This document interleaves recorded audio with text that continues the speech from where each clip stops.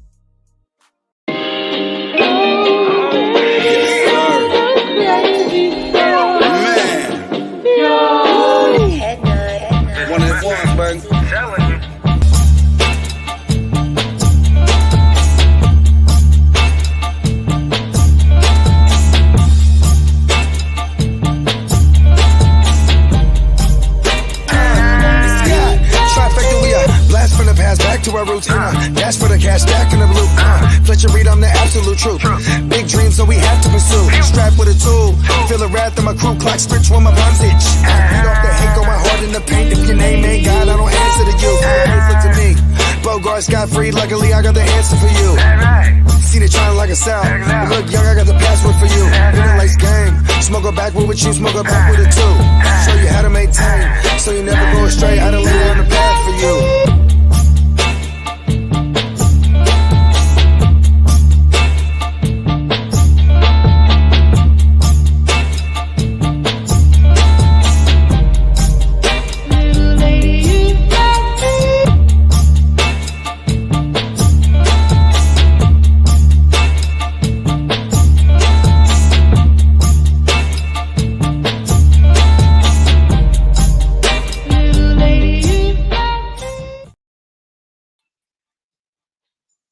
Yes, sir. Shout out to Miles Peacock, bro. That shit was like almost synced perfectly. You know what I mean? Yeah, hold on.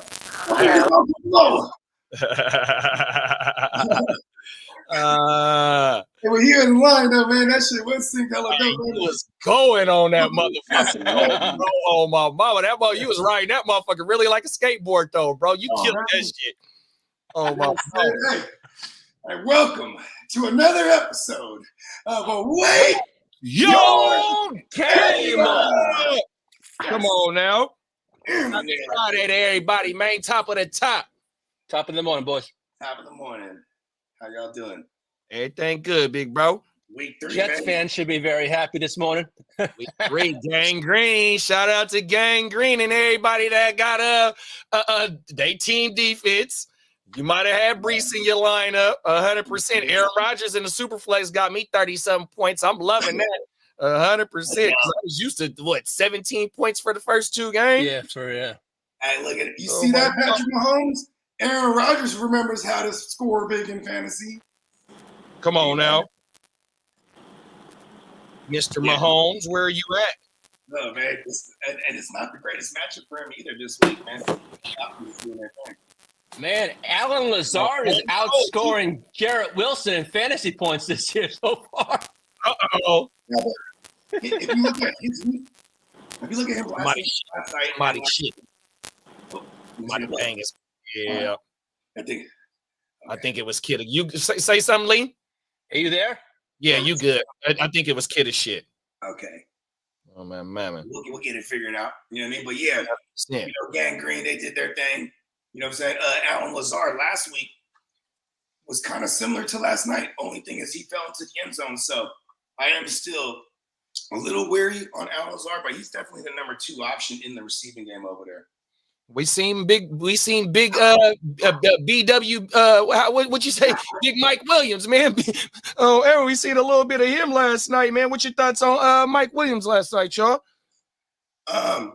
It's awesome to see him healthy. You know what I mean? I mean, he's only been up and up in his snaps, so Yeah. he might be a thing. I think he's there. He exists to help our Aaron Rodgers starts. I wouldn't like jump out the window and fuck with a Mike Williams. No, I need to see a lot more from him first, to be honest with you. I want to see why I want to pull up. It's not gonna work. I gotta figure out how to do it. I'm on the ESPN website trying to pull up the game stat, the box score from last night. I don't know where to pull up the box score. Okay, here we go. And where is? No. I'm in my little studio space right now. I'm looking at all the madness that was last night. 100%. That's one of the first things I got to do when I come into the studio, bro, is come and look at what the fuck I done fucked up. Facts. I'm sure as hell made the best for sure. Damn.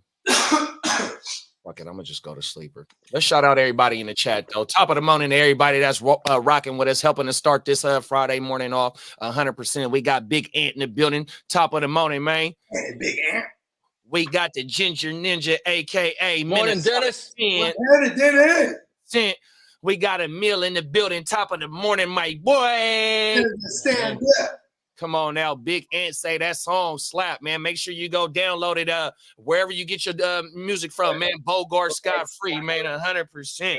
The load up song that's dropping on my next project, so look out for that. It's called Metatron.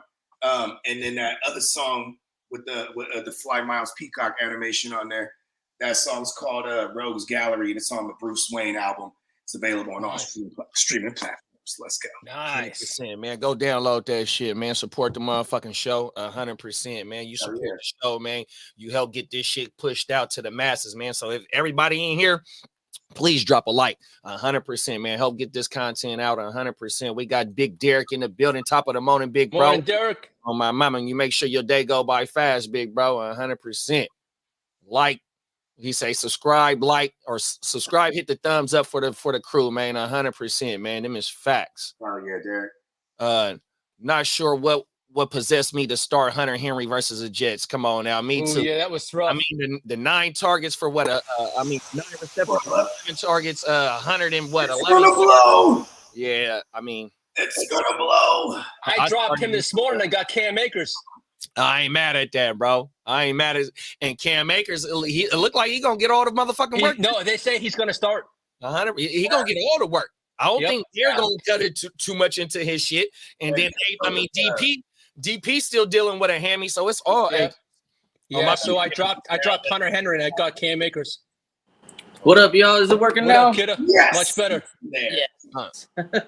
Welcome to the party. Oh, Big Pooty said top of the morning, man. Shout out to Big Booty. That's my brother, for real. Hey, man, shout out to Big Bootster, man. That's my guy right there. Happy belated birthday, brother. Hey, happy late birthday, big bro. 100%, man. Yeah, that's my bro. 100%. Shit. What we got? Let's see. Go back to that Jets game. Any other takeaways from the Jets and Patriots game last night? I mean, Rahamador. Fuck you, Stevenson. Well, what's his name just came out this morning and said that the Brisket's going to be the quarterback until he says so. Oh, okay. So no more. No more, we're not going to see any more Drake man anytime soon. Yeah. Yeah, I got unless he's getting mop-up duty for blowouts. Your beer. What else we got? What about the Ramondre Stevenson numbers for last night? Should we? That was horrible. They eliminated the run game of the Patriots.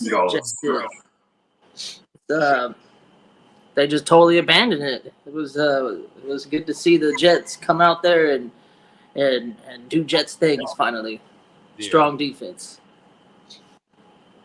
Stevenson only had 23 yards last night. Right, I was just looking at that. He had 6 carries for 23 yards. So the efficiency wasn't terrible. It was just they weren't getting they weren't gonna play that game. They had to abandon the run pretty much completely. How many sacks did the Jets have last night? Because I want to say it was at least some 5. Sick numbers.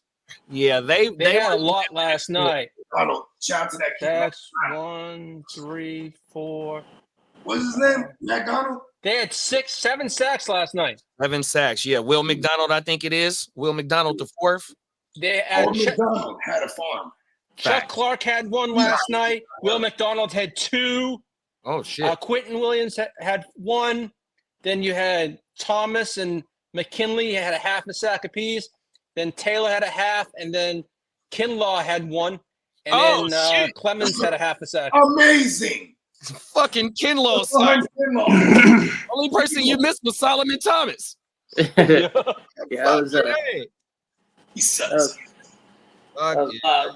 Is the Jets defense for real, or should we just take it game by game? And since it was New England last night, it's New England. I'll take it game by game. And they had 5 total fumbles lost last night. Did they? New England? Oh my god! Yeah, the Jets did. The Jets had 5 fumbles lost, or they? No. They had 5 TFLs last night. Oh. That's a tackle for loss. Tackle for losses, yeah.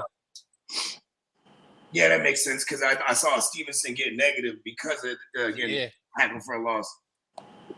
Motherfucking his fantasy points were sad last night. Holy shit! When Gibson got the ball last night, though, he was a nice change of pace back for New England. Remember, I said starting him might be the best bet.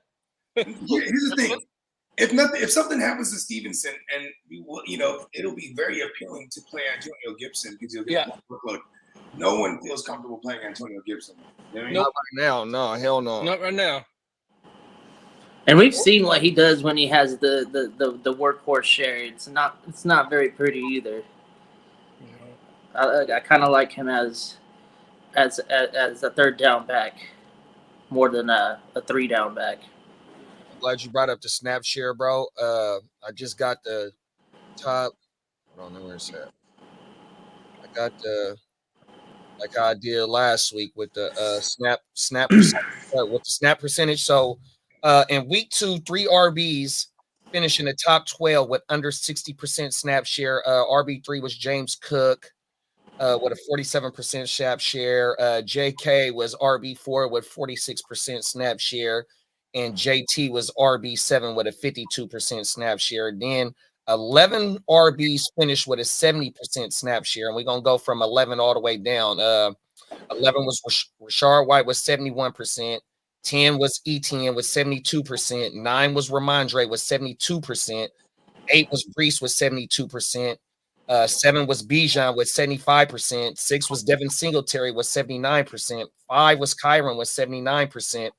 4th was Zach Moss at 80%. 3rd was JP Mason with 81. Saquon was 2 with 90. And Charbonnet was number 1 with 96% last week. Now, you can take take the snap shares on you want to go ahead and present it, but you got back-to-back weeks with 4 and 3 RBs finishing in the top 3 or finishing in the top 12 with timeshare percentages, and then you got running backs that have 70% snap share but really ain't doing nothing. So you can target some of them knowing that they got the whole backfield on lock, but we do have running backs in timeshares that's fucking killing. And I want to go ahead and bring that back to B-Rob.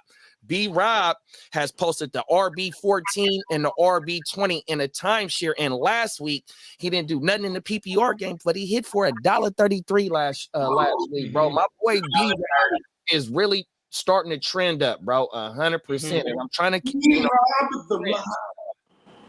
B-Rock, because I think I'm gonna do a solo video after this week. I'm gonna try and cook it up next week before week 4, and it's gonna be something. And he's taking shots to the ass. He got PTSD. The moment he snapped that ball, he thinks it's a gunshot. He's out of here, bro.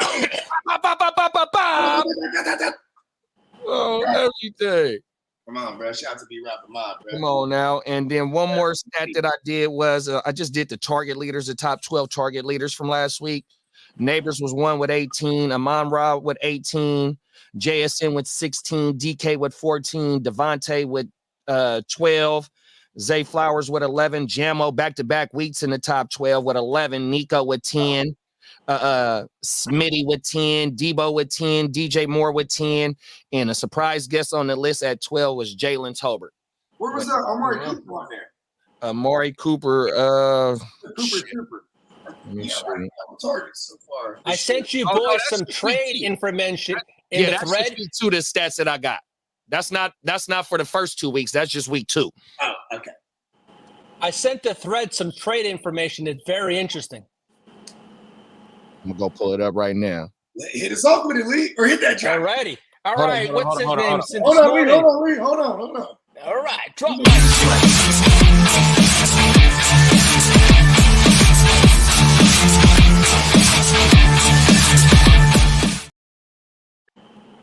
All right. Dan Graziano this morning on ESPN as Hassan Reddick. His trade now feels more like an extension. The Cardinals, the Bears, the Bucks, and the 49ers are listed as fits. Oh my God, coming to the 49ers, you son of a bitch. That ain't gonna happen. They don't want us to do that, big bro. Then you got the 49ers, and then you got all of them's over there. They know us. Then you got the Devontae Adams talk again. That the only ones that'd be interested would be the Jets. Yeah, and the Devontae Adams talk will only get interesting when the Raiders and I say are out of contention. They're out of contention. You know what I mean? And Amari Cooper. They're going to be. If the Browns fall out of contention, they want to try to trade Cooper to rebuild draft capital.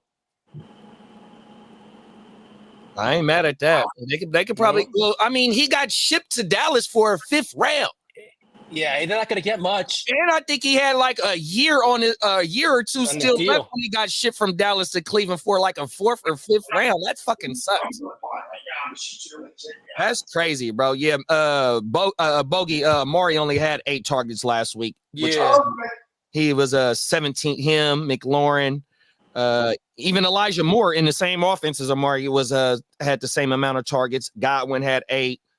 And Marv had 8, so Marv was the cutoff for the top 12. 100%. Yeah. Like Kidda said, he had a breakout quarter, and that's all it was. Yeah, and Buda Baker could be a trade candidate if there's no extension with the Cardinals, and the Cardinals are out of contention. The Eagles, the Jets, the Browns are listed as potential fits. Man, there's no way if Arizona beats Detroit this week, they done knocked off. No, they're in it. Who they knocked? Oh, well, they knocked off the Rams last week. The Rams. Still, and they went toe to toe with the Billies. So yeah, and they was banging them in the first half too, though. 100%. That's what it is. They're like a first quarter team. You know what I mean? And shout out to Marv. We're calling him Marv because he did it in 1 quarter. If you can do it in 4 quarters, you'll be Marvin. Like, you know what? Every quarter of the season, he's going to get an extension on his name. So for the first 4 games, you only going to be Marv. If you ain't did nothing in the second 4 games, you still only Marv. The 12, when we get to week 12, you better have done something. Then we'll put the Marvin on your name. Marvin. And then And then if Justin Fields keeps the job, Russ Wilson could go elsewhere, but he has a no trade clause. That's stupid. And he has they have the Dolphins, the Raiders listed as potential teams. I see the Dolphins, but that would entail the tuna fish still doesn't know who or where he is. And you know what though, bro? When they medically clear him, whether it be 2 weeks from now or 4 weeks from now, the only person that say that Tua can't play is him because he's medically clear. That motherfucker's going back out there, bro. 100%. He just got 200 and something million. That motherfucker love the game. Hey man, in my opinion, I think Tua going back out there, bro. We'll see him again this year. We'll see him, but the question is when. And then Deontay Johnson's on his final year of his contract. If his production increases, Carolina could cash in on him. The Patriots, along with the Chiefs and the Cowboys, are listed as fifths. Okay, I guess the Cowboys could actually need a third because they try to go 3 wides with like Tolbert and Jalen Brooks, and that ain't really handling. And then Bryce Young is open to anything, whether it's a trade or staying with Carolina. But Carolina's already come out and said they're not going to trade him. Bryce Young. Just don't even talk Bryce Young. Okay, Bryce Young, you are bad. You got benched for Andy Dalton. Of course you're okay with anything. You have no choice.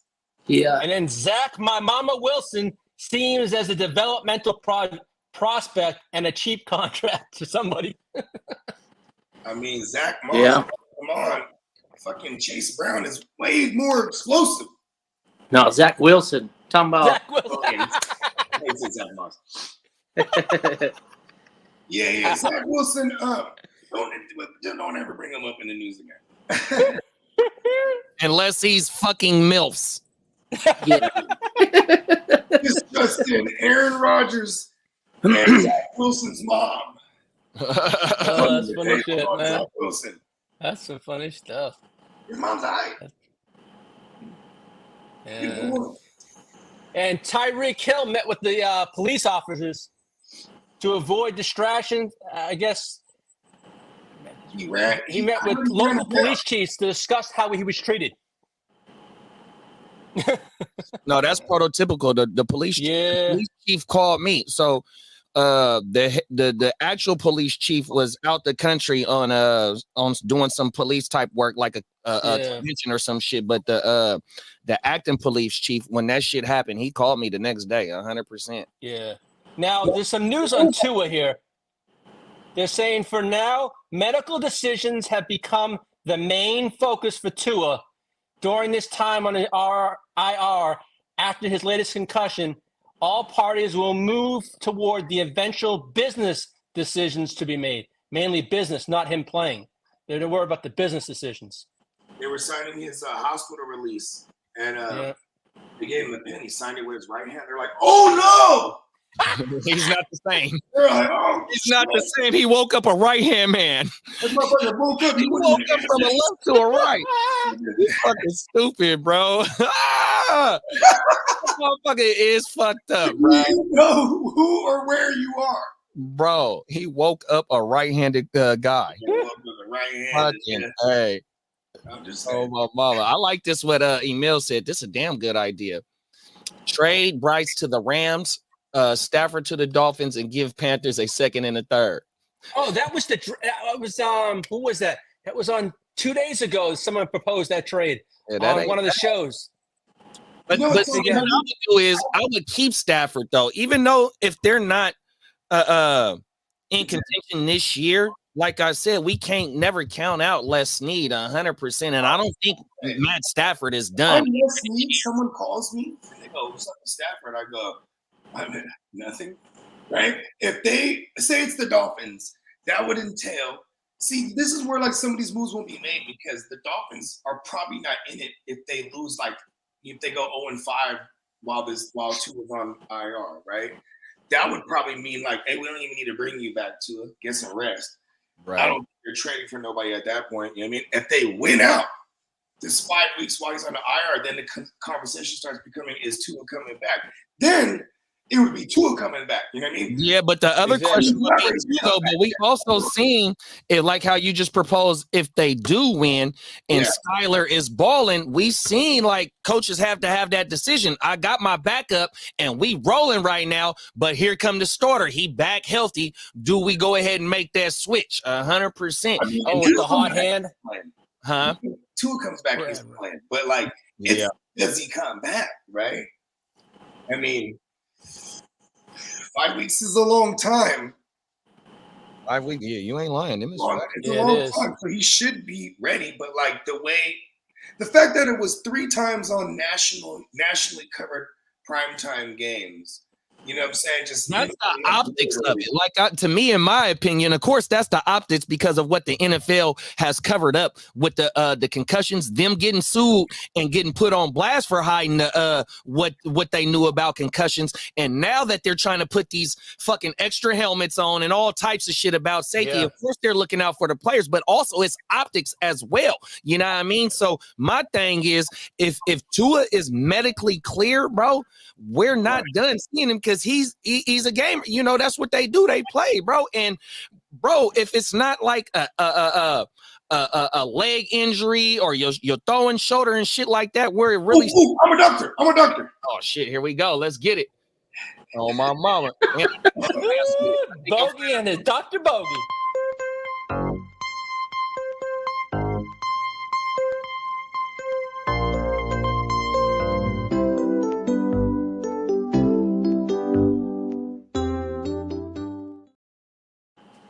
I don't know if you've noticed, but we are all here on this stream talking and doing things where your brain is shooting out all kind of signals and synapses. See, you can't play football without a brain.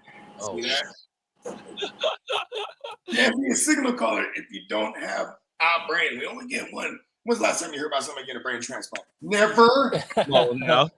Tua needs to come back because he got only but one brain, and they might say, "Hey, you're not looking like his hand." Oh, hit that drop. Come on now, I got you, big Brad. I'm a doctor. Come on now.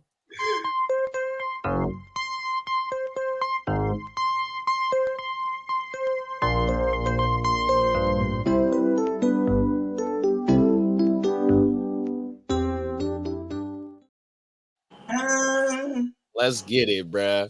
100%. We got extrovert. We got Quinn Lenardi in the building. Shout out to Quinn, man, for pulling up, tapping in with us this morning. He said he traded Amari and Michael Pittman for Debo and Jerry Jeudy.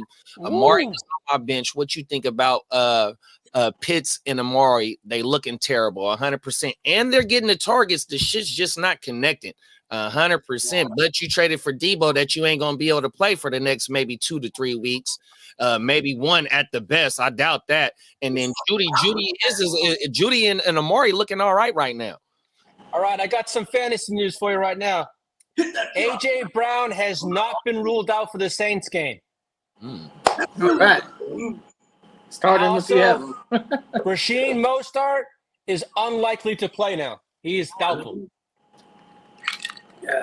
Raheem the bad dream. Raheem done reverted back to the 2017 and back.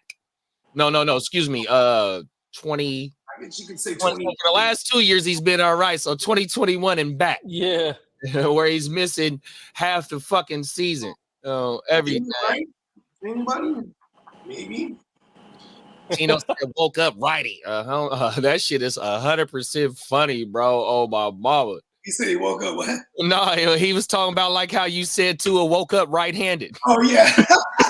Hilarious, bro. Woke up looking for he was speaking Spanish. Oh my mama. Hey, he's a Polynesian, bro. Come on now. Them is all optics. You ain't lying, big bro. Them is facts. For real. There are safer helmets right now. NFL players can't use because of contract with Nike and Rydell. That's crazy. Imagine your mom calling you, right? Like I feel like Kirk Cousins' mom still calls him. Kirk, yeah, mom. Are you gonna wear your Guardian helmet?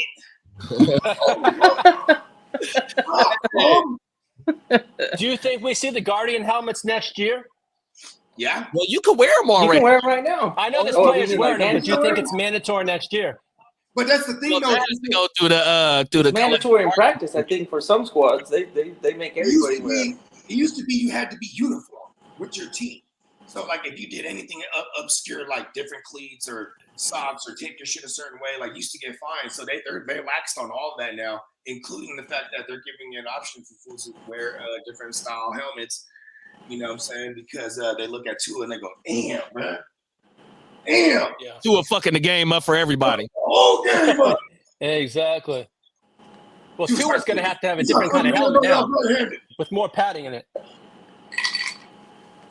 Well, if we could pull the play up right now, and if my this shit don't let me. But Tua, he tried to slide with and lead with his head. He led into bro that was He led into him. Yes, he did. that motherfucker don't know how to fucking get down and really slide though. Top of the morning, big bro. 100%. That dude, Tua, man, like that play could have been easily avoided. Like we seen how Rodgers was sliding last night. That motherfucker's a professional, bro. Slider. Yeah. Yeah, it's something that if you have to practice, go out and do it. You know, it's too bad you didn't play some baseball or something and learn how to do it before he got to the NFL. It's really not that hard. Yeah, maybe he's just goofy. Maybe Tua's a goofy individual. You know, like a gumpy guy. Like he just doesn't really. He can throw the ball and run around a little bit, but he can't really do anything else. Tua seems like one of those dudes that would like I feel like he's in the wrong profession.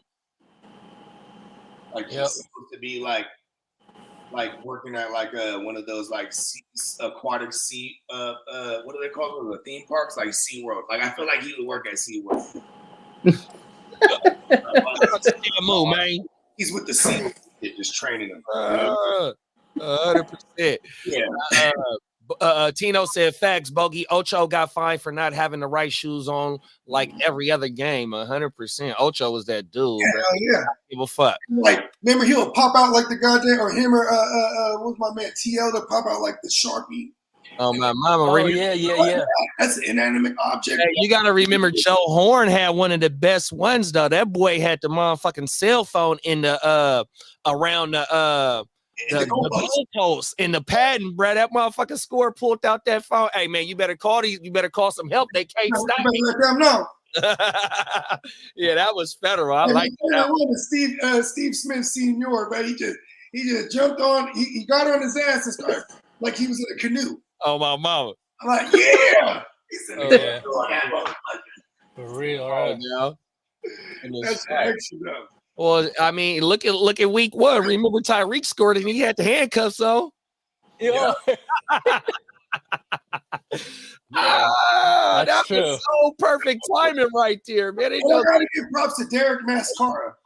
He hit the Mike Jackson like he was bad. His ass. Oh, He did that for the GOAT. Oh my God. 14 bands he got fined for grabbing his woo wop. You feel me? Oh yeah, that was funny. The 14 grab crotch scratch. He ain't tripping.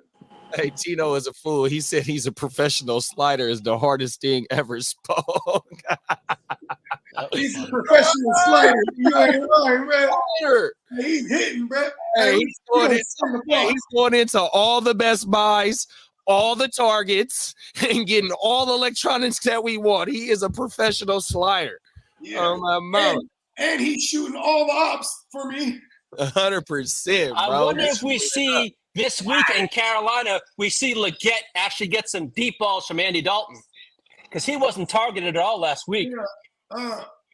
His name is Leggett, not legit, right? Or Carrot Top, whatever. He's not a legit wide receiver yet, big bro. He got leg in his name. He ain't had it. He got leg and it in his name. He ain't even doing it. He hasn't pulled off the tidy whities. So Carolina has the Raiders this week, huh? And Yeah, the Raiders. It's in Vegas. It's in Vegas? I'm asking. I think it's out there in Carolinas. Let me see where it's on. Do we get any viable point? I know Chuba had a okay game last week, but do we get any viable points out of anybody else from Carolina? The Raiders have been giving up booty on the ground the first 2 weeks. Not super booty, but just enough to support a J.K. Dobbins and to support a Derrick Henry last week. He put him like 80 something on the ground. Come on now. I just don't trust Chuba. You know what I mean? I don't trust Chuba either.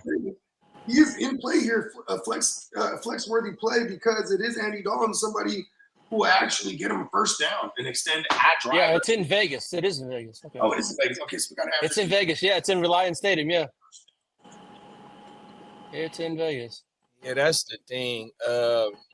Like I was a Deontay guy, coming into the season, haven't got nothing. Fucking Chuba last week, like I said, was all right. First week wasn't shit. I don't know anybody else that was really draft worthy. I don't think too many people were drafting Thielen like that to where you were firing him up every week. So where I'm trying to get at is that, like, I guess the fucking Panthers might be fucking fantasy irrelevant, but if we do get Andy Dalton to go ahead and extend some drives and help get some of these receivers involved, I still don't know if we will be able to fire. I don't even know. I know it's Andy Dalton. We may get a little tick up, but not much. I don't think much at all. The last time Andy Dalton started for this team, he threw the ball 58 times. You do That's have a damn good stat. Yeah, and you have the Ginsu on the other side. They're going to be throwing it, bro. Like after 2 weeks, this is the first decent decent matchup for their run game they had, because the first 2 weeks they couldn't get anything going on the ground. The Raiders, right? So they were actually throwing it at a decent clip. Then you have the Raiders defense, who week 1 gave up booty to Lad McConkey out of the slot. Week 2, they gave up booty to Zay Flowers week 2 out of the slot. So going back to the aforementioned Deontay Johnson, this actually is a decent matchup for him. Like if you're in a bind and you don't have a Debo, or you don't have perhaps a Cooper Kupp, or What's up, Dennis? any of these guys that are missing, like Deontay Johnson's in play this week. You know what I mean? I have Leggett in there somewhere. I think I have Deontay Johnson in, but Gotta follow the trends, man. Yeah, I ain't firing up Deontay this week, bro. I would love to. I may not fire him up. I may do a last minute switch out because I want to see what he does first with Andy Dalton. Right, and that's the thing though. Like you guys led off, we will get an uptick in the QB production for sure. I just don't know how much it's going to be able to support. A roster spot receivers. And I don't know what the offensive line is, if they giving up hella sacks. Was it just Bryce just not being able to see shit? I haven't seen no breakdown on his the missed throws or the sacks that he saw. A defender smooth run, tried to sack him, right? It ran right through him, and he looked, because Bryce Young just stood like this and he went right between his legs, bro. Adam Thielen came out and said it's not a Bryce Young problem, it's an offense problem. That's exactly what Adam Thielen quote right there. Yeah, he said it was not a Bryce Young problem. It's an offensive.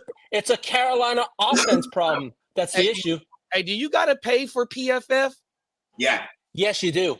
You can get some certain things for free, but there's certain things for free, but then there's a charge. Yeah. Through the first 2 weeks, I would do Pro Football References free. Pro Football Reference, and you'll get pretty much the same thing. Pretty much the same stuff. Yeah. I want to see what PFF rated Carolina Panthers offensive line for the. What did they rate them? They're rating in pass block. Yeah, well, that's what I want to know. It got to be at least. So that's the only thing that I want to The pass pro and run blocking grades for offensive lines are always due to completion rating for pass pro, right? Completion rating, sacks they give up, that's what's going to determine their pass pro grade. Then like the run blocking grade is going to determine the run production, obviously, and then look at yards after the contact, before contact, advanced analytics, right? But all them shits, I'm pretty sure they're all low, because that's what I wanted to see, bro. That's what I'm thinking it is, and that's where I'm trying to get to. Even with Andy Dalton, I just don't see the fucking offensive production trying to get a boost from any of these fantasy or fantasy players with certain names. I just don't know, bro. 100%. And for like I said, I was a Deontay truther, bro. Him getting fucking going down to Carolina and being able to work with Canales and hopefully being that number one guy over there, you know, that ruined Christmas for me, bro. And it is still I know, right? 100%. Fuck, bro. Oh, let me see if I can get this right, Dennis. I'm slow at this shit. I got this shit loaded. Oh, here we go. Boom. We got the red rifle. Blow that thing up. Come on now. All right, let him know. Oh, You remember Harlem Nights? Oh, my mama. Stop shooting that little ass shit. Yeah, right. They said Rashad White is dealing with a groin strain. Who? Rashad White. Rashad White. It's a groin. He's dealing with a strain. Damn, that's like the worst, man. Shout out to Bucky Irvin. Yep. Hey, he's not fucking his name. Come on now. The crowd was calling his name.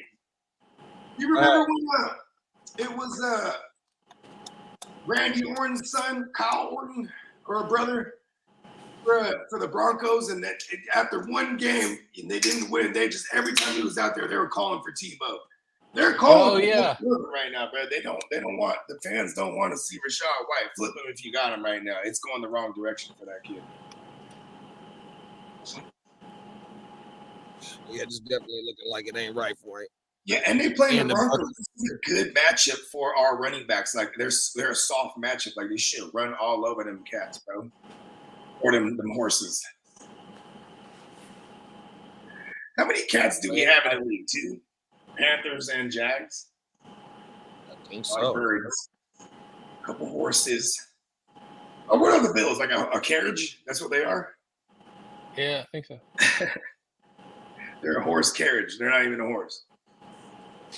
We got Bakes a lot in the building. Top of the morning, Bakes. What's up, Big Bakes? Bakersfield stands there. Hey, he was the one that always bigged up Jordan Love all these years before any of us saw Jordan Love for real. He was, I'm telling y'all, the pride of Bakersfield. Pride of Bakersfield, stand up, man, 100%. Them Cali QBs is different, bro. You know what I mean? Tino just put me up on some game. He said that shit only he said it's $30 for the year. For real, I used to pay $100 like that. Oh, but you know what though? You can't. Now they give you an option to buy different sections because before. Yeah, you can buy certain sections of this. Yeah, because I used to buy the whole thing just to have the fucking advanced analytics so I could sound dope. Because like advanced analytics are the shit, man. You know, that's what I try and base my shit off of is advanced analytics. Yeah. Shout out to player profile. That's where I get excited when we come across a new metric, like the ass metric. Shout out to ass. The average separator score. The ass metric. Good metric. How good were Sam Darnold a bitter? Oh shit. I don't know why I can't pronounce that. I think it's a typo. It's supposed to be or Baker Mayfield. Oh, okay. Doing Carolina. I don't think the QB is a problem. It's the O line. Talk about it, big bro. On my minute. Yeah. And like you went for Matt Rule and Joe Brady. Orbiter Mayfield. Maybe he did really intentionally say Orbiter Mayfield. You see, I started stumbling over there. I don't know what was going on, big bro. I haven't heard the Orbiter Mayfield. Well, the orbital bones right here.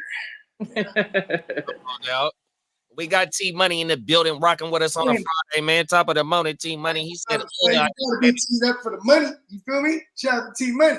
Shout out to T Money. He said, I just made a trade. Did I cook myself? He said, I traded Mahomes, Ridley, London for Burrow and Chase. My new team is Burrow, Jacobs, Connor, CD, Chase, Kincaid, DK, Gemmo. My bench is Ford, Kirk, Worthy, Carr, Brooks on IR. Hell no, you ain't cooked yourself. Really, and that shit ain't connecting. Fuck the 69 guy.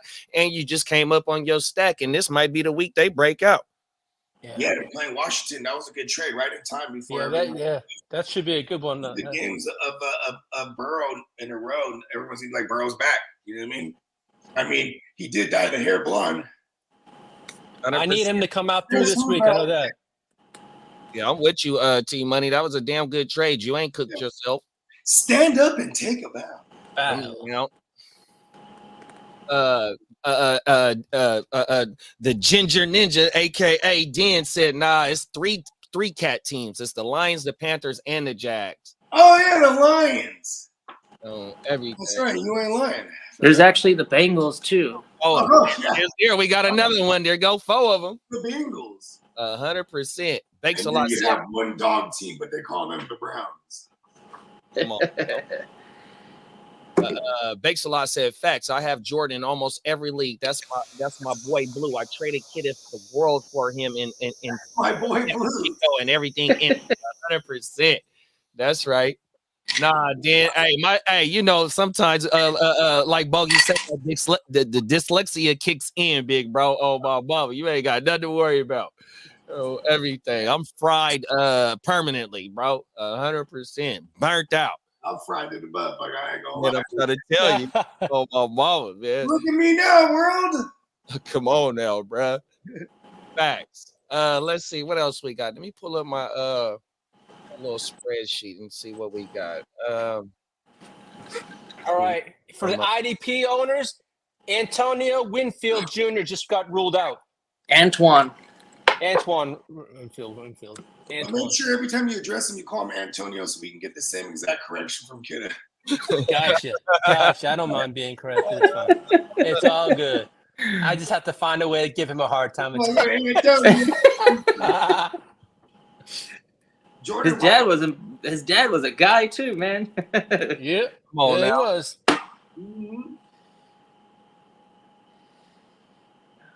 Okay, from last night's game, should we see what we drafted or where we drafted G-Dub with what we seen from last night? Should the connection get better from Rodgers to G-Dub? You know, I think it's going to. Yeah, last night.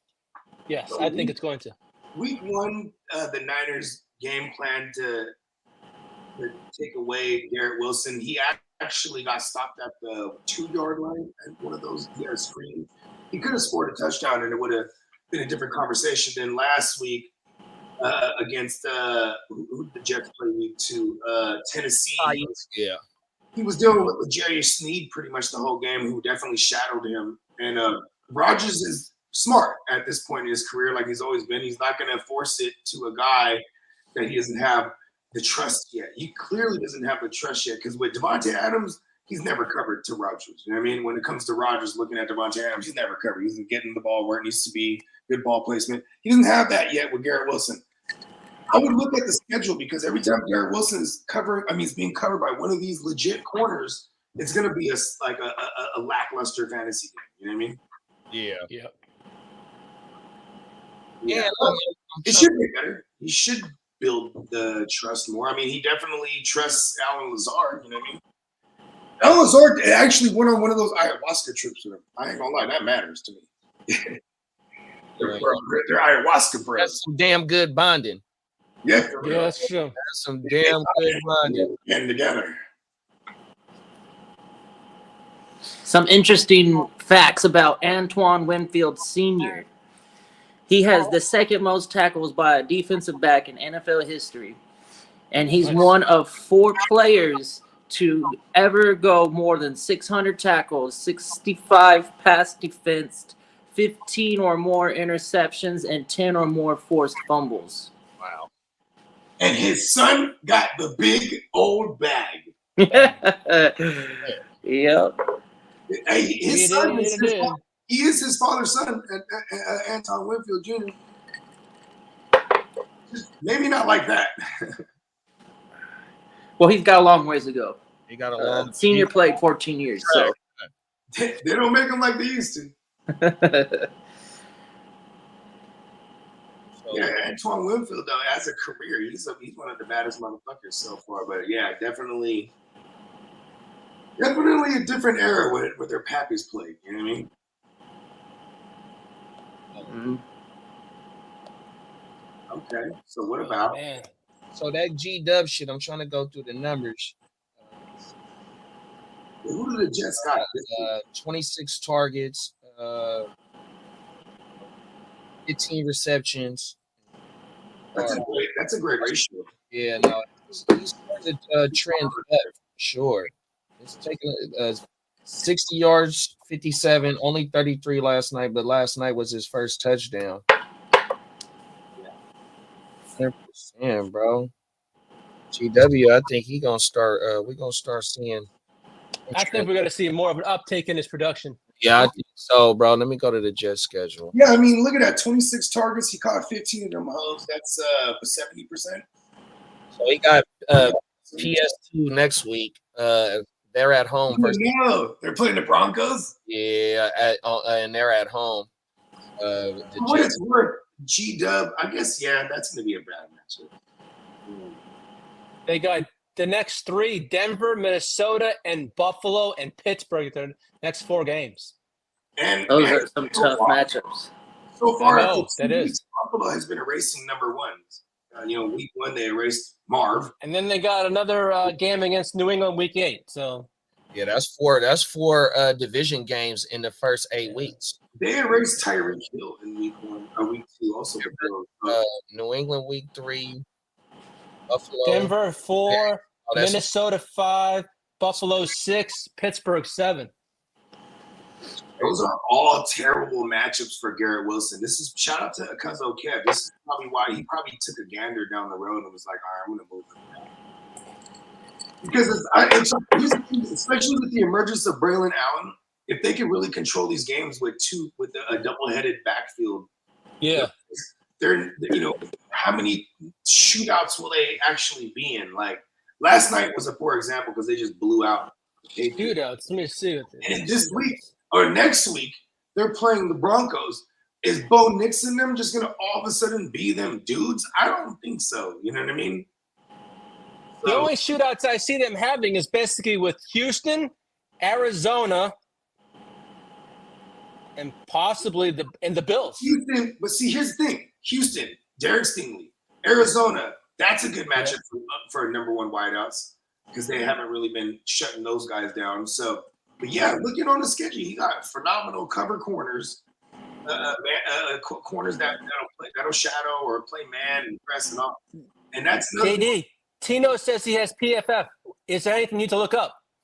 Yeah, no, that's federal, big bro. 100%. We definitely gonna tap in. The fucking the one thing was the fucking Carolina fucking offensive line. Yeah, you can see what the grading on the pass pro and the run blocking for that offensive line. Maybe matter of fact, even if you could pull up maybe a list of the best, the top 12 or maybe the bottom 12, that'd be dope. Yeah, that's my favorite thing to do, bro. I would always look at the offensive line. Like, for example, the Rams, it's bad news when they're down their line and they're down 4 out of the 5 starters on that line right now. It's really bad.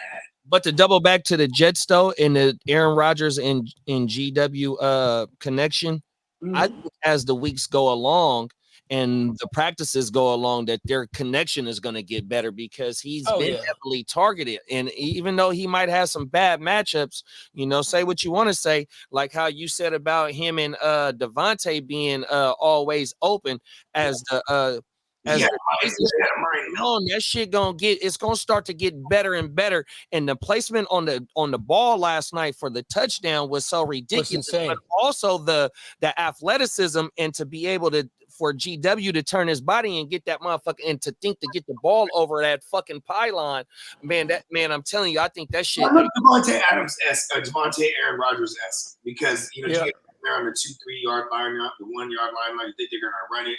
And he gets it to his number 1 guy. That's something we should. I liked seeing that last night. Actually, that was a good look because even like I said, in week 1 against the Niners, he hit the screen down there in the when they were within the 5 yard line, and then Garrett Wilson took it down. He got stopped at the 2. So same play with fucking the Lizard last night. Remember that was inside the 10 yard line, or maybe just outside the 10 yard line. I can't exactly remember where it was, but it was in the red zone, and they threw that same exact screen. And Lazard only made one player. He made the one player miss, and the one player he was trying to drag his motherfucking t-shirt, and he walked right in on his back. Ricardo was a big dude too, man. He was like 6'5", like you know what I mean. Everything. Slot pause. Actually, I think I like that. Like all the other man in the big slot, can you? Come on now. Sound right. Pause. Everything. Let me see. Ooh, my heartburn's finally going away. Hell yeah. I woke up and had like a big breakfast. I was like, I'm gonna have breakfast before I have breakfast beers. And some sausages, pause. And that motherfucker was giving me heartburn. It just like right now. Woo! Here I am. Woo! We're in this thing. I'm getting old, man. Since the tight end position has been players, well, GKO he was the number one tight end last week. Double H and Brock Bowers. I would have had George Kittle ranked as the number one tight end this week too if he wasn't there. There's a big question mark right now. Yeah, he got a hammy late in the week. He's done. He's done for sure, 100%. Any word on what's the Cowboys tight end? Tight end. Ferguson. He's gonna play this weekend. He's gonna play. Okay. Ferguson's gonna give it a go. Shoemaker, like Bogey always said, that Dak second targeted player on the team is the tight end. Schoon had 6 and 6 for 43, even though he didn't get over the 60, 70 yards, man. Schoon had a damn good it's kind of crazy how it works out in Dallas. 100%, bro. Yeah. CeeDee Lamb, then the tight end. Like that's just how Dak is gonna view it. And my dumbass in the leagues where I forgot to take out fucking what's the boy name for Evan Ingram. Man, Schoonmaker would have been a damn good play. Even Brenton Strange, if motherfuckers would have been on top of his game. Oh, Strange. Oh, we won't know. Ingram looks like they're saying it was a long shot for the weekend. This week, anyways. For who? Big old Evan Ingram. He's a long shot. Don't they play Monday night? He is, but they're still saying it's a long shot. Yeah, I wouldn't even. You have to just go ahead and not play him. You have to go. No, I'm not playing the next 2 weeks, anyways. I'm just on us. One of the leagues where I got double E, I went quickly picked up Strange. Yeah, and I had to drop my kicker to do so because they haven't ruled out Evan Ingram, so I can't put Evan Ingram in the IR right now. So I had to. Gotcha. I worry about the Brian Thomas play too. So like as everybody else has been eating outside the number one receiving options against the Buffalo Bills defense. So after 2 weeks, they've shut down Marv, whatever, but they shut down Tyreek. That was big. So here we are, week 3. We got Brian Thomas Jr. I'm playing him in spots. You know what I'm saying? Hopefully get the primetime lights on him and he does his thing. But it's going to be a bad matchup. And so I actually thought this could be a Kirk and or Evan Ingram week. So this might mean a lot for Kirk right here with no Evan Ingram because I'm not a Strange dude. Yeah. I got to fire him up, bro. 100%. Hey, man, you got to do it. You got to do what I got to. Bake said that Gesicki came up on the injury report all late. Yeah, yesterday I saw that. No. Get Gesicki with it. Get Gesicki with it. Get Gesicki with it. No. One of the stupidest ones I ever came up with. I'm contemplating dropping him for Schoonmaker, Firemove, or Strange if he does. He's talking about Gesicki. Yeah. I mean, here's the thing. You got to just pay attention to the Saturday report for the Bengals because they play on Monday. The Saturday report is their Friday. So if Gesicki wasn't in practice today, if he's not there tomorrow, don't play him because they'll weight it down on some gamesmanship. You know what I mean? They're not going to rule him out. But if he's not – and you got to remember, they were targeting Drew Sample. They were targeting Tanner Hudson. They're targeting fucking Eric All. Oh no, that was Eric All is from the Patriots. But anyway, they're targeting other tight ends too. So, and then you also got to remember Higgins is back to practice.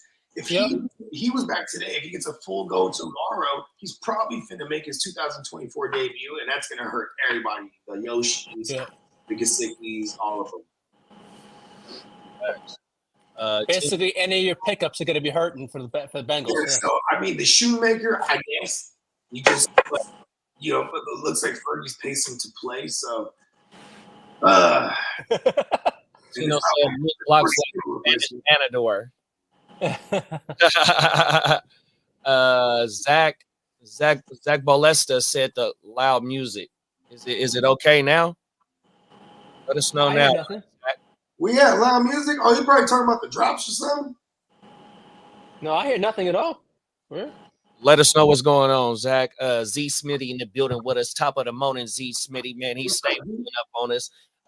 Experts are saying that London over Amari Cooper, but I love Cooper this week. He's had a ton of targets and just hasn't clicked. He's And they're playing the Giants. This is the matchup for fantasy motherfuckers to arrive. You know what I'm saying? So, Amari Cooper in play this week. Everybody eats on them. Ain't even here, bro. Okay, well, tap in. Let us know what's going on, bro. I wouldn't mind Luke playing slot in the end zone. That big motherfucker. Yeah, he's a big fucker. I mean, that's one of Dak's favorite targets is just the big giant guy in the fucking red zone. Otherwise, they're running it or trying to run it. And even he's an option to run it, Dak, when they're down there in the red. We've seen that, you know what I'm saying? So, you know what we don't see? CeeDee Lamb targeted in the red zone. Let's do that. It's probably because he gets like double and triple coverage. You know what I'm saying? But well, let's do that. Yeah, when they line up CD in the slot though in the red zone, man, that boy cooks. Mm-hmm. Yeah, it's true. So everything. Smitty said London has a higher receiving yards line while Cooper has a better TD odds. Also, I have Bijan, so I'm putting a lot of eggs in the Falcons basket starting both against. I think a lot of us did that too. They play the Eagles this week? No, they play the Chiefs this week. Yeah, and like Kyle Pitts, and this is gonna sound really fucking ugly, but Kyle Pitts is actually in play because after 2 weeks we saw the tight ends get off on the Chiefs defense. They're definitely limiting number ones, and we're gonna have London versus Mick something. What's his name? McDuffie. McDuffie. Oh, McDuffie, yeah. McDuffie is decent. He was great as a 2 opposite of Snead last year. He's been the number 1 so far. He's definitely coming into his own. So this is gonna be an interesting matchup. London at least is getting the work. So if I had a choice between Drizzy or the Pooper Scooper, I'm going Drake. That sounds really good. I think the cornerbacks for Kansas City, they stay on the side that they're assigned. So yeah. Who the Giants got on their corners? They got young bulls over there. They had converted safeties the last time I checked. I don't know if they've been making adjustments every week so far though, but yeah, they had Isaiah Simmons playing corner. They had That's a bad sign if you got Simmons playing. Yeah. But they also have young corners though that they drafted. So yeah, they do. They drafted safety. I know that. They drafted safety. Yeah, because they just what they're bad. Sorry, fuck it, Amari Cooper. So we got a Dory Jackson and Deontay Banks on the thing for the Giants. Dory Jackson, he's still around, huh? Yeah. Dory Jackson, he's the guy that's best suited to cover the speedsters on the other side. So he would be covering like a Jerry Jeudy versus covering a Cooper. Like Cooper will be on. Banks will be on Cooper.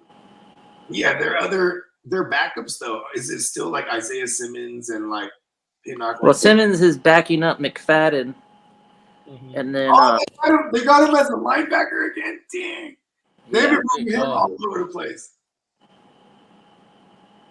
Yeah, so they got Simmons backing up McFadden because there's no more Muwasa right now, man. Fuck.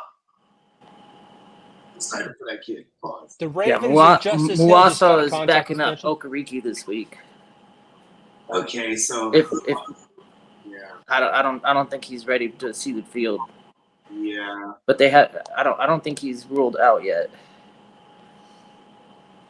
The Ravens just signed Justice Hill to a 2-year extension. So justice has been served. Yes, he got 2 years and $6 million contract. Good for him. Yeah, 2 back season enders, just like J.K. Dobbins. That's crazy. They really did, though. Yeah. That motherfucker died 2 years in a row around the same time. And you said he got 2 years for $6 million? Yep. That's what 2 Zach years, $6 Moss million got. contract. Zach Moss got 2 million for 2 years for $8 million in Cincinnati. Yeah, that sounds about right because running backs they're inexpensive. That's why, like, you really got to be like a WR3 rolled into your running back. All right, there's no signs of Joe Mixon or Damian Pierce at practice at all. Cam Akers, let's go. With the Justice Hill signing, does that mean, or does it give any indication that Keaton Mitchell might be taking a little bit longer to come back? Michael Keaton Mitchell, he tore his ACL late in the year, so right. I think it was week 15. Yeah. And the way they're running backs, he was 5.7 yards per touch. Yeah, he was crazy. He did have like 270 or 60 plus yard runs last year, so that definitely skew his numbers. And I remember, if I remember correctly, on PFF used to, I think it was called true yards per carry, where like you could remove. They got that on player profile. Hold on, I'm gonna pull that up. Okay, there it is. It might have been. I might have been confusing it for PFF or something else, but yeah, true yards per carry will remove the big run, and then it'll average out the actual yards per carry. Because that's always interesting to me. I always try to. I enjoy finding the numbers that are skewed because people buy into those numbers too. If you can find a number that inflates somebody's perception on a player, I'm going to utilize that. You know what I mean? His true yards per carry was 7.1, and that was number 1 in the NFL. Wow. Oh, and it was 8.7 yards per touch. I said 5.7. Wow. So he definitely did have some big ass runs that fucking skewed. He had 7 breakaway runs. Breakaway runs is 15 more, and then his breakaway run rate was 14.9%. See, that's what the fuck I'm talking about, JD. This is why we don't. We get down to the bottom of this shit. 100%. It's so good though, but he's coming off an ACL. Yeah. Oh, my bad, Smitty. Smitty said, I just don't think Amari Cooper is going to continue lacking the receptions with these targets that he's getting. Me too. And that's why I actually switched off from Drizzy to Amari because he's playing the Giants too. Fucking give it to me. 100% facts, Bakes. I think we was talking about that shit last night, big bro. He said, "Man, we need a Strange drop from the Strange music label." Strange. We had we were saying. I think Bogey, you said the Doors. They got a song with, and then I said Cameo, and now here we go. Strange music label, 100%. Yeah. Shout out to Tech Nine. All right. Yeah. Yuck Mouth is the one that put me up on. Man. Regime Mob. Mama. Regime Mobsters. Regime Life. Because Tech Nine was a gothic fucking horror rap type of fucking like, and he had a guy named Calico, and I met Calico too, and Calico was like a super gothic black dude that just did the harmonies. Yeah. So every time you hear a layer on Tech Nine, when Tech Nine's like, there's another guy behind him going, like, you know what I mean? Like on some church, like some freaky, scary church shit. You know what I mean? And that dude Calico used to be out there with the fake lashes with glitter on it and shit. And he wasn't gay either, but he was just like, they're wearing the black robes and shit. Like, oh shit! I partied with Tech Nine for real one time. I know you told me the story, bro. Yeah, that was lit. Yeah. Loved me too, because I had all of it. You know what I mean? You're coming with us. Fuck yeah, I am. Let's go. I got all my guys. Yeah, they're coming too. Let's go. 100%. Tino said, I think Hill signing shows the NFL has finally killed the bell cow. They damn sure ain't running Henry like they want to or need to. Who are the bell cows that are paid right now? CMC, Barkley, Taylor, Barkley, Singletary. Right now, he's talking about significant bags that are like 11+ million a year. You know what I mean? Let me go check. Barkley, is it only a 1 year for Barkley? No, I think Call he it got Barkley. 3 years. Yeah, no, he got 3 years. Oh, Barkley got a okay. 3-year deal. So he got the 12 million a year. I remember that. So JK got a good one. JK Dobbins got a 1-year deal. oh, and then so did Dobbins got a 1. Barkley got 3. did Joshua get one of those too? With Green Bay? I don't know. I think Josh Jacobs, I forget what he got. I think it was like 2-year deal. Oh, I gotta go pee. Thank you. Josh Yeah. Jacobs. Find that out right now. Josh Jacobs. ETN? Is ETN probably workhorse? I don't know. No, Jacobs signed a 4-year deal. 4 year, $48 million. Okay, I tell my dog's over there acting up.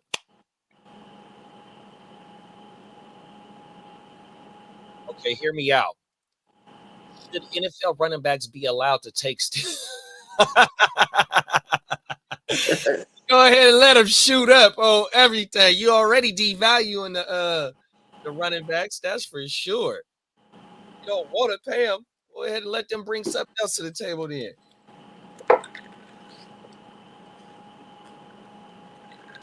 Fuck it, give them all steroids. HGH. My mama. I think only CMC and Barkley are only bell cows left. Josh Jacob and Masons were put into the situation because of unfortunate events. Yeah, definitely Mason for sure. But I think Josh Jacobs, he's had a few seasons where he's had over like 250 combined touches for sure. So I think that's a bell cow. But the super ones is like the ones that get over 300. And that's where we really don't see too many of them motherfuckers like that for sure. 300. Like, oh, steroids, fuck it. Oh, everything. Slide right over the border. You can go get that shit, boy. And it's pharmacies on every it's pharmacy from across the street from a pharmacy in Mexico, bro.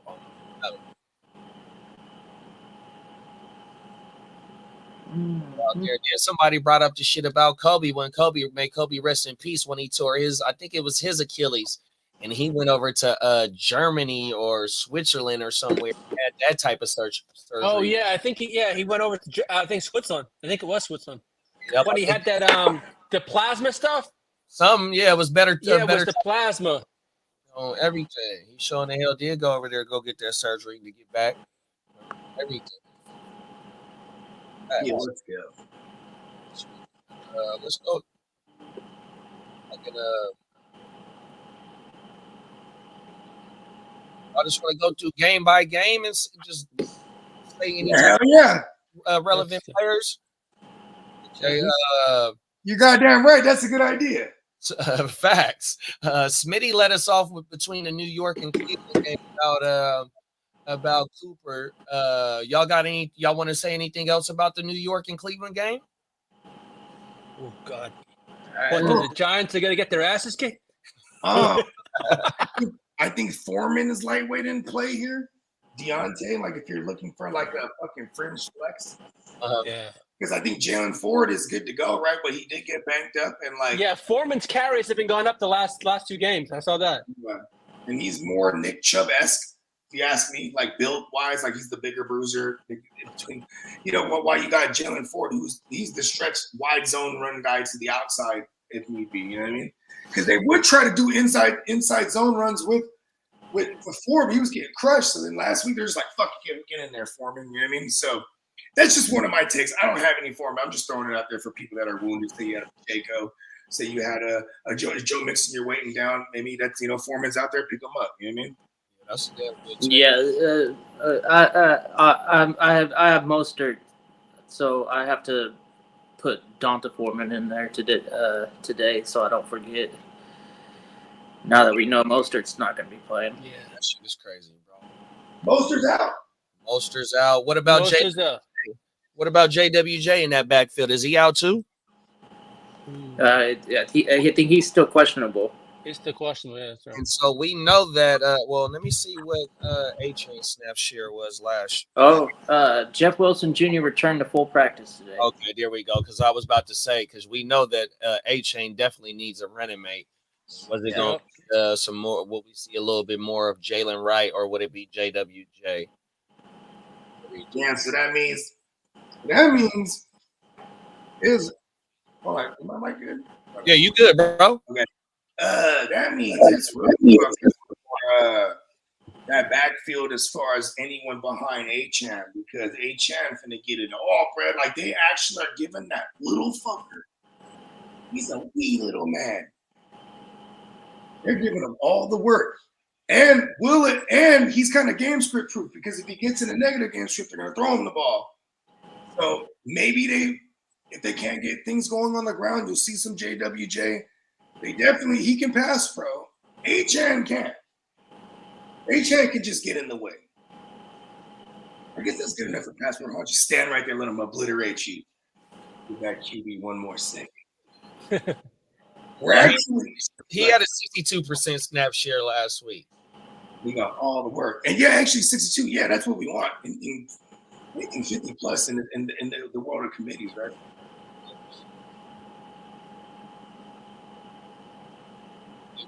Do we see much of Jalen Wright though?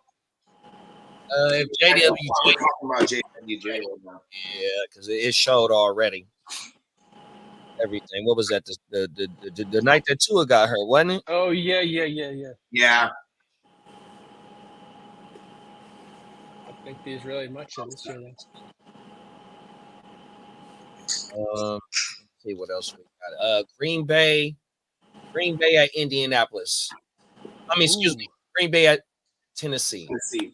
I would fire up everybody confidently on Green Bay. When I say everybody, I mean Romeo Dobbs, Jaden Reed. Obviously, we're firing up Josh Jacobs regardless. But if it's Jay Love, bro, like I'm super happy about my receiving options. Oh, for sure. Yeah. Otherwise, I'm just not fooling with it, bro. If it's Malik Willis, I mean, I'm not sold on that. Nobody can convince me the revenge narrative is going to be that good. No. Not that much, no. But they are a really, really good run defense after 2 weeks. And this goes back to last year and the year before that. Tennessee don't play. They're a funnel defense. You can't run on them, but you can throw on them. So that's why I'm emphasizing that I need it to be my man Jay Love. Otherwise, I mean, I guess you're playing Jaden Reed no matter what. Yeah, is that what we're doing here, right? Pretty much. You have to, bro. He's in that territory as far as no one's gonna get off. Week 1 was so polarizing. I don't think anybody sits Jaden Reed. It just is what it is. You know what I mean? I fired his ass up last. Yeah. Well, no, Dobbs, I guess, is the question. And like Christian Watson, fuck his life. You know what I mean? He's just dang. Yeah, and he rotates enough with Dontavian Wicks that is fucking annoying. So if you have Christian Watson, better you than me. On the other side, we got Tennessee. We got Tony Pasta, who was getting all of it. And, even with Tajee Spears looking like he's going to play this week, Tony Pasta is in play. Mm-hmm. For the last couple weeks, the Packers have been giving up booty on the ground. 3 touches. Booty to Saquon. Touches last week, over 100 combined yards. JT? Was that JT last week? No, that's Pasta. Okay. 10, 62 yards, 3.6 on the ground, 5 receptions, 40 receiving yards. He didn't score last week, but in his first week he scored. Yeah, and going back to what the Packers defense have been giving up on the booty. Week 1 gave up booty to Saquon. Week 2 gave up booty to JT. Actually looked like JT that we've been looking for. Here we go. We got Tony Pasta. He's definitely in the mid-range RB2, mid to low RB2 range. Let's go. Yeah, that'd be nice. What about fuck DeAndre Hopkins? He's not healthy. He's a decoy. So if you guys have him, don't start him. I mean, you really got to be in a bind. You better have like a Debo, Cooper Kupp, like AJ Brown team or something. You're like, all right, I got fucking DeAndre Hopkins. Otherwise, not fucking with him. Calvin Ridley, he's definitely in play, but he's gonna get Jair Alexander. So definitely temper your expectations because you're probably going to be starting him chasing last week's production, where he actually killed a good cover corner in Sauce Gardner. Will Levis in a super flex? You got no choice. If you have no choice. He actually comes through, huh? Mayo, Levis. Yeah, he actually is like hasn't been horrible. Yeah, I bet you. I'm just gonna say this off the top of my head. I bet you his end of the day production is not far off from Patrick Mahomes. Fucking with Will Levis and Calvin Ridley. Calvin Ridley through 2 games. That motherfucking A dot is a 24.5. And Will Levis's his A dot or his average depth of target last year was 20 yards, 21 even. So That's crazy. that's pretty crazy. It's Really? actually rolling over to the very next year. That's still, you know what I mean? 319 air yards. How many were recognized? Do something. Air yard share is 62.7%, and that's first in the league. What was his yard? What was his actual yards though? I just want to see in Oh, relation. he has 127 receiving yards, 63.5 per game. Wow. Ain't shit. And he has over 300 air yards. I couldn't believe it when you said that, so I had to verify. So Will Levis has not been doing Patrick Mahomes things. He's been doing Will Levis things. Okay, Yeah. give it to me. So the first game, he has 127 pass yards, 1 touchdown, 2 interceptions. You know what he does is he has kind of a like a low key rushing floor. He has 4 attempts each game, averaging 37 yards per game. But he hasn't cracked 200 through the air, and he gets an interception. He's got last week he had 1 touchdown, 1 interception. Okay. In relation to Patrick Mahomes, at least Patrick Mahomes is going 2 bills plus every week. Yeah. I don't got players on the team I like on Sauce. I highly doubt they're committed. If voice can't make me. If voice chat make me have a stutter, my bad. It's all good. It's all good, man. Max Joe Mixon or Damian Pierce today. They haven't practiced this week. Looking more like Cam Akers week, 100%. Nah, killer Cam. He's on tank big. I heard he's going to play. I heard Tank practice yesterday, and he's going to give it a go. I bet Jeff Wilson get some work. I'm just going to repeat this again. When you're looking at we have a doubleheader Monday. We got Bills, Jags. We got Bengals, Commandos. So those players that we're monitoring, tomorrow's practice report is the one you got to check out because it's Thursday for them, and tomorrow's Friday for them. Friday walkthroughs are key, and practices are key. So we'll see. Tony Pasta is pissing me off. I believe if they let Will play in Levi's like he has his whole childhood. I don't know why I'm saying that. Let him play in the Levi's Stadium even. I need to roll up again, bro. My bad. Yeah, all right. Let's make our game up. My broccoli gonna help me a whole lot, bro. Oh my mama. Let me. I ain't gonna lie to you. I gotta roll something up too, big bro. I've been lazy. I've been smoking these half joints I had from last night. Just like getting my shit together. Come on now. Oh, everything. I put together a doobie blunt. Oh my mama. Any last takes on Green Bay and Tennessee? Who do you let's go around the horn? Who we got winning? Like, what do you think the score is? Shit. Well, if we get a J Love, bro, I think J Love go in there and put up at least 3 touchdowns, maybe even 4 touchdowns, and they completely shut down Tennessee. Even though coming off what was it? Just a MCL sprain? Is Jordan Love? Yeah. Everything. So hopefully, and his game ain't too much predicated on really getting out the pocket and all like that, even though he can do that. If they can protect him and go ahead and let Josh Jacobs had 30 rushing attempts last week. That shouldn't go nowhere. I mean, not 30 count on 30 attempts every week, but with Jordan Love coming off of that injury, and they already saying, well, if he can protect himself and get out the way and shit like that, he shows us that in practice. Also, on top of Josh Jacobs just doing what he did, yeah, go ahead and give me Green Bay putting up 20. No, give me Green Bay putting up 30 points and Tennessee 14, bro. Give me another pasta score this week, bro. I'm gonna go 21-13 Packers. I'm gonna go with you with the 3 tugs. But yeah, that's what I'm gonna do. I think it is gonna be like a lower scoring. Well, it's gonna be a faster game because both these teams are gonna try to run a lot, and then it'll get to a point where Levis and them are playing from behind, and they gotta throw it a ton. And I think Levis is good for like a pick or 2 this week too. I think it's gonna happen. That secondary is actually the shining part. They're not the greatest against the run. Matter of fact, I need to go see if Green Bay's team defense.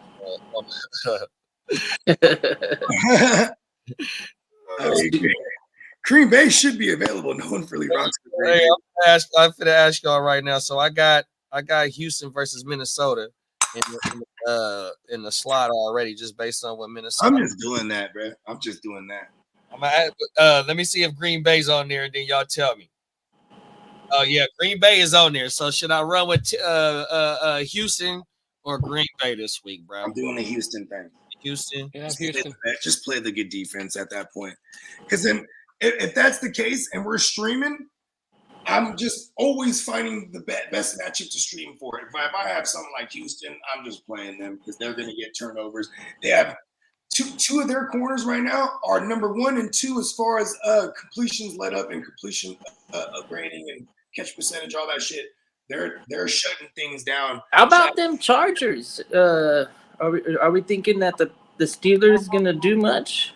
Ooh, I like that. The Chargers. The Chargers defense is a good one this week. The Chargers were picked up last week against Carolina, though, so I'm pretty sure they might not be available as much as you know what I mean. Oh yeah, that's true. That's true. It shows that they're 50% rostered. Big bomb in this league that I'm flip in. the coin. Flip the coin. It'd be great to have it in bench though too. Woo. Okay, next game up is Chicago and Indy. What's your thoughts on Chicago versus Indy? Ooh. Chicago, their defense really showed me something. I know they lost, but holding Houston to 19 or whatever. Wow. Yeah. Their defense is a bad motherfucker. They got to shout out to Matt Eberflus. Matt Eberflus, as a defensive coordinator, is one of the only guys that has more than one. Him and Lou Romo have more than one win against Patrick Mahomes. Not a lot of people can say that. You know what else is so crazy? With the defense starting off the way that they're starting off, and Ear to the Streets also led off in saying that Reddick is a favorite with the Bears is one of the Reddick's landing spots. They just got Montez Sweat. They got the cap and they tried to get him before the Jets got him too. Oh, see, there it is. There they got the Chicago did go after him because Ryan Poles was trying to pull a deal off. And it would definitely be out of conference, so it's going to be an NFC team that they send him to if that's the case. You know what I mean? Okay, let me ask you this: should I play Chicago defense over the Texas defense? If I could hold on to both of them and I have room to do that, I would hold on both. And somebody just took them. I'll play. Wait. Nobody. Hey, his name is Error 5. 5. He's gonna make 5 errors a game. You ain't lying. His name isn't AR5. It's Error 5. Error 5. Them is fat. He's gonna make mistakes, and we're gonna be there to reap the benefits. Reap the benefits. Sound like I said. There's no way I can grab Chicago and keep. Chicago is a bad motherfucker on defense. I ain't gonna lie to you. They're gonna be mad as fuck dealing with Caleb not being able to hold his own on the other side. I think in the past 4 years maybe, Chicago on offense averages 18 points, something like that. Like motherfuckers had 2 TDs in the first week, and they have fumble recovery. They got fucking 4 turnovers total. Shit. This is a fun. I don't know if Tino, if he's doing voice chat and it just didn't know what he was saying, but to me, I'm reading it. It's like I believe if they let Will play in Levi's like he has his whole life, his whole childhood, he would fall. You know what, son? Get those Levi's on. Shit. You got the blue jeans. The best way to start the morning off, man, if you can, with the motherfucking doobie blood on my mama. Come on, brother. Light your motherfucking game up 100%. Resident and all that For shit. sure. Simple trick. If you can't pick a team defense team, LOL, check the over-unders for the game. So if the defenses you have available, Vegas never lose. Them is facts. Yeah, because then like that is here's my thing. I'll start a good defense against a high-powered offense. I don't care about the points that they're about to score in my defense. I want the ball flying around where I can get turnovers. I want to attack bad offensive lines. That's the way I'm looking at team defense because you have 11 motherfuckers that have a chance to do it for you. On the flip side, I hate team defenses because there's 11 motherfuckers that have to avoid and they can do some fluky ass shit to my team. I hate that shit. Like get 7 sacks last night. Like getting 7 sacks. Which takes us, hey man. Which just wants to remind everybody, we all hail from Fantasy Row. That's WROE for those that don't know. Fantasy Row is the fantasy wide range of emotions. We all live on Fantasy Row, just a fantasy rowing that boat down the stream. And I also want to point out my favorite series that we all watch on Fantasy Row is the Of Course series. So when you see someone start the Jets against you, and of course they put up 7 sacks and some turnovers. Of course. I hate the Of Course series. Fuck, bro. So what about so before we was on camera, when we was backstage, Ear to the Street said that Michael Pittman, he might be sitting him. How we feel about Michael Pittman? Should we be worried about Pittman, Brad, not being able to connect, or Era 5 not being able to connect with Michael Pittman? I mean, there is a lot of concern. Okay, so what about this? If you had Alec Pierce and Michael Pittman on the same squad, are you starting Alec Pierce because he's getting the production? Or are you avoiding? Or are you just gonna say, "Hey, I'm gonna avoid the whole situation entirely and try pick up a better matchup"? You know what? I can answer that question better after this week because if Pierce goes That's what I was off to say. Yeah. in 3 weeks straight, I think Pierce is a fucking ding, bro. Exactly. if it's another Pierce week, it's scary for fantasy managers. It really is. And what's the word on Josh Downs, bro? Is he anywhere near playing this week? Yeah, I believe so. I think they said he was the question mark, but I haven't seen it. Let me see. I think he was trending in the right direction. He was that's what last time I saw. So yeah, he was actually doing a decent practice. Like he was getting involved on the field, and that was Thursday's practice. All right, Morgan Moses for the Jets last night. It's gonna be sidelined for a couple weeks. Oh shit! Yeah, he doesn't need surgery though, but he'll be down for a couple weeks. And CJ Mosley is gonna be back next week, so you should be good there. Oh, thank goodness. Yep. Shout out to CJ Mosley. You should get some rest. I got Sherwood everywhere. Get some rest, CJ. You're gonna be all right. You know what's cool? Hey, the Jets are 2-1. Still on the Indy and Chicago game. Do we see Caleb throw his first touchdown this week? Yes, because we have to. They've been giving up. If he doesn't, we're panicking in fantasy world. We're really, exactly. really panicking. I'm so glad I got rid of Caleb. Yeah. And then did you CeeDee Lamb in that one league? I remember. Yeah. Good shit. See, cold world. That's a cold world right here. I liked it that. Yeah, I'll call him motherfucker. You got CeeDee Lamb for Caleb Williams. This was right after the rookie draft. Wow. Right now, that's a steal and a half. I think he put in. Or this might be right before the rookie draft. I think I had the 101. No, it was after the draft. You had already acquired Caleb, and I did. I think it was like something to do with Breece Hall too, as well, right? Yeah, that was the same team. I teared up. I tried to get the studs on my team. Got the Breece Hall in one trade and got CeeDee Lamb in another trade. There it was. Speaking of quarterback. Yeah, and go ahead, my bad, Jenny. Go ahead. Oh no, I was going go on to the next game. I got one more thought on this last game. For anybody that has DeAndre Swift, dare I say, start him this week. They've been giving a fucking ass on the Yeah, ground they have been. for 2 weeks straight. This is kind of a historic thing when you talk about the Colts defense. Never been the greatest against the run. It's outside of when they had Matt Eberflus. So now they're back to their old ways. Gus Bradley's on the hot seat. They're going to try to emphasize stopping the run, but DeAndre Swift, man, like, you know, they're going to continue to try to lean on him because that rookie needs help. The fact that they can't get the run game going, he hadn't been able to deal in the passing game. So this is the game where, to answer to your question, it can kill. Touchdown, yes, and it'd probably be off a play action because they should be able to establish some type of fucking run here. Then you flip DeAndre Swift. Yeah. I would buy low, actually. Mhm. I wouldn't be afraid This to game, this one game.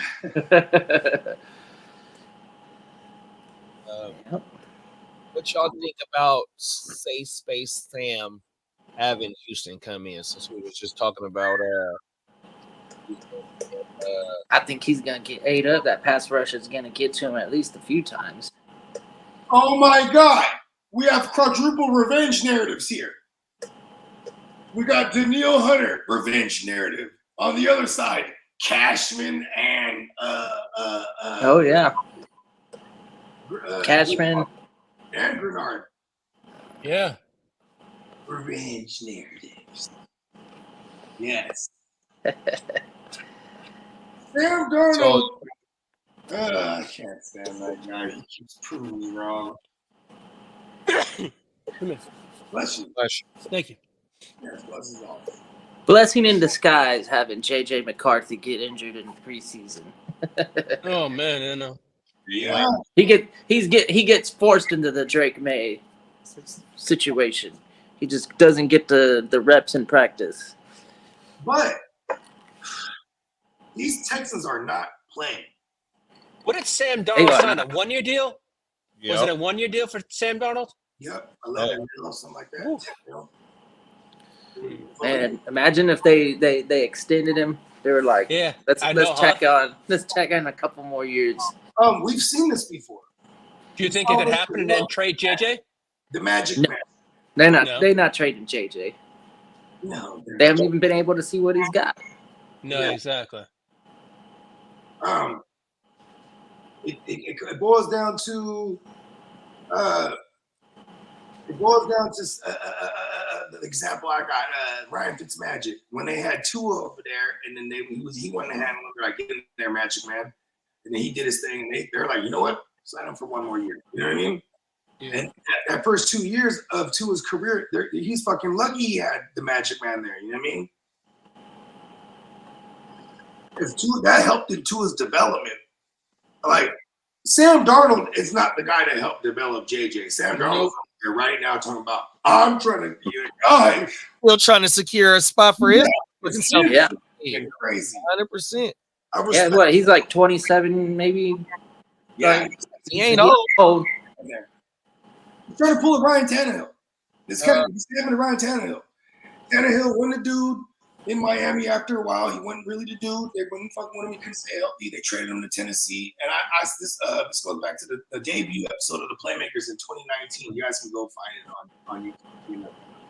But I had a prediction. I was like, by week 3, 4, it's not even going to take an injury. They're going to switch to Tannehill. You don't trade someone like Tannehill because unless you plan on using him eventually, because Marcus Mariota was not the guy. And they made the switch, went to the AFC title game and another playoff appearance the next year. So, you know what I mean? For Sam Darnold, he's in a great situation because Justin Jefferson makes him look good. You know what I mean? Kevin O'Connell is he knows where Sam Darnold is weak and not. You know what I mean? So they're, but they've also been in control of every game so far. We haven't seen them play from behind. So we haven't seen sporadic Sam. We've seen safe space Sam, and he has yak monsters. And then with the success they've been able to have on the ground with Aaron Jones, who's banged up right now, they've been able to push the field to Justin Jefferson because defenses have to play honest. You can't stack the box and be like, beat us, Sam Darnold, right? You just switch your arm. He has just point is so it's going to be interesting this week. That fucking run game was going crazy. You had Ty Chandler 10 for 82, and then you also had Aaron Jones, even though he banged up 9 for 32, but he had 5 for 6 for 36. So he had not too bad of a game. They was able to go ahead and put the Niners away, bro. And that was one thing that was I didn't like about that game last week on how they were able to go ahead and put the Niners away, even though that they did have some crucial turnovers. My boy Freddie Warner had a pick, a crucial Peanut Tillman punch out. Bosa did get 2 sacks. Kidda let off the way with Houston going to be able to get home and get some sacks, but the resiliency that Safe Space Sam's played in, and just the whole team in general, even though that the Niners ain't won there, do the fucking Minnesota Vikings present any type of threat to fucking To win? Houston. I don't know. No, I don't think the Vikings can win this game. Yeah. It's going to come down to can Cam Akers hold on to the ball? Can he protect the football and not fumble it? Yeah, and can CJ Stroud dissect this Brian Flores offense right now? Yeah, I just got a trade and redraft. Talk about it. All right, I have Jaden Daniels and what's his name? Theo Johnson. I'd be getting Mahomes and Ben Sinnott.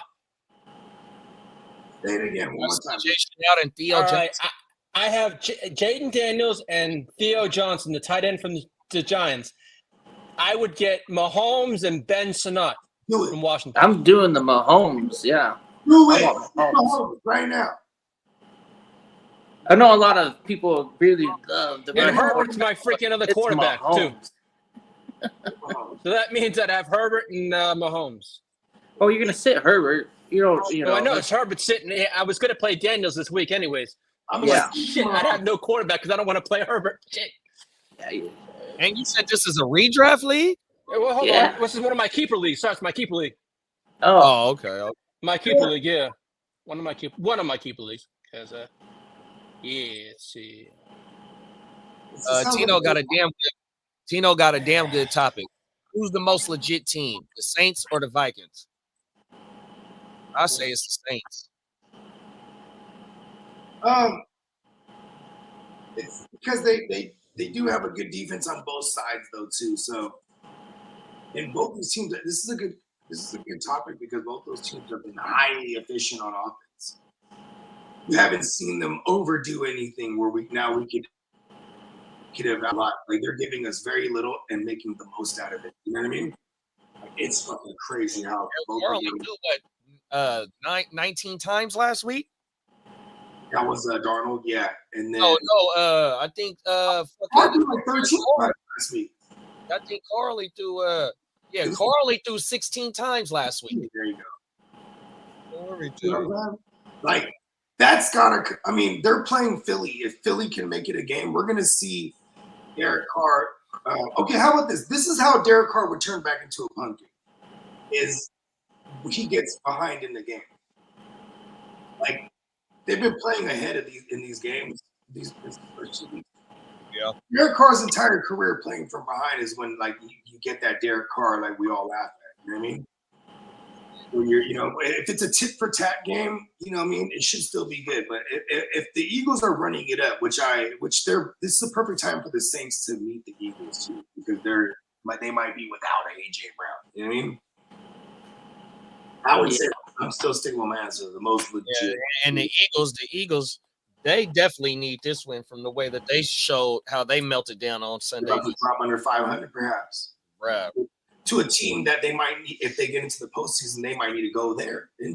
Bro, I mean, even though seen what we've seen in Brazil, but from the momentum that they carrying over from last season going into this year, that shit don't look right now. It looked like they kind of look like outside of Saquon Barkley, they look like they're picking up where they left off. 100%, bro. I like that. Yeah, Saquon is doing his thing. That's gonna tremendously help them. And we've seen what it looks like when you have AJ Brown and Saquon on the field, and we've only seen one game of that. So we need AJ Brown back, like bad, for all the Jalen Hurtses And for any Eagles fan who like might be sleeping on the Saints and thinking, oh, it ain't shit, we're gonna smack them. You're going into the Saints' house. They're on fire right now. So you're a big. That was what I was thinking about too. I was like, man, the two best players. Which one do I like better right now, JJ or Kamara? And I'm like, it's hard to hate on Kamara. It's like JJ's doing the fucking the guy's been he's been the number one fantasy asset entirely. Quarterbacks, wide receivers, running backs. Kamara's at the top. He gets all his touchdown regression in one game all the time. Like he's probably gonna have like a touchdown in 2 weeks. Yeah. I'm reverse jinxing it. Let's go. Let's continue that Kamara back. I said Kamara's playing the NFL on easy mode right now. He said, "Fuck all Madden."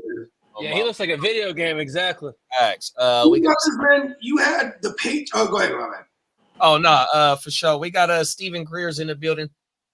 Top of the morning. Appreciate you pulling up. He said, "Hello, looking for week 3 advice. Full PPR. Need to fill a wide receiver in 2 flex spots. We got George Pickens, Najee, Demarcus Robinson, the Scottish Lad, McConkey, Carson Steele, Rico Dale, and Chase Brown. Fill a wide receiver in 2 flex spots." Okay, run that back one more time. Shout out to Stephen Greers for pulling up on us, bruh. He say he got to fill 1 wide receiver in 2 flex spots. He got George Pickens, Najee, Demarcus Robinson, Lad McConkey, Carson Steele, Rico Dowell, and Chase Brown. So let's start with the receiver first because he only needs 1. How are you guys feeling? I think I'm gonna go with motherfucking George Pickens. I'm going there with you. Yeah, I'm going Pickens. Yeah, but also if Laddie? Yeah, because I don't know where Josh Palmer is, but hasn't Josh Palmer been on the injury report? Yeah, he has. He's questionable to play. And he don't. I sat him this week. I'm not playing him. Yeah, I dropped him in a couple leagues too because I had to. Yeah. He had to because he had all the other Chargers. No, actually, the only Chargers players I had this year, I have Herbert. You have to actually explain that. I'm just fucking with you. I have Lad McConkey. What? Herbert. What? And J.K. Dobbins. What? Oh, got it. Those are the only 3 Chargers on one team. I didn't. I usually go overboard, and I haven't this year. I'm not. There you go. So we got we consensus on the for the start for George Pickens as the wide receiver. Or y'all got someone else y'all want to throw in as a wide receiver? Yeah, they are going to be down. I think they're down one of their starting corners, or he's banged up for Tampa Bay, so that's also why I'm leaning. No. Who's playing the Steelers? Oh, it's the Chargers. Yeah, and number ones on the other side haven't really been eating against the Steelers defense. So, maybe Quentin Johnston takes away the best coverage and Lad's in here. But I'm going to go with the big play, Billy, for George Pickens. So I'm staying on it. Okay, and then we need 2 flexes, and we still got Lad out there. We still got Najee. We got Demarcus Robinson against the Niners. I go with Chase Brown.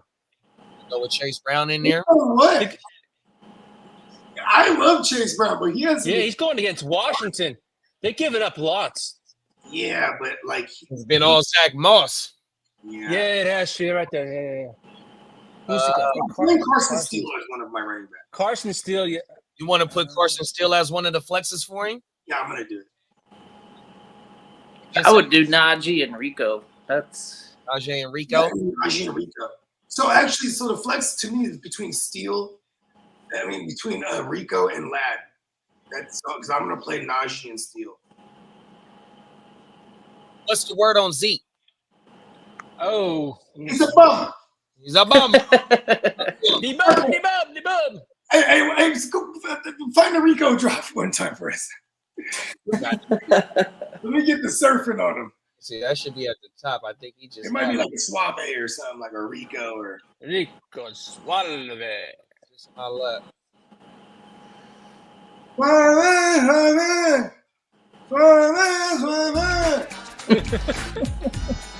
Bogey's cheering it up, having his Bud Light and cruising away. He's going to swag surf on their ass.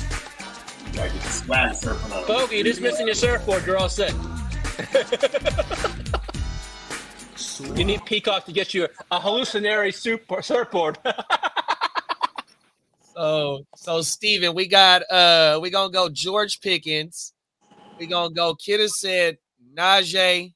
No, was it Najee and Rico you said, big bro? Yeah. Bogey said Carson Steele and Ladd. No, and Najee. Carson Steele and Najee. And then I'm trying to decide between Ladd and Rico for the flex right now. And Rico, if it's bad news for Zeke, and he's also got more work last week because I like Rico, but he's getting more work all day last week. That drop one more time. I'm going Rico in the flex. Like, we're doing it. Yeah, I'm gonna go Pickens, Demarcus Robinson, and Carson Steele. Oh, that's right. You got D-Mob. Yeah, I was gonna go with Demarcus Robinson and Oh, Steele. and we're gonna be down Charvarius Ward. Okay, I'm putting Demarcus Robinson in the flex over. Yeah, I was gonna go Robinson and Steele. Well, you know, You guys are getting too number one fancy guy now for in me. LA. Getting too fancy with me. I'm not picking up waiver claims and starting them over guys that I drafted. I guess, yeah, Rico probably didn't go drafted in many leagues, but Najee did. I'm playing Najee. And I'm playing Najee, Najee. all the touches, definitely. He's had back-to-back games over 15 total carries. Yeah, and it is the number one run defense as it stands right now. Hey guys, Yeah. I gotta cut it short. I got someone to be. It's all good, man. I was happy with you, and when I'm back home, I'll work on the Friday list like yesterday for the practice squad. So we got for the weekend going. Hell yeah. All right, boys, you have a good rest of the show. Thank you. Our ear to the streets. Ear to the street. He's getting back in them streets, isn't he? Go ahead, dude. You going right? I got somewhere to be. You goddamn right. Back to the streets, man. With the people. Leave for the streets. Trying to tell you, the mean streets of Boston. Oh, we got Blaze in the building. He said, "This is Adam. This is my son account." Oh, what's up, Adam? That's one of Lee's people. 100%. They're looking for pulling up on us, big bro. What's good with you, big bro? Steve Steven Bunny's in the building. Steven said he dropped Palmer as well. You gotta do what you gotta do sometimes. Palmer. Yeah, big. Zeke has more fantasy points than CNC. He's back. Oh, yeah, we actually think about it for a second. I was like, wait a second. Oh, that's crazy. That's crazy about it. Just imagine Lee having his desk out the front door and running to hit those streets 100%. Thanks, bro. Okay, let me see what games else we got on the schedule. So we done with the Houston and Minnesota? Yeah, give me Houston and fire up everybody on Houston. Just don't be afraid. Fuck it. We drafted him for a reason. Let's go. Fucking war. Yeah, I'm in that predicament with Tank.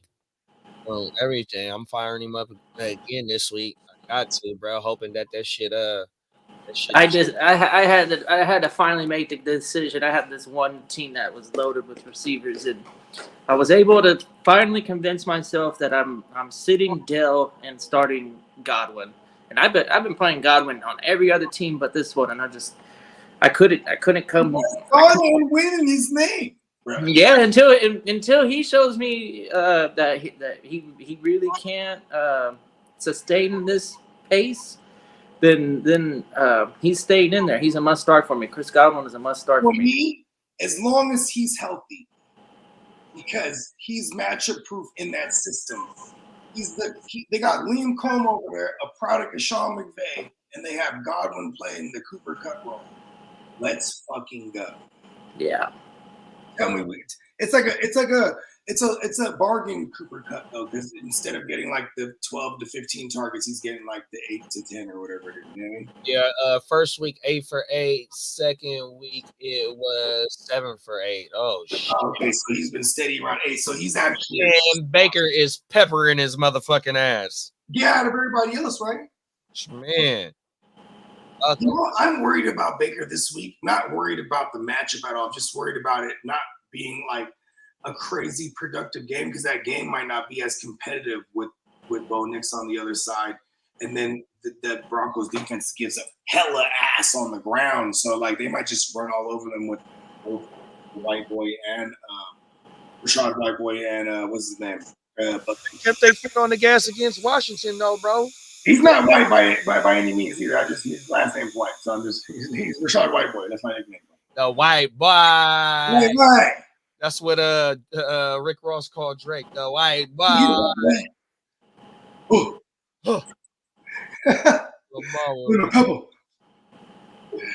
Yeah. Let's go to the next game. Hell yeah. Next game we got is Philly at New Orleans. Over under is 49.5. New Orleans is giving up 2.5.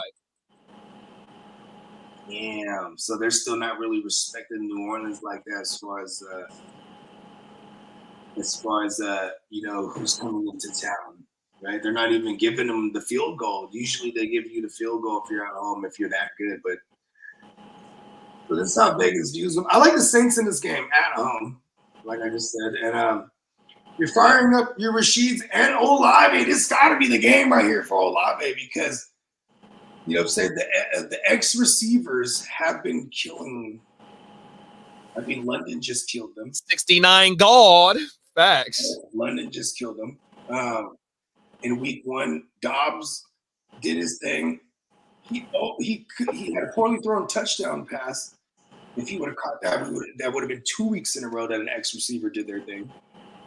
Yeah, you know what? I'm gonna stick with it. I like the Saints to pull off the upset to casual fans because casual fans right now still look at the Eagles like they're super dominant. They're missing AJ Brown. They need AJ Brown to be lifted. Rookies in the secondary. They got Darius Slay and James Bradbury still, but like I think Slay's been. I don't even know if Slay. You got the one. Damn, I can't say. You got Saint. The two best rookie corner prospects in this draft class were drafted to the Eagles. Right. So my thing is we seen Jaden Reed get behind that defense. Mm-hmm. Who did they play last? Well, we just seen it. They got Atlanta. We seen Atlanta. We also seen like they were getting behind that defense. 100%. We got an injured C.J. Gardner-Johnson, which is pissing me off because in some places they don't really have a replacement. But yeah, we got a C.J. Gardner-Johnson. Right.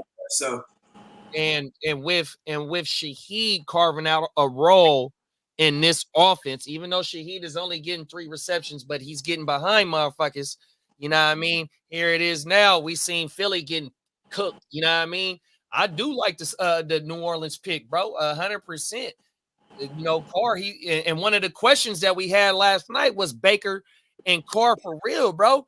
And as of right now, they looking like they is, even though it's still only 2 games in the season. But with the efficiency that Kubiak brought to fucking New Orleans and what Coleman is bringing to Tampa. Hey, look, bro, these offenses is staples, and I can't wait to see they play each other too, though. That's what I want to find out is when New Orleans and Tampa play each other, bro. They play each other twice. We know that much. That's gonna be. Carl was drafted 4 years prior than Baker. Baker's rookie year was record tying as far as touchdown passes for a rookie because at the time it was Peyton Manning and Russell Wilson with 28 passing tugs as a rookie. He tied that record with them as a rookie. Derek Carr, 2014 guy. By the time we got to 2016, he was an MVP caliber candidate. I mean, he was an MVP candidate, but he broke his fibula or his tibula, I should say. And then he was just shook for like the next 2 years for real.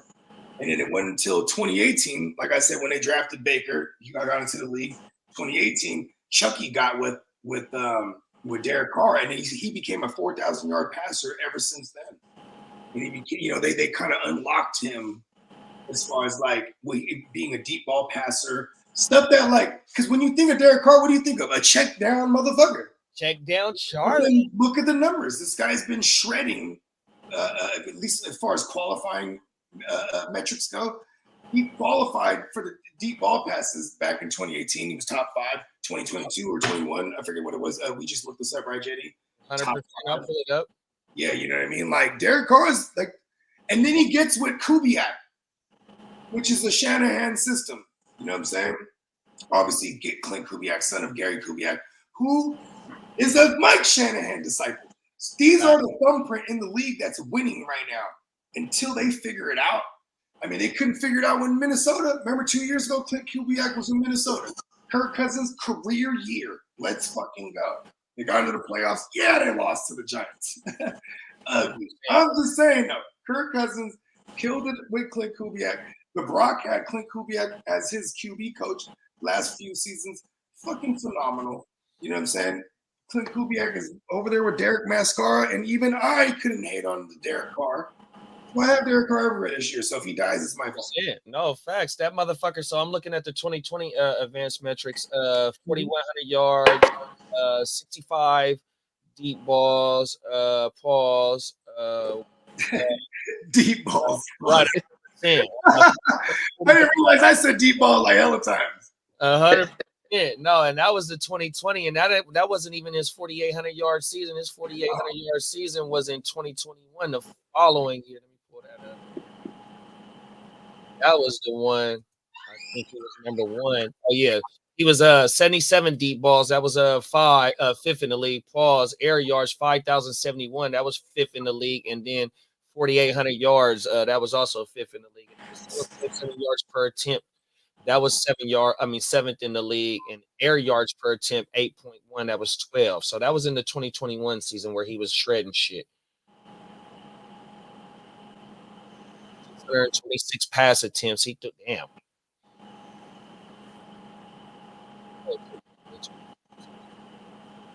Shout out to Mascara. We got a question. Shout out to KJ Frederick for pulling up on us this morning. Top of the morning, Brody. He said, "What's good, everybody? I have 2 questions. Should I start to shop Garrett Wilson in a trade or stay put?" To answer your first question, I'm gonna jump out right out the window and say, stay put. This is the connection going to start getting better. The targets is already there 100%. And as the weeks go along, to me, it's going to get better. And you're going to get what you draft. You're going to get your production start to show where you drafted him at. So yeah, I say stay put. Where you at on that question, big bro? Throw him on the block and then see what you can get. But I'm not actively. What would it take for you to get rid of Garrett Wilson? Are you trying to come up on like a Chris Godwin plus, a startable flex and getting rid of Garrett Wilson? Would that be a dynasty question? I just always assume it's not dynasty. Yeah, that's true. Well, because if it's redraft, I'm gonna view Garrett Wilson and be like, fucking A, like I'm trying to buy him. If I'm selling him, I feel like I'm gonna get like some pennies on the dollar. Yeah, you're not gonna get no ROI. You ain't gonna get nothing. I mean, I'm trying to buy him for sure, but sell him, I feel like if I was trying to sell Garrett Wilson, I might even just I don't like doing lateral trades, but if I go to someone and go, give me Godwin, I would do that in redraft. But it's like, who does that though? You know what I mean? Nobody. Right. The games that Godwin has been having, there's no way that somebody going, even though you might be receivers a stretch on his name. You might be able to sell him on his name, but yeah, I don't know, bro. 100%. I like to stay put. Yeah. Go ahead, go on the block and see what type of offers you get though, bro. Yeah. Definitely. Yeah, because at the same time too, if somebody shoots you an offer and it's probably going to be shitty. I'm not going to lie to you. But that person with that shitty offer wants some action. So then ignore the shitty offer and then look at what they really got that you really want to talk to them about. You know what I mean? That shit always works. Because you know what's funny? This is hella funny. And people, y'all got to feel me on this.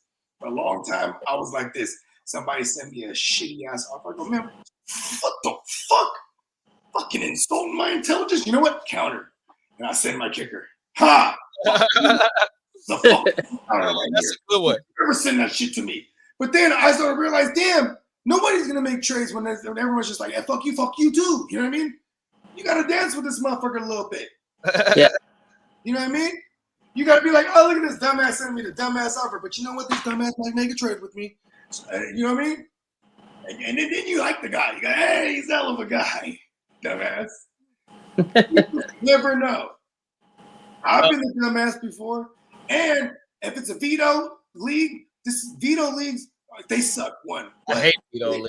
they bro. do is they What? teach you to send non-bullshit offers. Yeah. Veto leagues should vet you to not send some bullshit at somebody. You know what I mean? And they shouldn't send no bullshit at you neither. Because they already know if some bullshit gets accepted, motherfuckers is vetoing you. KJ's second question is, and I ain't gonna be a homer on this, but I'm going Jennings. He says full PPR. Should I play Jawan Jennings or Deontay Johnson this week as my wide receiver 2 and sit Mike Evans over Surtain? I'm definitely going. If you got to sit Mike Evans, I'm definitely going with Jawan Jennings in this offense, 100%, bro. Especially if Kittle don't play, it ain't no motherfucking Debo, bro.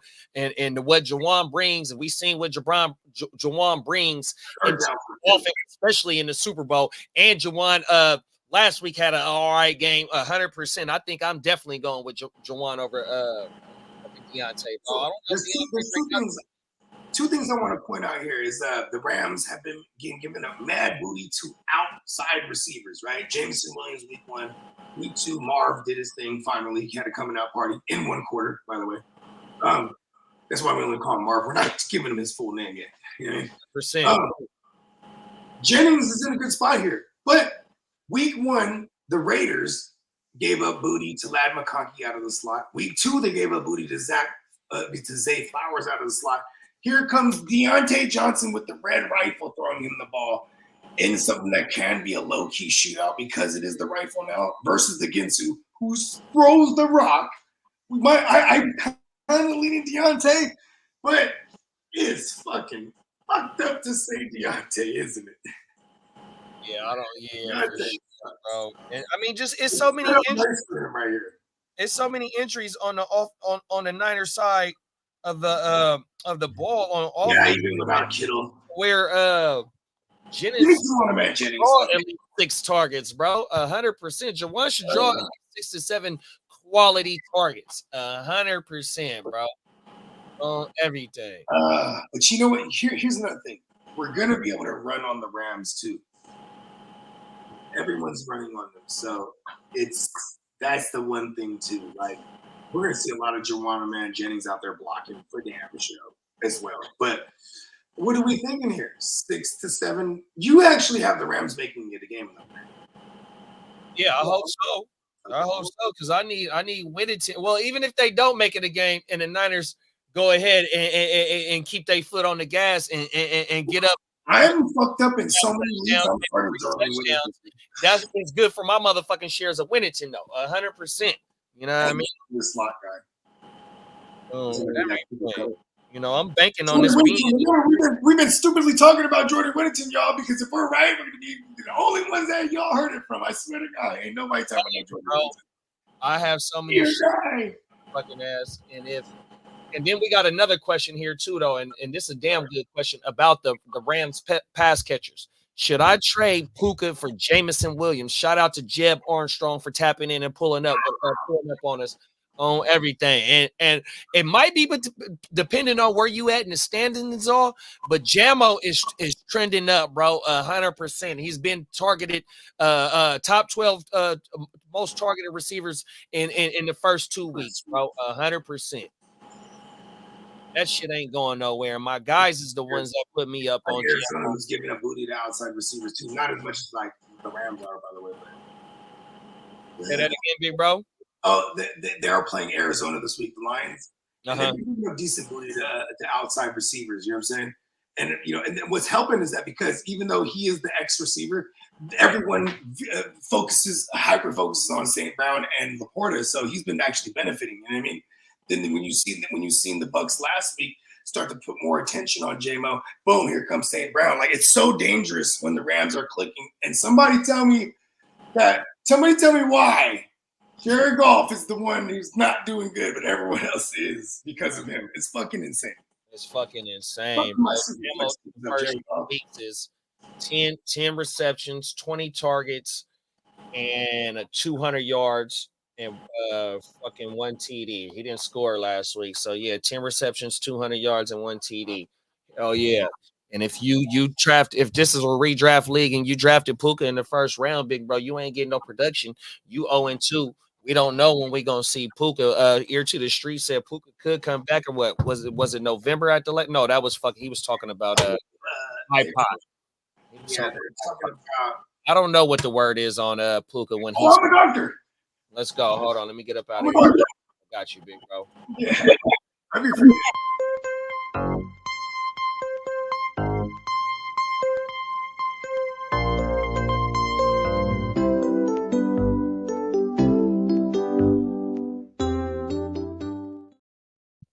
Ah! In the building. Build it. They say 5 weeks, right? So where we at? We're week 1, 2, 3, 4, 5, 6. So we're estimating a week 7 at the earliest. But I don't remember when their bye week is. And I also will say, if they get to week 7 and they're over the gopher, bruh, are they bringing back the Pookster? Right. What if they're over the gopher? I might have reverse jinxed them and they're gonna fucking beat my Niners this week. I mean, it's a sprained PCL for what that's worth. That means there's no surgery. Back to CL right there. There's no surgery required. So It's I not. don't know. Because the PCL, I am a doctor to my understanding, that's the thing that prevents you from bending forward on your knee. You know what I'm saying? 100%. See how you can bend the knee backwards. See how I'm doing like one of those? You know what I'm saying? Hey, does anybody remember what they were through their first 5 games last year before they brought Cup in? Because were they even winning, even though that Puka was the darling story? Yeah, they were in the mix. They were in the mix in the first 5 games before Cooper Cup came back. Yep. If somebody wanted to pull up the schedule last year because they got into the playoffs. You know what I'm saying? And they that was my fear last year for Cup. Is like if they're not going to be in the mix, they're not going to bring him back. They were damn sure in the mix, and they brought his ass back. So what did you want to know? What it was like after the bye? Oh, no, we're looking because so Cooper Cup last year came back week 6, I think it was. Yeah. Yeah. What was their record in the first 5 weeks of last year? Oh, the record. I have no idea. Yeah, this is interesting because, and then we'll look at the schedule that they got moving forward after the Niners this week, because then we can maybe guesstimate. Because I don't give a fuck about ADP at this point. 100%. You know what that's called? And get JMO and to help me immediately. I'm doing that. Right. Am I crazy? I agree with you, bro. That's what JMO is. I'm doing that. Ain't allowed to have your first round player sit on your bench and you collecting L's and you ain't that person who's selling JMO is thinking, oh, I got JMO in the 9th round. Fuck it. That's how they're thinking. I'm not thinking that way. I'm thinking like my first round I didn't have a first rounder basically, right? Like just give me one of the best players right now at the position. JMO. Yeah, I'm not mad at it. It's crazy, but it just might work. Okay, I got the 2023 schedule right here. They did upset. I remember they did upset the Bengals at one point. Okay, so they week one they played Seattle. They beat them. In week 2 they lost to us. And then week 3 they lost to Cincinnati. There it was. They lost. They beat Indy in overtime. Week 5 they lost to Philly. And week 6 they won against Arizona. So they was 3-3 through the first 3 weeks. I mean, through the first 6 weeks. And then they went on a 3-game losing streak after that. When they brought Cup back.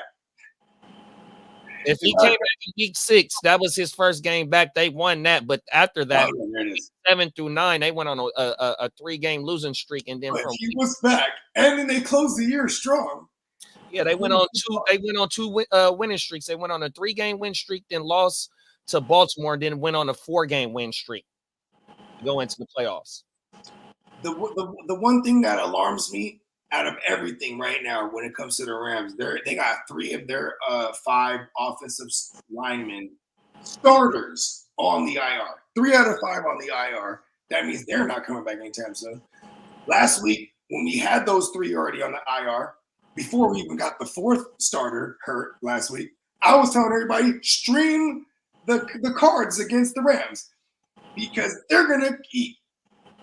it's never good for Staffy when he has a bad line.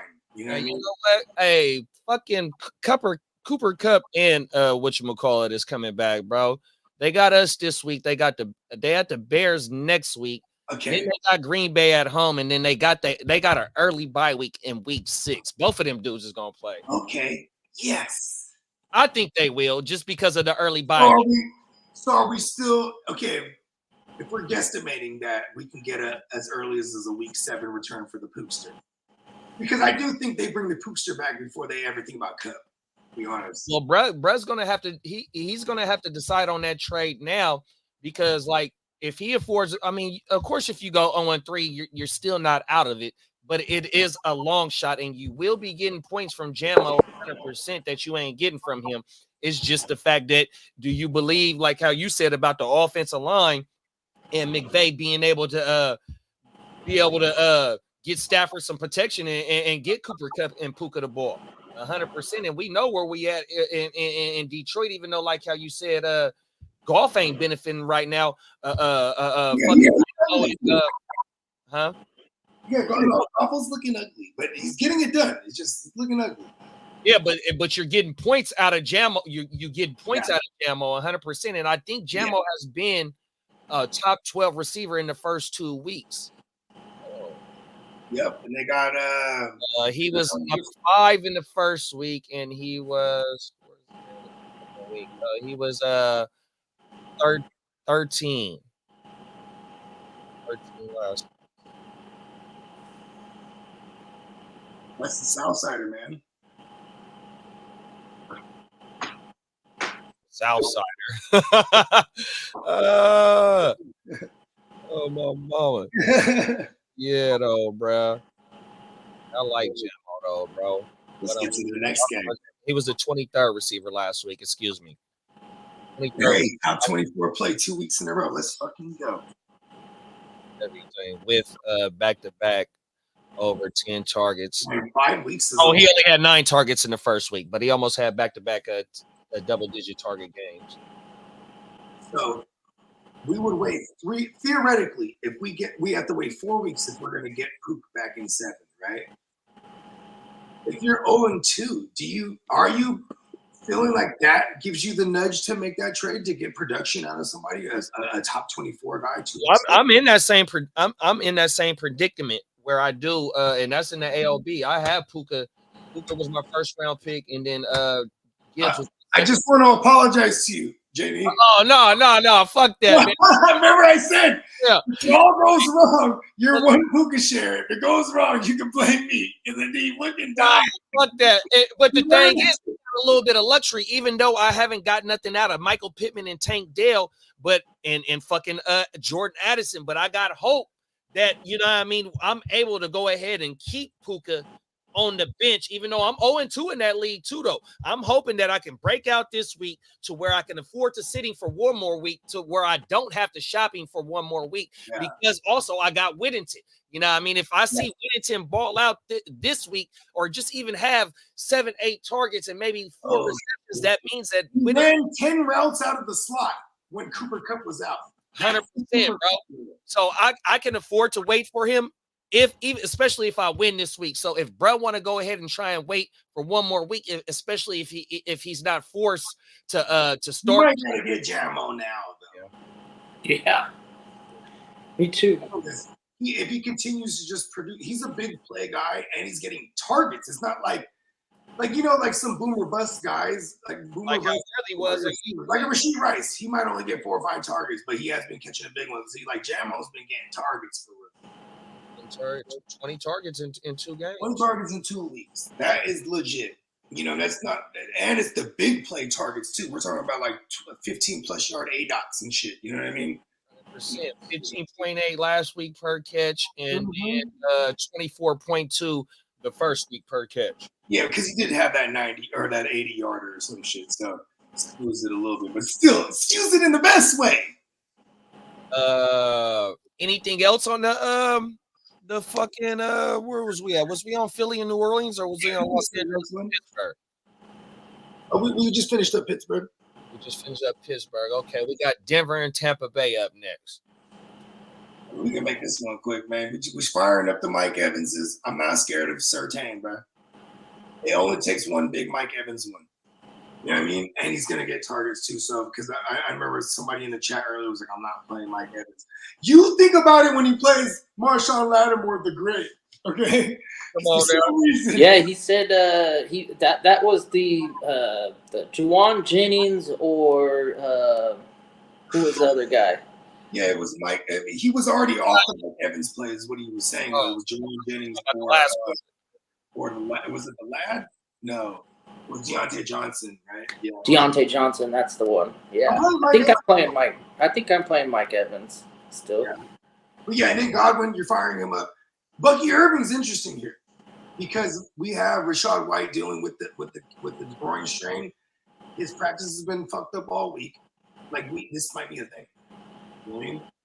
Against a weak ass run defense, so we want that running back this week. So if you had a Pacheco and you're missing Pacheco, you couldn't get Steele, but you happen to have Bucky. I'm firing him up. I'm like, these are scenarios where I'm like, all right, fuck it. Like he's a strong flex right now. On the other side, I almost don't play nothing. Maybe Javonte. Maybe there's no Vita Vea. There's no Vita Vea for the Tampa Bay Buccaneers. And if those don't know who Vita Vea is, he's the pride of Milpitas County. Man, shout out to the guy. But also, he just clogs up that whole entire middle. He's like the size of two linemen. You know what I mean? He's not there, so maybe they can get something going on the ground here. Otherwise, I'm speaking of Javonte and maybe Steve Urkel, Jaleel McLaughlin. Otherwise, I don't really like who are we playing over there? Vele, whatever the fuck his name, how you pronounce it. I think it's Vele. He's gonna. Vita Vea is well, he didn't play last week. I was talking about the Denver receiver. Oh, now you're talking about Valet now. Yeah. Valet, yeah, the Valet. Valet. I 8 for 8 week 1. Yeah, he killed week 1. I think last week he didn't play last week. Yeah, right. He's back this week though. They said. I might fire him up in a deeper league. I ain't gonna lie to you. Dynasty. Fucking Javonte killed in the receiving game last week, 5 for 5 for 48 yards. On the run game, he was 1.5 per carry, 11 for 17.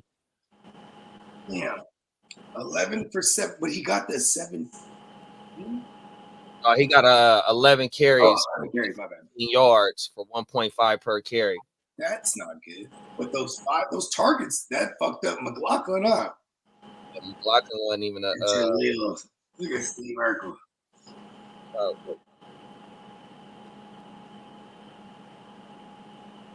Yeah, and that's all I got to say about that. IDPs we can get interesting too.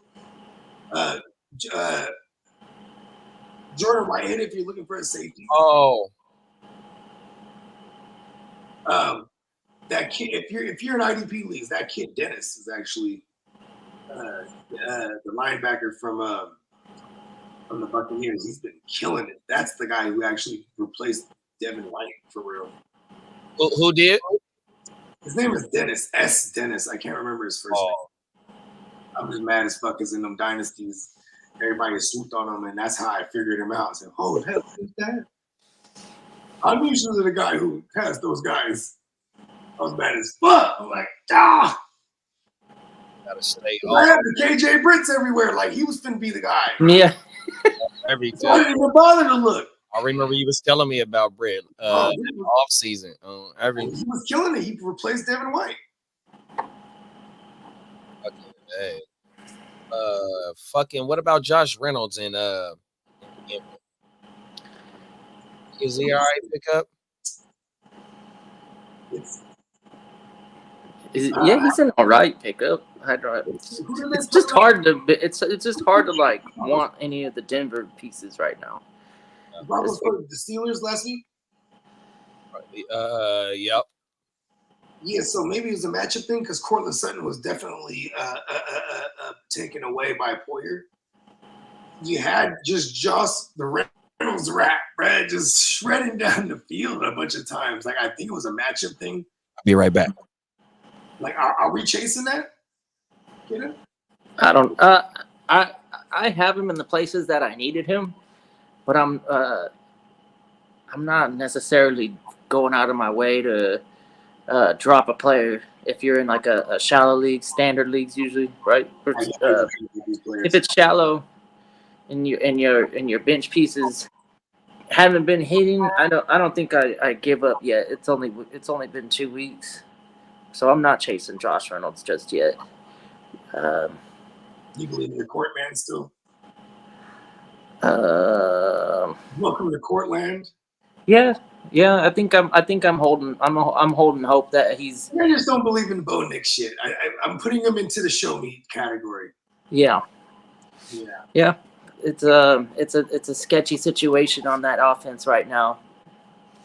But the Denver Broncos, they find a way to win, and I don't know. Maybe they should tank and get a really good draft pick next year. But I have a feeling something's gonna happen, and they're like last season. They're gonna have like 6 straight weeks of winning football. I was like, oh shit, here we go. Fire Sean Payton this year. Watch. They the fan base, they definitely don't like to lose no matter what. So it's there's a lot of pressure in Denver. They don't treat their coaches and management very kindly if the team can't get it going. The owner has only been around for a few years too. The new owner spent the bag on old Sean Payton. Yeah, Payton. I don't know what he fights with the old style.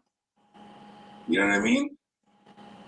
That's why I like Mighty Mouse in UFC, because he's fought hella long. And he went through all the transitions with the different styles and everything. That's why I think they call him the style bender. Either way, shout out to Mighty Mouse. Sean Payton, he was a thing of the past, bro. Thing of the past. I'm saying it now. You know what I mean? Yeah. Show me again. Make me remember, Sean Payton. Because I remember you were great. What I know now, not so much. You're so big. You went to New Orleans Saints, right? Because you know what Drew Brees. Drew Brees. Leave before the ship's going down. And look at what they're at now. Yeah, because that's why he liked Bo Nix so much, because he was like, he could do things and run an offense like a Drew Brees or something. And he's a big Drew Brees. Yeah, I don't know. He might not have that pre-snap ability like Brees did. I mean, you might have to develop that one. But the one thing that got me hyped on him, and you always pointing this out about Bo Nix, is that he go goddamn call audible for real. Yeah, he call audible, diagnose the defense. That's probably what Sean Payton and them saw in college. He has experience, 5 years. I think I weigh heavier on experience versus anything else. That's why people in Atlanta should be excited to be able to go from Cousins to a Penix, because that's another guy hella experience. Look at the Brock. The Brock played 4 years, a lot of experience. Bill Burrow, 5 years. Andrew Luck, 5 years, something like that. Yeah, motherfuckers that play a lot. You know what I mean? Then you get Anthony Richardson, or even a couple years ago, Trey Lance. These guys that play like fucking 17, 19 games. Yeah. In college. Yeah, I learned that the hard way. We need motherfuckers that have experience, period. Bo Nix got it, so I don't think Sean Payton has been able to outdo his own self, because everybody knows what to expect out of a Sean Payton offense. He's been around. People they read the scout report. Well, what game you want to touch on next? Pause.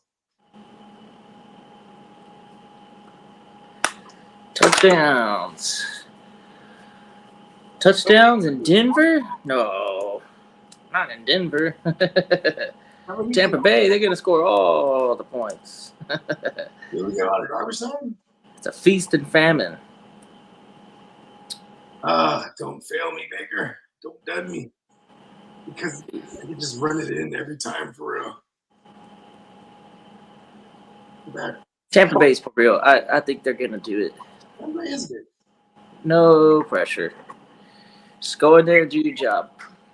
Throw it to your best guys. Are going into Denver? No, it's in Tampa. It's in Tampa? Oh, smack. Yeah. Smack it, bro. Oh, excuse me. What game you got for me? I'm not too sure which one it was, but I think it looks like it could be the Carolina Vegas. Did we talk about that one yet? No, not yet. All right. It's at Vegas. We got the Red Rifle back. We got Ginsu. We've already talked about it briefly from time to time. I think it's going to be an air out. Yeah, it has the makings of it because the two QBs under center and the fact that Raiders haven't been able to run. But it's a susceptible defense. The over-under is 39.5 with Vegas being the 6-point favorite. Even if it's 7 at home against Carolina. And that's the Andy Dalton effect right there, man. Yeah. Yeah, because Carolina, they scored like 3 points all season so far. Yeah, there's must starts on Vegas. Super flex talk. We're starting against you. You know what I mean? I might start him over some other cats that are in some bad matchups. You know what I mean? And Dalton too, same thing. If you have like the Skylar, where you're doing Skylar Thompson or Insu, or you know what I mean? Yeah, there's panic mode in some super flex leagues right now, and Andy Dalton might not be a terrible start. He aired that bitch out 58 times the last time he started for them last year. Yeah, we definitely know he could do that. Just hopefully he doesn't throw those. I hope if he does throw picks, that's fine, but we need at least 3 touchdowns. We want 3 touchdowns, and then we're celebrated. Everybody's picking on Nate Hobbs like a motherfucker. Yeah. I do like the slot play here. That would be pause. Sorry, y'all. That would be the Deontay Johnsons of the world and the Adam Thielens. This is what annoys me too, though, is because I'm sure if you're Andy Dalton, he's going to go to his surefire guy, and that would be Adam Thielen, right? Yeah. I don't know. I haven't watched any of the Panthers games, so I don't know how open Thielen is getting. They all suck. Yeah. It was Bryce Young, so this is definitely going to be like they're going to look like an NFL team. Jeez. No, it's all good. Hey. We're on the Panthers Raiders, so I'm glad you're here because you're a Zeus trooper like me, and we're mad at ourselves right now. But Zeus in this game, I'm firing him up. Yeah, I fired him up, and I got him in the TFL this week, big bro. And I think I got him in the homie. No, I don't got him in the home. Oh no, I got him. Shout out to my dog Steve. I got him in the Figures League on everything. That's my dog Steve. We did the live draft at the Sky River Casino. Okay, word. That's what y'all was at. Yeah, that's right. That's right by my house. On my mama, facts. He did tell me to pull up too, but I told my girl's like, "Go ahead." I was like, "If I go there, I'm gonna come back a different man. I'm gonna be wasted." Into the casino, and like, I'm not gonna come back wasted. Like, I might even come back with money or mad because I lost. Right? Either way, I was like, I'll stay home because all the different scenarios, like here, the staying home makes me keep money. Oh my, no facts, 100%. I didn't even drop $1 in that motherfucking man. I bought me some food and a couple of beers, and I got my ass up out of here. The wifey and my cousin, they went to go play some games, but they said they don't like they prefer the games over at fucking Thunder Valley than how they in Sky. Thunder Valley's an actual casino. Yeah, Thunder Valley's like an actual casino. Oh yeah, no, for sure. Thunder Valley go crazy on everything. Yeah, I fell off in Thunder Valley a couple times back in the days. That's quite that. I like that name, Thunder Valley Casino. Mm-hmm. Because they're all American shit. You know what I mean? Indigenous people, excuse me. It's all to be like Thunder Valley, right? freaking Ash Creek, but it's spelled like Cache. You know what I mean? Like, I pictured the commercial having an Indian doing the rain dance and just like Indigenous Valley. You see America. Red Hawk out here too. It's a Red Hawk casino. Oh yeah, Exactly. Yeah, I was just at Red Hawk for my son's birthday a couple of weeks ago. They got this fucking thing called the Eight. My indigenous name would be Greenbud. Greenbud on everything. Greenbush. Fuck it. Greenbush. Okay. There it is. No, Green Tree. Hey, they got their own police and all that shit too, man. They make their own rules on the motherfucking reservations and shit, man. Not playing over. Don't be careful over there, y'all. If y'all go to the casino, just go there and then leave. Just leave. Oh my God. There's no sightseeing in those things. It's good as Mafia, man. Great mob shit. Miss facts. 100%. Bakes a lot said, what side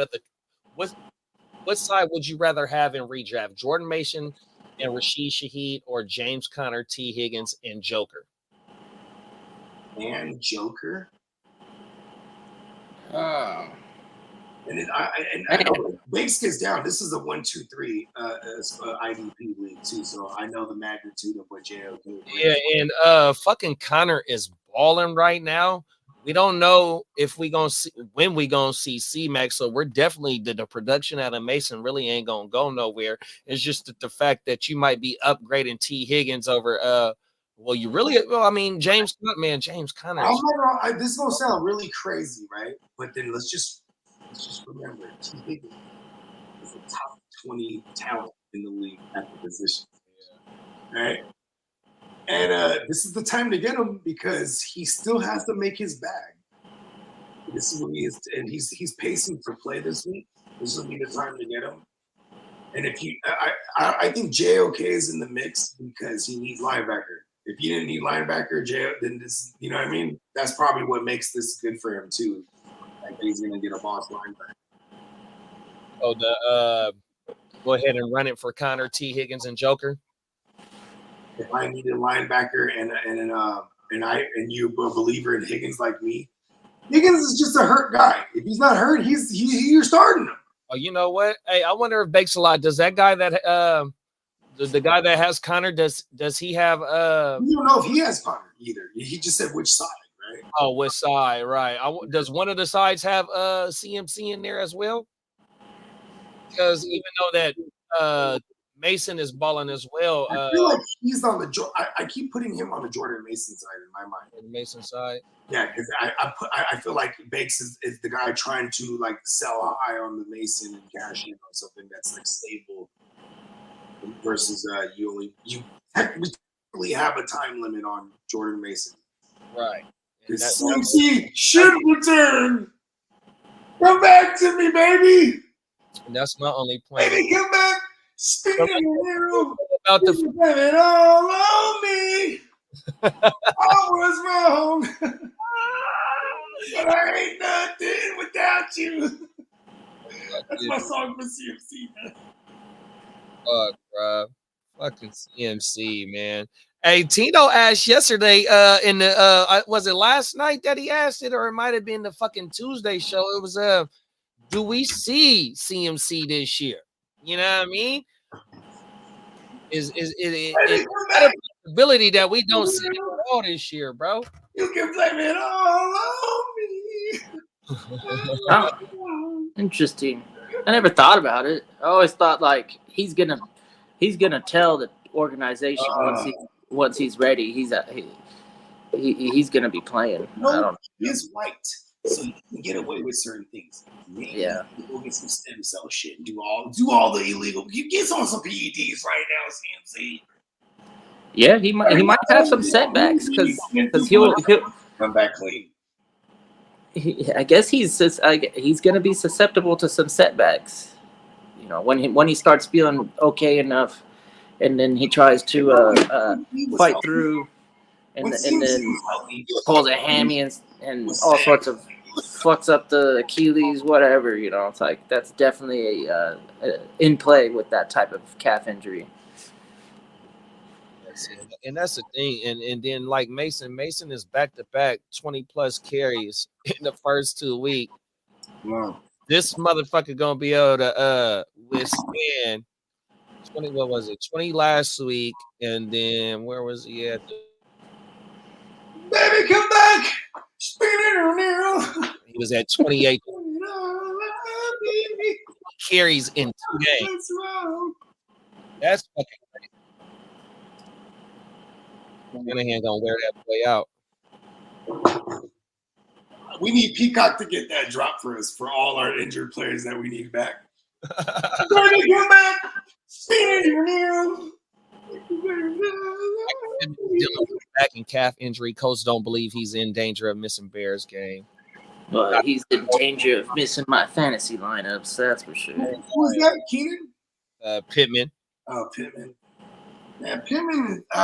Here's the thing. I don't have any Pittman. I did like the idea of him, but man, now we have like a 7-game sample size of error 15, error 5. Error 5, excuse me. Error 5. Oh, We're gonna make some errors, man. And you know what's crazy? What's crazy that Pittman's been doing? Taking away number 1 coverage. You know what I mean? Out there playing decoy, huh? They're playing decoy basically, and the other guys are getting open, and then he's throwing Hail Mary balls and YOLO balls all day. That's what error 5 is all about, remember? Oh, facts. YOLO. Hero ball. Julio, shout out to Julio Villa in the What's up, man? building, man. Hey, man, throw up your Villa, man. Shout out to Julio. Villa. He said, play in the 8-man family league. Waddle and Pickens, my 4 and 5 wide receivers. Would you trade a team needing a wide receiver Waddle for Puka? I'm 2-0 in standard league. Do it. It's an 8-team league, so 8 teams. You could spare a Waddle, because you know what's funny? I would rather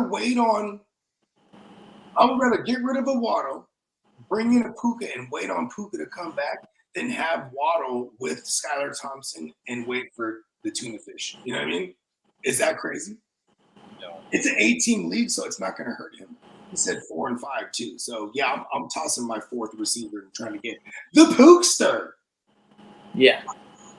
For the record, I've been saying this, so I got to stay consistent. I don't think the drop off for a Waddle is going to be that detrimental when you go from Tua to Skylar Thompson. It's going to be far more detrimental for a Tyreek, because now Tyreek could be the guy who takes the top off and allows Skylar Thompson to operate underneath. You know what I mean? Yeah. Fucking McDaniel gonna get that motherfucker Tyreek the ball. Let's go. Let's get Tyreek underneath. Pause. Let's do it. I have all the Tyreeks. Don't fucking die on me. Please don't die out on me on everything. I need it. Because he could be alive and die still. Like just like last week. He's in our lineup. Nothing. God, might as well be dead. In the grave. Yeah, fantasy wise. Out. Yes, pardon my morbid humor, but yes, when you hear us say someone's dead, we're talking about they're on the IR or they're out. That's it, bro. Ain't contributing. We don't wish death on no one, but don't fucking die on me. Right. No, facts. Fantasy. Bakes a lot said he got Penix for you, kid, of whatever you need, but not for Bo Nix. You know who needs a quarterback is him. He's got Gardner Minshew and Malik Willis. He does have Jordan Love, so the Malik Willis makes sense. And Jordan Love might be coming back. I got Aiden O'Connell for you in that dynasty. Come on, Mike, come and get him. Yeah. I got Cousins. If he wants to hold on to the Atlanta, I already offered him Cousins earlier this year. But on the show, we got 2 guys that are the nice guys, and Bacon's in the chat, right? So that's 3 of us. JD, we need you as an arbitrator. Okay. So shout out to my man Blissful Blake. And he's going through some unfortunate circumstances because his fiance had left him. And I'm sharing this with him because he said, man, tell the whole world. He said, I need everyone to know because I'm not going back to the bitch. Okay? And I love that because this is part of his evolution as a man. He said, fuck her. Mind you, through all this is going on, unbeknownst to me, I just see that he got Tua in a dynasty, Superflex QB Premier, by the way. And that's his only QB. Oh no, he has one more QB, so he only has one starter. And so I see Skylar Thompson is out there. So I think 1972 Dolphins. I put $72 because I don't really want to get Skylar Thompson like that. But the intention is to buy him and try to flip him in the EV team.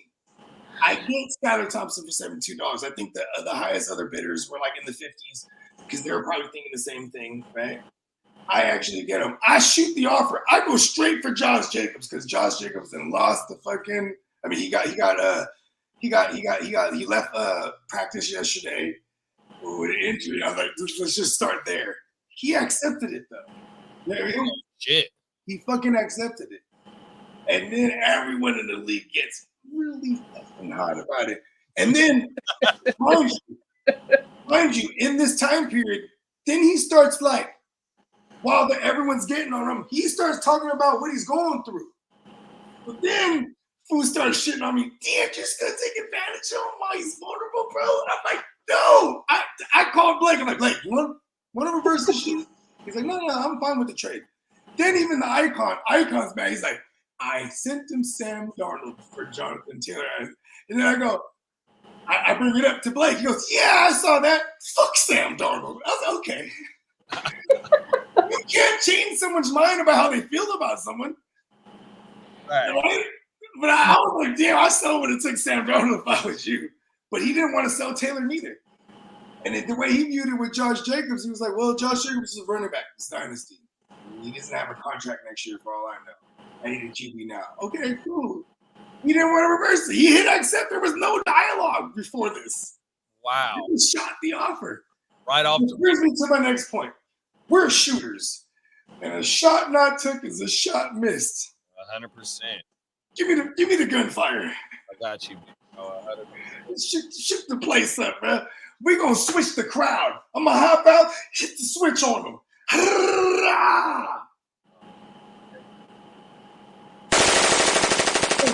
Really ridiculous. That's all I have to say about that. I needed to give the context. Here's some context. When you get an offer like that, shop around and see what else you can get. You don't just go out and say, hey, I'm going to get rid of a main piece, and take an offer that just got off the waivers that you didn't use Fab on to even claim. And himself. Be better. Circumstances are circumstances, but in pressure situations, champions always rise up, and that's not a champion move. I don't give a fuck. Not doing it. Did you say my move was a champion move? Oh, yeah, it is a champion move. Yeah, absolutely. Chances make champions. I'm shooting the shot. I'm just saying, I'm not picking up Skylar Thompson for Josh Jacobs, man. No way, no how. I wish I would have gave him Brian Branch for Jordan Mason. now Jordan Mason to back up my CMC. I just didn't want it to cost me a big dog a DB, but at the same time, it would have been fucking worth it. He was taking the shot. You know what I mean? You got to take the shots. The shot not took, the shot missed. And so what's his running? Do you know off the hand what running backs besides JT? He had Henry and JT. He couldn't even counter with Henry. I would have countered with Henry at least. I would have snapped it off. I know you would have. You would have. But what I would have done was like, okay, if I'm willing to get rid of a top tier RB, I know I could get something that ain't gonna last just maybe even a week or two. But here's the question, real quick, that I have for JD: is this not bogey business as usual? And that's what we call in the heart to start. Whether it's a swiv or a swerve, you just swived for motherfucking Josh Jacobs, bro. Off of fire. It's not a dirty game. You're shooting the shot. This is the opener. It's me telling him I want Jacobs. He could have added on picks, other players. I would have danced. He hit accept. I'm like, we're in this thing. Does he have any shares of Tyreek or Waddle on his team? Waddle. Oh yeah. Yes, Waddle, right? Like I'm with Kidda. Ain't no way I would have did it. 100%. We got Captain Joe King in the building with us, man. What's Top up, of the morning, Joe? big bro. He said he's a huge fan of the show. Appreciate you, big bro. Already sub, man. Appreciate you. He said I traded Worthy and Flowers for Bowers. I get Bowers. I know pretty bold. I just think there's a new king in town in Bowers and finishes as tight end number 1. Opinions. Okay, right out the gate, that means you got Flowers and Worthy later in your draft, and now I don't give a fuck about the draft, right? Selling high on a guy like Zay Flowers coming off that game who has like 0 to no floor, but he has some upside. And then there's Worthy who has like right now 0 upside, but 0 floor, but the most upside. So to get Brock Bowers, who was one of the better tight ends in the shitty tight end landscape, and you look at teams that make the championship that usually have that position scarcity sewed up, and which is the tight end. So I'm okay with it. I mean, they're probably going to produce a lot and have big games the rest of the year. If I can get a floor with Brock Bowers in that tight end position, I'm with it. Bro. Yeah, and I think with him having the confidence to give up those 2 wide receivers, that means he still must have a little bit more depth at the wide receiver position. He wasn't scared to lose depth to go ahead and trade up trade up in value to go get that tight end. 100%. How you feel about that shit, Kidda? That's a cool move. Captain, I'm good with it. Yeah, it's 2 boomer bust players for maybe like he said, this could be like the new tight end 1 in town. Yeah. You gotta make moves, and it looks like you're taking pieces from somewhere where you're already strong and strengthening somewhere that you really got no strength. So I like it. We're doing it. Sell on that production. 100%. Top of the morning, JH. He said, salute from the north. How y'all boys doing on this lovely Friday, man? Hey, like you said, man, it's a lovely Friday, man. It can't get no better, bro. We on this motherfucker talking fantasy football, man. 100%. Yeah, hey, you know what I'm saying? Hey, top of the morning. Shout out to JH in the building. Northside. Yep. Bakes a lot said, no, neither has CMC. Ear to the street said Kareem Hunt won't be elevated from the practice squad for Sunday's matchup against the Falcons. So we got one more week. We might not see CMC till mid-season. Yeah, they got we got a week 9 bye as well. So I definitely maybe 10 is like our best case scenario. Yep. Because I'm thinking reality when I think of CMC, bro. Don't lie on me, bro. Like they said the Achilles tendonitis is like 2 weeks. So week 10 is like the best case scenario. And that's what JH said. 49ers would be extra careful with him trying to save him for the playoffs, in his opinion. 100%. We got bigger aspirations. We got bigger fish to fry, bro. We got a big fish cookout coming. And Bake said he took the Mason side of that trade. Ooh, so I'm not high on the Higgins and Rashid is like, yeah. And James Conner, he always dies on us. And Bakes has probably stacked that linebacker too. Then if that was the side he was shooting over, still work. Oh, so not mad at it. Jordan Mason and Rashid. I spent a lot of money on Carson Steele because I don't really believe in Kareem Hunt being that guy. And if I can get, you know what I'm saying, that running back, like, you know what I'm saying, for, you know, the next 8 to 10 weeks, I'm doing that. And I guess that's what they're looking at Jordan Mason right now. You know what I mean? And he said he needed the high ceiling, and Higgins has been on his bench for too long. Higgins has been dead. He's still good though, if he's not dead. Mason is a guy too. I really think he's must start until further notice. You know what I mean? Wow. From here to the streets.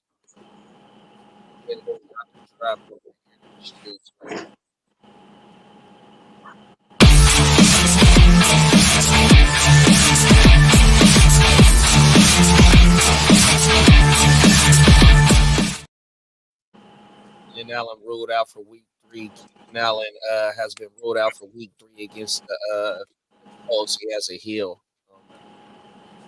When will we get Keenan Allen? It is ugly for the Keenan Allen owners.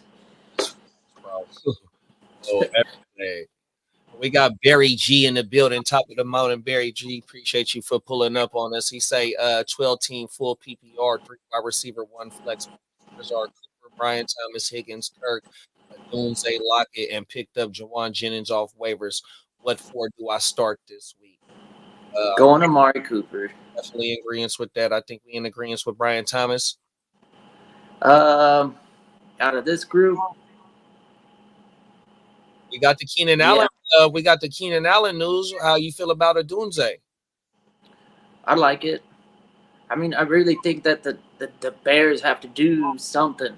Like this, if they don't do something this week, then we're panicking on all of our Bears. DJ Moore had a lot of targets, but didn't really have anything to show for it because they can't score touchdowns. Odunze, he's been involved steadily. I like Odunze this week. For me, I don't know if who do I think is going to have a bigger game, Brian Thomas or Christian Kirk? Because when I think about the defense that they're going up against, I think Kirk might be the one that gets the most opportunity, especially with Evan Ingram not in there. Yeah, and I was pointing out earlier, actually after the first 2 weeks, the Buffalo Bills secondary, they have been basically erasing number ones. They started week 1 with Mark, and then week 2 with Tyreek Hill, and that's where I was like, oh, whoa. Kind of alarming. So I'm tempering my expectations of Brian Thomas. I'm definitely sitting Lockett, and if I'm wrong about that one, then I'll take it, you know. But Higgins coming back from the hiatus, he's been gone for a little while. He might not be fully up to speed. Washington sucks too. Let's go Cooper, Kirk, Odunze, and Juwan. That's what I would do. I like Brian Thomas too, but I think the matchup is stronger for Kirk. Kirk, Doomsday, and Jawan. Yeah, the emergence of fucking I can't get out the fucking JSN and fucking DK had, I think, 22 targets in them last week. So that shit was crazy. And I think fucking JSN had 13 receptions. How many are we starting out of this? 4 of them. 4 of them. Yeah, I definitely ain't fucking with Lockett. We can knock. I could knock Lockett off there for sure. I think Jawan Jennings gets forced into a row, and like I said, has a floor of at least 7 targets, between 5 and 7 targets easily. I might play both the Jags. Is that crazy? Even though I just said that they've been erasing number ones. Right. Who they got? Buffalo. They got Buff on a Monday. Is the Jags 0-2? They're 1-1. Oh yeah, 0-2. They're overs. Yeah. Oh. Yeah, who did they lose to last week? The Browns. They lost to to a field last minute field goal to the Dolphins. Yeah. Last second field goal. Yeah, Trevor Lawrence was mad finally. You know, his hair is not that nice. You think he's so fucking. You're not Fabio, bro. Get the fuck out of here. You're not Axl Rose. You know what? He might be Axl Rose. Oh, he's so shitty. His dad wasn't there. He's Axl Rose's son. There it is. Axl Rose's son, boy. Yeah, Axl Rose is kind of a piece of shit too. It's written all over him. So you say Cooper, both the Jags, and Jennings, or you going, huh? What running backs has he got in there? I don't think he got no running backs. It's all wide receivers. Yeah, that's there. 2 Jags, Jennings, and who you got, kidda? I'm sticking with it. I'm gonna go Cooper, Kirk, Odunze, and Juwan. I'm not. Yeah, I think that's why. I think I'm in agreement with Cooper, Kirk. No, you know what? I'm gonna throw T out there. I think I might fire up T, even though Oh, there it is. yeah. If we can wait down and T. Higgins goes, I'll play T. Higgins over Brian Thomas. Yeah. Because they're both on a Monday. Boom. Yeah. Where it is. Jennings is my guy on everything. That's my floor. Yeah. 100%. You already know, Barry G. Lee said Roma Dunze will be good for Sunday. No, I'm wrong with Dunze though yet, bro. No destination. Party, it's on my fucking bench. I swear to God. Come on now. This is the Colts. This is the matchup. I gotta see it, buddy. No injury designation for Jettis. They rub some yams on it. Right, 100% facts. There's some yams on that motherfucker. He went back down to NOLA somewhere in the state of Louisiana and just went and got some good food, man, and he was all right. Yeah. Did he eat his grill on? Right, 100%, huh?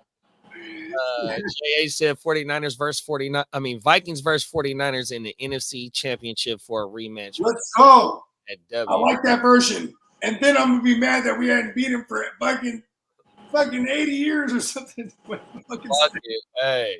Fuck that stuff. And speaking of the Vikings, we never beat him for how long? We got Jordan Addison out, so go ahead and put him in your IR. Nail it. Shout out to Daniel Caps for pulling up on us. He said trade A-Chain and St. Brown for DK, Jonathan Taylor, and Rashee Rice. Yeah, that's fucking enticing. Because he gets the Rice where he's going to get that PPR action that he's getting out of St. Brown. Like, Rice can finish as a top 5 in receptions this year at the position. I'm not mad at that. Let's go. And with the way people are dying left and right, I want depth. I'm going to take the 3 side of the I want the 3 for the 2. Yeah, my thing is it's hard to say in St. Brown. How many games we getting out of A-Chain? You know what I mean? As of right now, A-Chain is one of the darlings, him and JK at the position for the first 2 weeks. A-Chain getting all the work, you know what I mean? He is helping motherfuckers win weeks. But I think I might have been in agreement with you. So with Rice, Skylar Thompson, right, definitely. You ain't lying about that for sure. Rice and St. Brown ain't gonna be too far off from each other, 100%. You bringing in DK. Never saying that too, but this is real. This is real spill right here. 100%, and then you bringing in JT to go ahead and loot when you losing A-Chain. That way you ain't losing a running back. And we finally saw him, get close to 100. Like JT's on the way. Fucking dumb shit. He says other running backs are Ramondre, Pasta, Monty, J.P. Mason, Rashad White, and other ones are Puka, Christian Kirk, Scary Terry. Yeah, I'm doing that trade. And Marcus Robinson. I'm doing that trade. Go ahead. Hey, Brown, I love you. Toodaloo. This team needs this trade. Yeah, I'm doing a 3 for 2. Sure. 3 startable players. That's the key right here. I like. Chan could die any moment. Damn, that's a great way of putting it. 3 startable pieces for 2 pieces. Come on. Yeah. One of them is volatile as fuck, bro. Like A-Chan is super volatile. Yeah, he is. It's a big game or nothing. You know what I mean? And we haven't seen the nothing so far. It's only been. I guess it's a moderate game, right? Home run. And shout out for Daniel for pulling up on us, man. We appreciate you, big bro. If you haven't, go ahead and hit us like, man, for the Gym Wealth Network, man. We do this damn near every day of the week, man. 100%, bro. Pull back up on us, man. 100%. Appreciate you. Them is facts. You said we was at the Carolina and Raiders game? Yeah. I said we pretty much covered that one. Adams is a star. Brock Powers. If you're in a bind and you're mad at Zamir White, this is the bounce back game here, I would assume. And Miami and Seattle. Hell yeah. Drop it on me. Pause. Go ahead. A-Chain. Geno Smith, is this guy? Is he really coming back this season to show us what we got out of him 2 years ago? I mean, Kind of a cool story, Geno Smith. You can't really. yeah. He definitely can sustain multiple fantasy assets. He could be a valuable quarterback for us fantasy owners. It was a great buy low, I think, this year in the draft. Yeah, he was. It was like him, then like Derek Carr, like Baker, him, Derek Carr. Derek Carr is in there, but he's airing it out. I like to see it. And now that they got JSN as the solid number 2 guy out of there, that's great for us, JSN too. Situation. They got the running game. The running game is going to be solid week to week. It's always going to be there. Yeah, they're feeding one guy right now. It's just Charbonnet, and the fact that it is Charbonnet, I think they lean heavier on the pass game. He's not Ken Walker. You know what I mean? And that backed it up last week with the game with his first game being set. Geno went 33 for 44, 327, 44 times. Oh, they did play in overtime, but let's go. Percent, and he had a 75% completion percentage. And like I said, fucking DK had 14 targets, and fucking JSN had 16 targets. That's 30 targets between them. No. And he had 34 completions. And DK caught 10. Yeah, that's nice. Nice all around. And then, of course, Miami's situation with quarterback is terrible. And you can't say it twice like Derek. It's terrible. It's terrible. Terrible. I think Hill is a quarterback proof, though. I think Hill still is a start. Waddle might be a little bit shaky. I don't know, but do you sit him? No, Waddle's the safer play to me, like floor based, if you ask me, because he's gonna play in the slot more. I got to start sit over Waddle, so I'm in the 10 team. Let me pull it up. Shout out to my Stay Tuned fam live. I'm in the Stay Tuned live fantasy. Stay Tuned fam. Shout out to my guys. Tuesday nights, 7 p.m. Watch out for the Green Bay Packers podcast. Stay packing. I think that dropped tonight. Here it is right here. I'm gonna tell you now. I got I like that because that's like a double entendre for carrying a gun. Come on now, facts. Oh, it's a Packers podcast. So I got Jalen Waddle on the bench, and I got Jerry Jeudy as of right now starting. That's Jalen Waddle, bro. Come on, what are we doing? Lamar got as many targets as Coop. Like they're actually distributing a good amount over there. And like, do you think it's going to be that type of game against the Giants? Right? Is it going to be like a competitive game of that nature? Because I mean, the Browns do have one of the best defenses, so like it's going to be a long day for Neighbors. We're not starting Neighbors, but I'm just saying like when it comes to Waddle versus any of those other receivers in that game. I'm not the Browns versus Giants. I'm taking Waddle against firing up Waddle over Mike McDaniels. How you feel about that, kid? What you got? Yeah, I would have to agree. I would probably rather have Waddle in there over Jeudy. I'm not really sure if I want to do any Brown other than Cooper. I do like the matchup that Jeudy will have, I guess. I drink clear more by myself.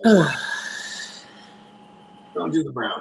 I don't do the Brown, the Boo-Boo Browns. Jeudy last week, 73 yards. Did he score last week? No, he had some nice catches there. He had a sideline catch that was real pretty and shit. Like he's doing Jeudy things like that. We expected him to be being an Alabama caliber receiver. I used to compare him to Amari Cooper as far as the route running went. Like these are one of the, but you know what sucks about them Alabama guys? They're not tough at the line, bro. You know what I mean? They get Alvin Ridley, same thing. Jerry Jeudy, Amari Cooper. These guys are finesse receivers. They're tacticians. They're running routes crispy. You jam them at the line, it's all bad for them. I'm just saying. I just want to throw some shade on them. But I do like Jalen Waddle over Jeudy. Oh, yeah.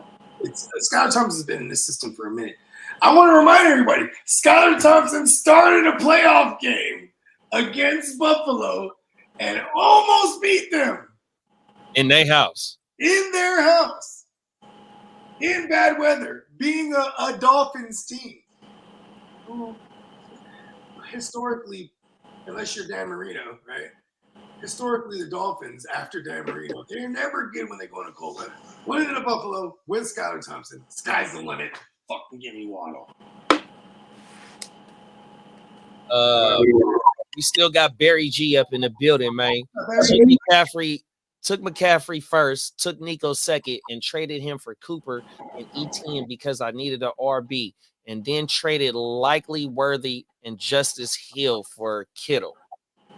Now my team is now ETN, Kittle, all the receivers I said with CMC, Ty Chandler, Antonio Gibson, Kareem Hunt. LOL. Y'all like the trades? Any players I should drop or trade?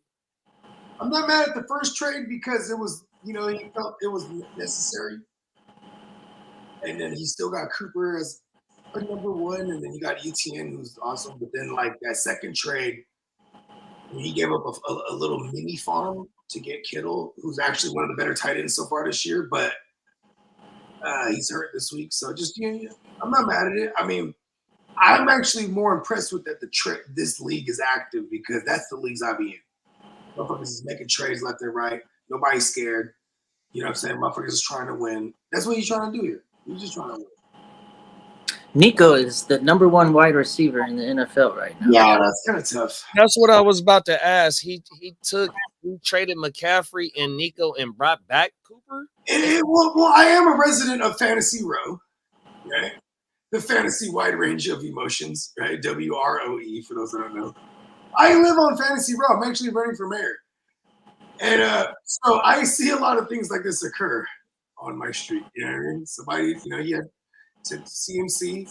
He takes one of his best pieces after week 1 and 2, and he flipped it to try to get Brian.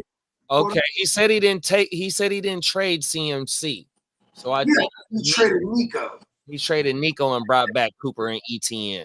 Okay. Yes, in hopes that Cooper can hold it down and ETN, and then one day he'll get CMC. I dig it. I'm not quite taking my hat off, but I dig it. You know what I mean? It's good. We're trying to win. Are you 0-2 right now? Then he says, I got Lockett as well as Kittle. And then he said, if you ain't trading, you ain't trying. That's what I'll be saying. That's a motto around here. Somebody vouch for me.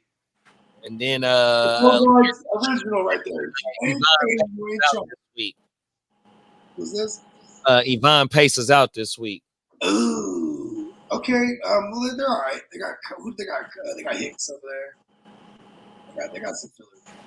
Yeah, Barry said he is 0-2 in that league, so yeah, he trying to shake it up for sure. I can dig it. See that I kind of sense that. You know what I mean? Because otherwise, like, this is that year though. I ain't gonna lie to you. I've seen it all across the landscape. I'm in 26 leagues this year. I've seen the madness because we're in week 3 now, and there's a lot of week 13 things going on, you know what I mean? Or week like 10 even, like, motherfuckers trying to make a push. I've seen a lot of it because people are taking massive hits. I'm one of them too. So we're survival of the healthiest. You feel me? Let's fucking go. It miss facts. That's why I'm liking those 2 for 3 trades even earlier when I decided on the 3 for the 2 side, because like if I can get depth right now while everyone's dying, that's part of the winning formula here right now. After 2 weeks. This is going to be the realest shit ever.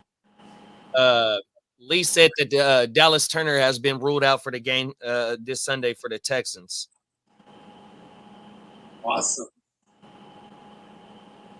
He was actually tearing it up. And he was one of the Vikings' first-round picks right there. You know what I mean? We got hell of revenge narratives in that game. He said it's Metellus time. It's time. Medalist. We want him to continue to do his role. I don't want him sitting in the middle of the field just in one spot. Yeah, because why he's dope is, okay, everybody remembers Chung with New England, and the McCourty twins, and even Jabril Peppers. Like these guys, and the reason I'm pointing out these New England guys, and Kyle Duggar, and even Phillips, Adrian Phillips, like these guys they're the safeties, but they play linebacker like a motherfucker too, not like nickel. They play linebacker in the box, and medalists, man, the gold medalist, man. Shout out to my man Josh Metellus. That motherfucker is one of them because you got Brian Flores over there, a product of Belichick, and him and shout out to my cousin Cam Bynum. You know what I'm saying? That's my cousin for real though, man. Big up, man. I'll see you at Christmas, bro. You know what I'm saying? Talk about it. Yeah, but yeah, they come on. I kind of like that with no Yvonne face. Yvonne face. That's what we call him around here. I will break you. Because IDP is where it's at, y'all. I tell you. Talk about it, bruh. But yeah, going back to Willis, he has the dual designation if he's playing sleeper. You know what I mean? Yeah. And if he plays more linebacker this week because of Yvonne Pace being out, that's kind of cool, man.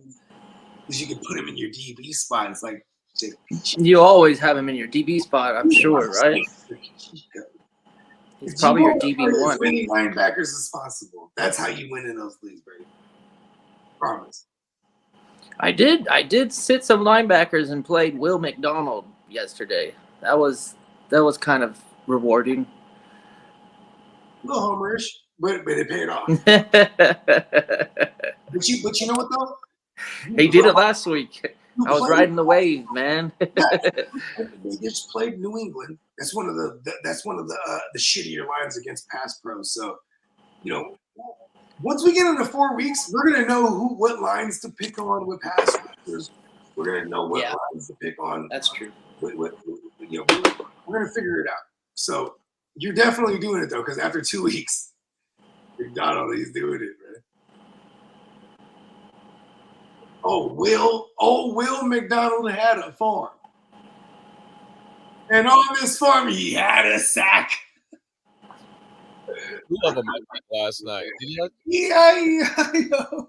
Right. I'm gonna have the stupidest, most kindergarten drops, bro, when some of these players start popping up, bro. I swear to God. Let's go to the next game. Barry G back still up in this motherfucker with us. He said, who would you take, Pickens or Jammo? Yeah. Jam. Going with the Lions. Oh, Jam. Teddy, Jam for me, yo. Playmaker special around these parts. We've been bigging up Jammo for a minute. And not to say that Pickens ain't a guy. I'm just give me Jammo. The Steelers, they're gonna win games and it's gonna be ugly every time. Even when they lose games, they're gonna make it ugly for the other opponent that wins, bro. Let's just expect that. Mike Tomlin don't play ugly shit. Let's go. Next game is Baltimore at Dallas. Ooh, this is a good one. Is this the game of the week? I don't think anyone's looking at okay, this one and the Vikings Texans. I think these are like the games that these ones are because man, you got the Gopher Ravens right now, bro. They're hosting. I mean, we talked about it. What was it yesterday? About if the Ravens is done or not. Yesterday. There's a reason why people are not letting the Cowboys roll over on them because the Cowboys are not so secret bad. They are bad. I'm saying it, Tino. They're not good right now. Not good. Does Baltimore come in there and get the win, though? And Baltimore's hosting, correct? No, Baltimore's on the road. You're on the road. That's the home team. Okay, tell me if I sound crazy when I say this. You ready for this? Baltimore has looked shitty in every single play outside of every time they're throwing a likely. Am I crazy? What you say, big bro? Baltimore has looked shitty on every offensive play outside of the place they're throwing it at. Like, yeah, I it's remember like crazy. we talked about that last night. Oh, my mama. Because I'm like, why do they look so bad? Even Zay Flowers, yeah, he ran it up, but it was the matchup. It was like it wasn't that great. They still look shitty. They lost. Like it's really bad. Like it looks ugly. Am I crazy? I ain't mad at that. What?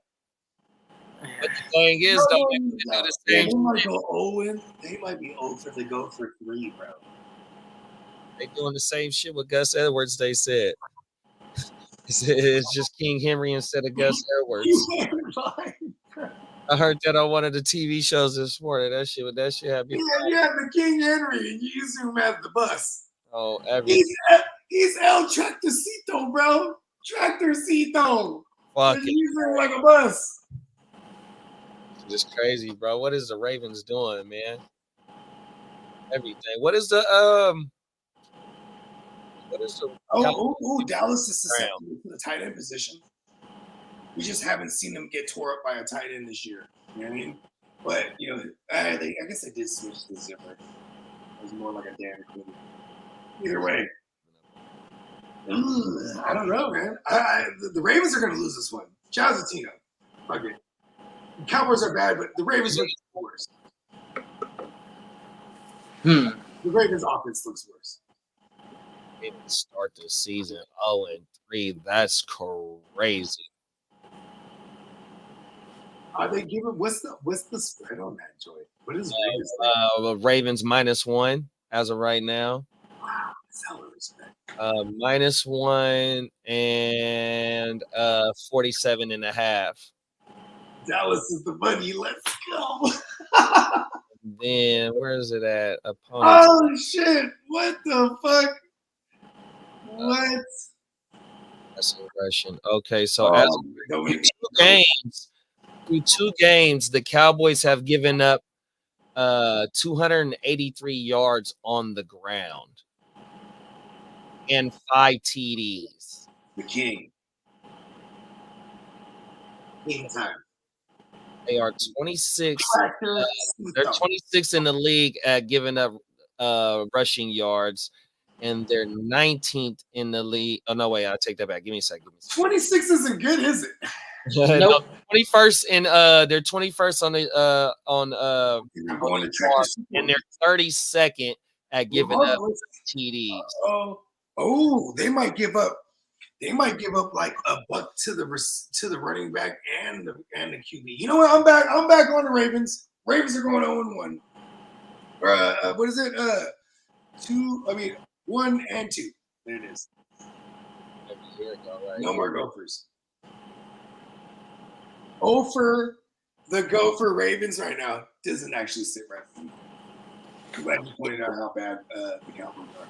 They are bad. So are my Niners right now because we're beat up. Context. Here you go, right here. League defensive rank. You come right here. Opponent stats. 283 on the ground. 5 TDs. Right. Defensive rank right here.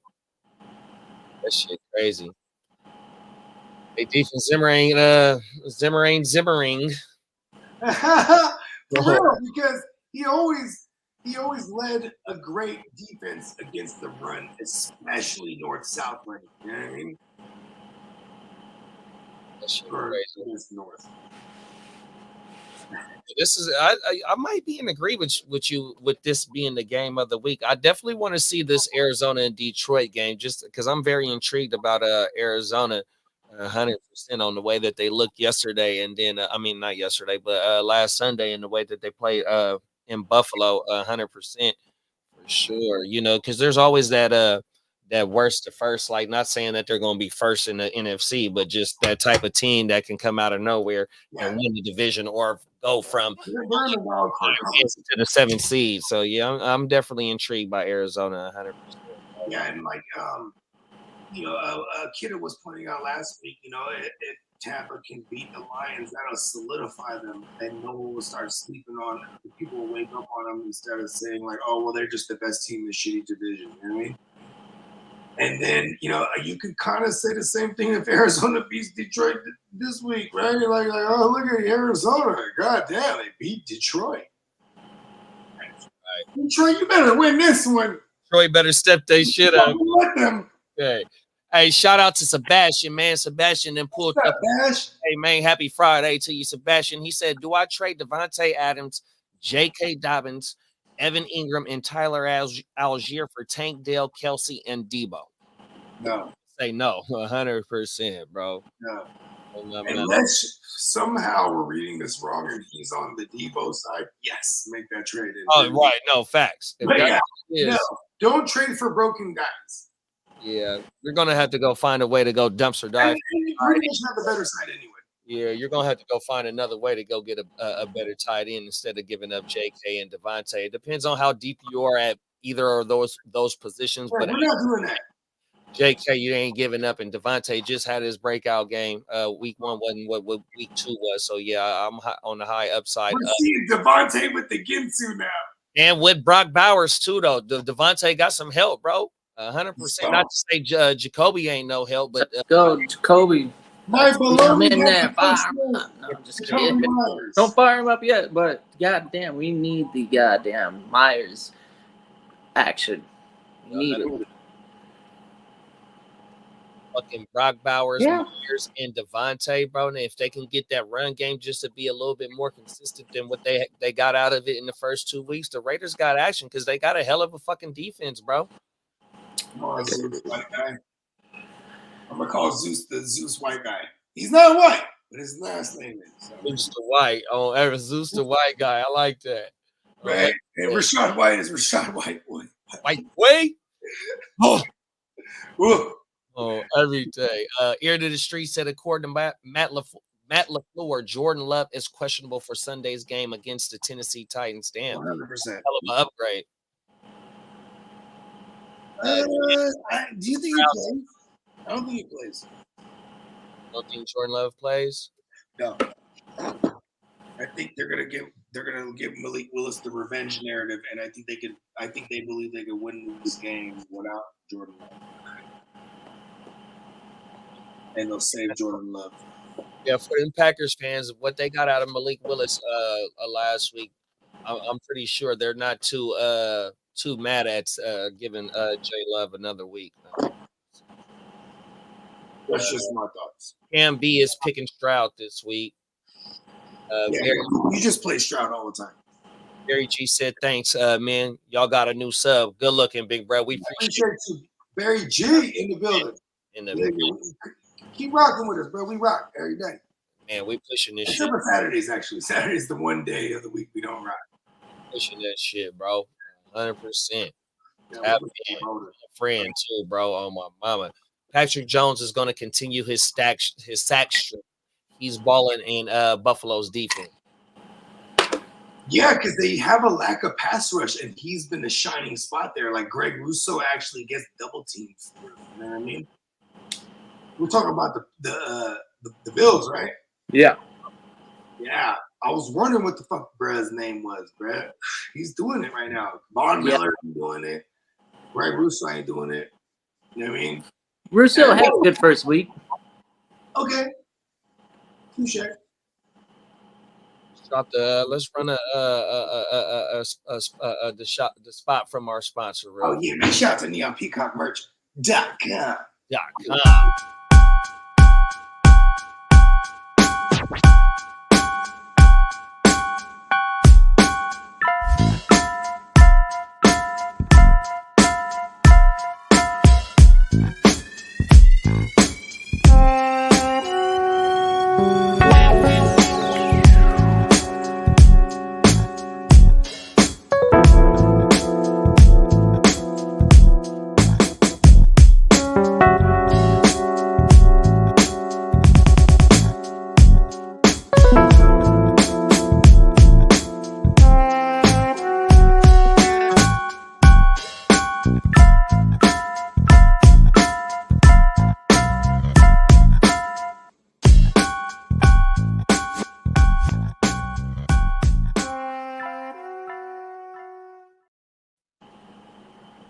NeonPeacockMerch.com.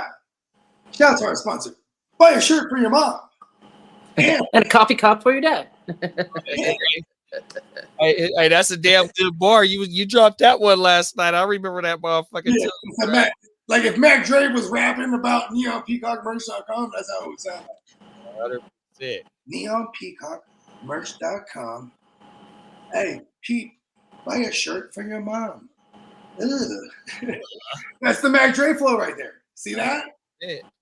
I'm a student of the game. Chargers quarterback Justin Herbert stated Friday that he has been diagnosed with a high ankle sprain. Oh, It's not been decided if he will play Sunday. oh! You know what's so funny about that? Is I was on the phone with Kidda, right? And it was one of those instances where it's like, oh shit, did you see what Lee put in the chat? I said, what? And then we're reading it together simultaneously. I just hang up the phone. Hey boys, I'm gonna be sending you an in and out thread pretty soon. It's a And personal. he beat me to it. He beat me to it in the TFL. I was hot to the motherfucker. Like, ah! And I just took Easton Stick because it looks like Stick is still the number No! back up. Yeah, I'm trying to make moves I'll be right back. now. I got about 20 shares of Herbert. Oh no! Don't ever do that to yourself, Lee. Come I'm talking across all platforms, man. All platforms. Yeah. That's Whenever I draft Herbert, I always draft another solid, decent quarterback. I don't have shit on my bench. I make sure I get 2 solid quarterbacks. I don't care if it's early or not. I always do that. yeah. I've got some Herbert. I got a Herbert. Lot of Jaden Daniels. I got a lot of Jared Goff. I'm all set there. It's just I've got Herbert, Love. I got some Trevor Lawrence. He's usually pretty good about staying on the field. I'll send it. What time? In about 2 hours, I'll send you the whole list of what I got together. That way, you guys can have the weekend stuff for the weekend because making moves or whatever have to be done. We got a ANTH 3120 in the building. What's going on with you, bro? Appreciate you for pulling up, man. He say, what's up, guys? I'm in a 10-man full PPR league and have struggled with injuries so far. What do you think about starting Jawan Jennings or Darnell Mooney as a flex this week? And I love the Jawan Jennings. I would go with Jennings. Mooney did have that nice game, but Jennings is probably going to be the actual number 2 target in a high-powered Niners offense. To me, Brock Purdy is a much better quarterback than Kirk Cousins is right now. Although Kirk Cousins that last minute and a half that was really promising, but there ain't no juice on that pass. It just kind of like gets to where it needs to be and it's on target. There ain't no arm strength left in that fucking body. It doesn't look like it anyways. Yeah, I'm probably gonna go Jawan Jennings. I think that's a higher upside. Freaking Super Bowl type of game, maybe. Let's go. I'm going definitely with Jawan Jennings. The Moon Man. Sebastian's still up in here rocking with us. He said, I can rework the trade and try to do J.K. Dobbins, really, and Tyler Algier for Tank Kelsey. I mean, you definitely giving up 2 bench players to return Kelsey and Tank. You got to give up J.K. So as of right now, they both ain't popped off 100%. And you know, to be giving up J.K., where's your other running backs at? You got I don't think you dropped your other running backs. All you say is, do I trade Devontae, J.K., and Evan Ingram from Algier? Tank Kelsey. I mean, I'm not mad at you for trying to buy low on Kelsey for sure. I just don't want to give up J.K. Diamonds because that doesn't look like that's going anywhere, bro. 100%.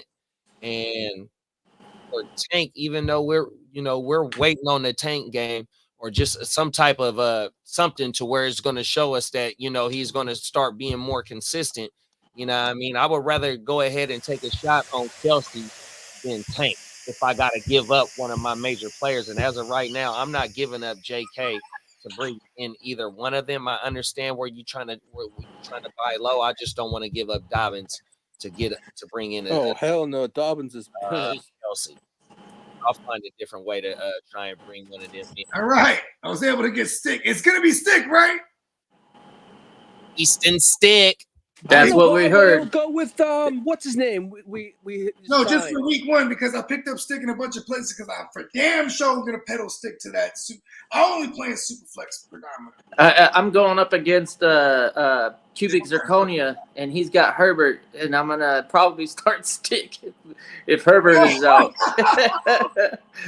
I got love, man. I'm still rocking the one quarterback, unless I get lucky with this Charger situation. Stick right now. I already have him. I don't know why they're not playing Taylor Heineke.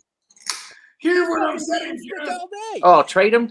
Yeah, I'll give you. Why the fuck would you Malik not play Willis. Tyler Heineke? What the fuck? Heineke's a guy, bro. I know, but why the fuck not play his ass?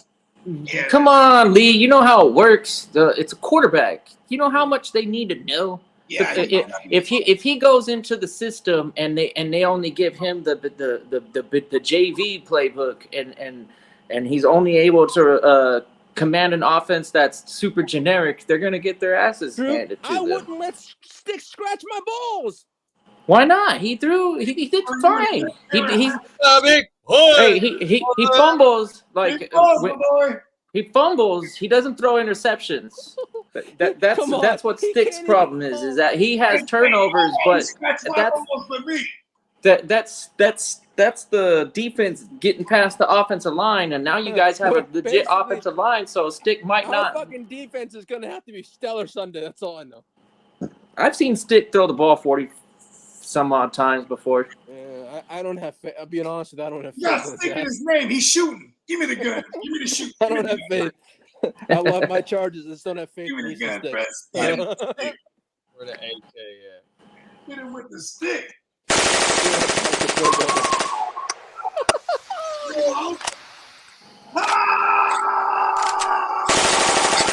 What the fuck you got in you today, Bogey? You're a live wire, man. Come on, we're at war. So we got we still got Sebastian. in the war. Hey, we still trying to help Sebastian with this trade, right? So he says he got Pacheco out on IR, and he thinks that Kansas City is going to be more bullish on getting Kelsey involved, having They're him gonna have to. that production. And then he also says that he has Mixon and Brian Robinson with Chubb on the IR. Well, Mixon's gonna be out. So that's what I'm saying on one of the reasons why I wouldn't give up JK. In No. 100%. No. Yeah, we were staying put on his trade, right? Yeah. So, That's what we were saying. I'd stay put too. but he wants to go. He's trying to buy low on Kelsey right now. 100%. And then we got Nino Pena up in the building. He's a regular around here. Good looking for pulling up, big bro. He said, "Man, I just had to do this stock deal. And I just had to do this stock deal, but feel like I won't. Any thoughts? Traded away Rice, DJ Moore, and Gibbs for Jettis and James Cook. Traded away Rice, DJ Moore, and Gibbs, and got JJ and James Cook. Yeah, you won because you got JJ. Yeah. The best player in the deal. And like DJ Moore is attached to Caleb Williams right now. And if you look at DJ Moore on the sideline, he's getting hot, bro. He's throwing his helmet. He's not happy. He's looking like DJ Moore in Carolina right now. So I like Yeah, he's not happy. I know that. Yeah. No, James Cook is gonna pile up a gang of receptions too, like outside of like he actually got a fucking goal line carry too. So we love this. I think Caleb's gonna feed Rome Odunze this week. I don't know about that. Nino said, totally agree about Dobbins. Outside of his injury history, he's looked elite in Harbaugh's rush offense. Yeah, He's still on his rookie wheels. He's a very low mileage running back. Very low miles. Said you gonna trade Easton Stick for Saquon. I swear to God, I will. I know you would. I would too. I'll dress it up too. I'll pair Wait, it hold up. on. That's there he is. This is what we do. Oh, my Oh, fellas. I fellas. got sick in a bunch of places too in Dynasty. I think I dropped them everywhere because I did too. I had him in a few spots. I'll spend all the money to get him here. Flip them. I could do that. This is as usual. Diamond Joe does have Saquon Barkley. I should just shoot it over there and say, hey, I seen a trade go down similar to this. What you think? Don't make me laugh at my antics, okay? Because I do what it do every time. I'm sending it. We're making blockbusters. We're making non-blockbusters. We're making every need for needs trades. We're doing every trade under the sun. Come on now. On Yahweh. Would I start to think about targeting Alan Lazard though? That's an interesting thing. Maybe I could send one of those backup quarterbacks that are going to get start time for like an Alan Lazard who just played. He ain't going to do anything this week anyways. Yeah, but see if you send him. Oh, that means I have to keep him this week, and he don't go over there till next week. Yeah. Exactamundo. That would mean you can play stick. Actually, you can. You'd be able to play stick, and if you sent the offer and it got accepted, it wouldn't be processed till after the fact because Lazardo is motherfucking. I would like doing something like that against Diamond Joe, though. That would be real fun. You're like, oh yeah, you want to make a trade? He's already played. You're not going to use him. He was on your bench. I don't think he would fall for it. If there's anyone that knows Yahoo, yeah, Yahoo. What? Come on, man. it's like New York. At least it's not ESPN. If Sleeper found out how to take the history from your Yahoo league and add it to your league, and they're gone 100%. Oh, for sure. It's called a screenshot. And you can add the history, but unless they give you an option that you can input the history. You save the history on a picture, and then you delete it, and you're done. But one league I'm in, man, I've been in this motherfucker since 2009. So how many That's years? what. Just go backwards, if you're looking at what standings, that's 9 screenshots. But we're talking about win loss. Yahoo keeps games. You could go back to week by week. It holds the whole season. What value does that have anymore? Bragging rights, motherfuckers. Overseas, bro. I've seen it, bro. Oh, everything. That shit is crazy. Yeah, I could tell. I had an OG Yahoo account just like most, and then last time I went into it, it said you have been logged off for too long. It no longer exists or something. I was like, what? Whatever. It's fine. That shit sucks. That shit is terrible, bro. Their platform is nowhere near Sleep. Sleeper dominates. Oh, for sure, yes. Yeah, they got that little option where you could go and you could see like all your teams on the drop down, and then see if that player is available in any of those leagues. That should be so fucking. It's so nice. Right there.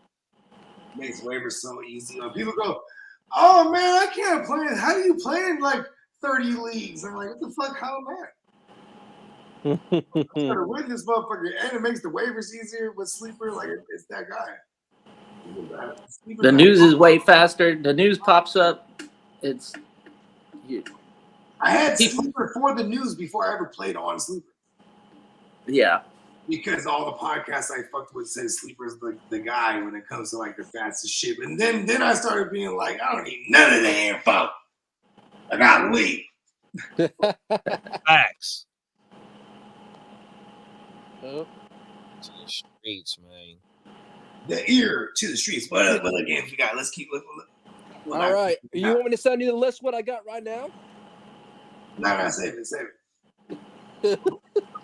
But you're gonna keep adding to it. You know what I mean? I know. That's why I'm gonna wait for the afternoon. All I'm gonna do is read the last thing you sent me anyway, because you always just add to it. So Yeah, I'm gonna wait for the afternoon sessions to come out. there it is right there. Let's go to some fun games. Chiefs, Falcons. The Chiefs will injure Kirk Cousins this week, and we're gonna see Michael Penix. Why would you say that? No, I'm saying. Why? I just have this weird feeling. This is going to be a trench battle. This is one of the better pass pro lines versus the elite, ferocious pass rush of the Steve Spagnuolo. Bogey, I got a question. Is Curtis Samuel a drop right now? Yeah. Good.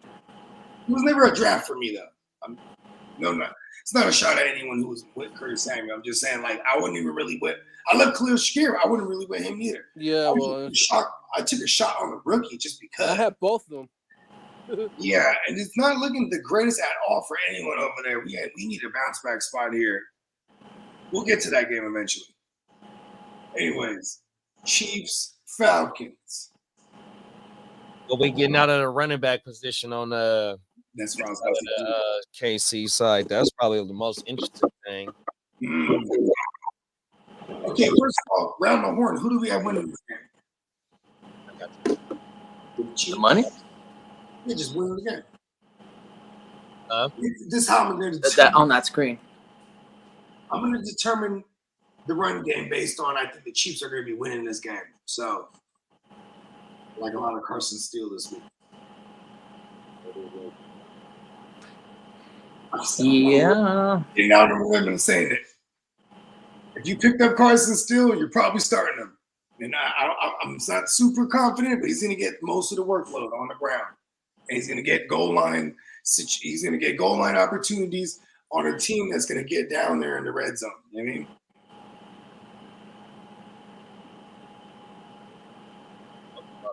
I might be avoiding the KC run game. Yeah, I agree there. Bijan, we're playing them, obviously. Yeah. I think Worthy has there's a couple plays where Worthy pops off big plays because they don't have the run game. They're going to have to get creative and get some of their playmakers in space around the line of scrimmage, and some jet sweeps, screens. They're going to try to take away Travis Kelce as usual. And they haven't even thrown over 30. Mahomes hasn't even thrown for 30 times in the game yet. No, he hasn't. We got to get there from him. We already know he could throw the ball 50 plus times. 100%. But it shows that, they're not relying heavy on him, having to throw for over 30, 35 times in the first weeks. Pacheco is a nice running back. That's a huge pull. Yeah, I think Sunday nighter right here? It's the Sunday nighter? What? That's right. Chiefs, Falcons.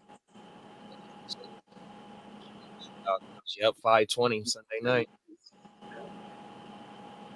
on the God Network. Mm-hmm. Peacock joined this one? It says it's on Peacock. Oh, word. Wow. They bought NBC. Oh, they share it. Yeah, they do the split. Yeah. It's kind of like how ABC and ESPN be doing the same thing sometimes. That's what it is, because at the schedule I'm looking at, it shows the same thing. The ABC, ESPN simulcast. Right there. Yeah, and then there's London, Pitts, and then there's there's going to be crazy people that might ask us this week about Darnell Mooney. I think we did get a Darnell Mooney question in here. Yeah, we did. There it is. We got Ray over there too. Facts.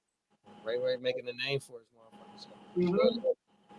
But it's gonna if you have a Patrick Mahomes who hasn't thrown 30 times yet, that kind of shows me if they're in back and forth affairs, that other team's not gonna surpass that pass attempts neither. Am I crazy for thinking that?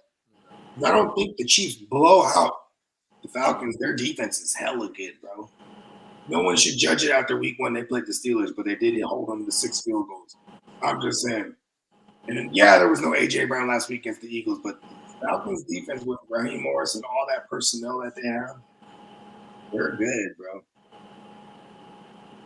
Rank these backup quarterbacks: Malik Willis, Easton Stick, and Skylar Thompson. Easton Stick or Skylar Thompson. Okay, for me, it's Skylar Thompson, Stick, Malik. That order. Skylar Thompson has Tyreek and Waddle. Give it to me. More boo boo and trash. Yeah, I don't know. I'll take the boo boo side. Bakes a lot said hey, Bakes trying to get that trade going with you, kiddo. What's going on, bro? Let's go. Let's make it happen. Right here, live on TV. Everything. Barry G still up in here with us. Good looking, bro. He say, "Go takers off." All right, I'm on it. I'm gonna shoot something over there. Okay. Okay, here we go. What was that? What did BG say? He said, "Go takers off waivers and need Kittle out my lineup if he's out. Would y'all rather have Parkinson or get San Francisco's backup tight end Get Eric Colby right now. Yeah, get Colby right now. Get Colby. 100%. Other tight ends he's thinking about is Taysom Hill, Brenton Strange, Fire Move, Gesicki, and Zach Ertz. Another one is Zach Ertz. It'd be Colby Parsons, Zach Ertz, and then Gesicki in that order because Gesicki, but he popped up on an injury report with a hammy. I think what was it? I forgot exactly what it was. But yeah, at the same time too, you'll be able to monitor this because I would take Gesicki if he's a full go at practice tomorrow. They're on the Monday game, so the Saturday practice is the one you pay attention to when you're on a Monday game. If he's a full go in practice tomorrow, it's Gesicki for me. That's right. If not, it's Colby Parsons. Also, tomorrow, pay attention if Higgins is a full go. There it is. I'm going to pick up Colby Parkinson, actually, because Higgins is on track to play, so it's fuck Gesicki. My bad. Scratch everything I said. Colby is back. Yeah. 100%. Y'all got anything on that tight end situation for Adam? Shout out to Adam Weber for pulling up on us this morning. Hey, Webb. 100%. You should like and subscribe, my guys. 100%. He say, is y'all dropping Hollywood? Is Hollywood Brown droppable in redraft? 100%. He's done it for the year. Oh, for you. You nailed it. My bad, Barry G. That's my fault, Barry G. He said Hollywood damn near paralyzed. You're wrong, though. Facts. Adam said, would you rather pick up Christian Watson or Josh Palmer? Josh Palmer's questionable. All right, Bakes, trade sent. Let's see what happens. Okay, here we go. The context, what did you send him? All right. No sweat on us, though. I'd go with Christian Watson this week because Palmer's questionable, and if Jordan Love's back, Watson's is something. That's a great take right there, Lee. Now, Bakes, he doesn't really have a third quarterback. I do. So I sent him my third quarterback. And he said, I don't want Bo Nix. He sent the Bo Nix on. Well, he's going to get a Bo Nix offer. So I'm sending him Zach Charbonnet and Bo Nix, and I'm trying to pick up Michael Penix and Will McDonald.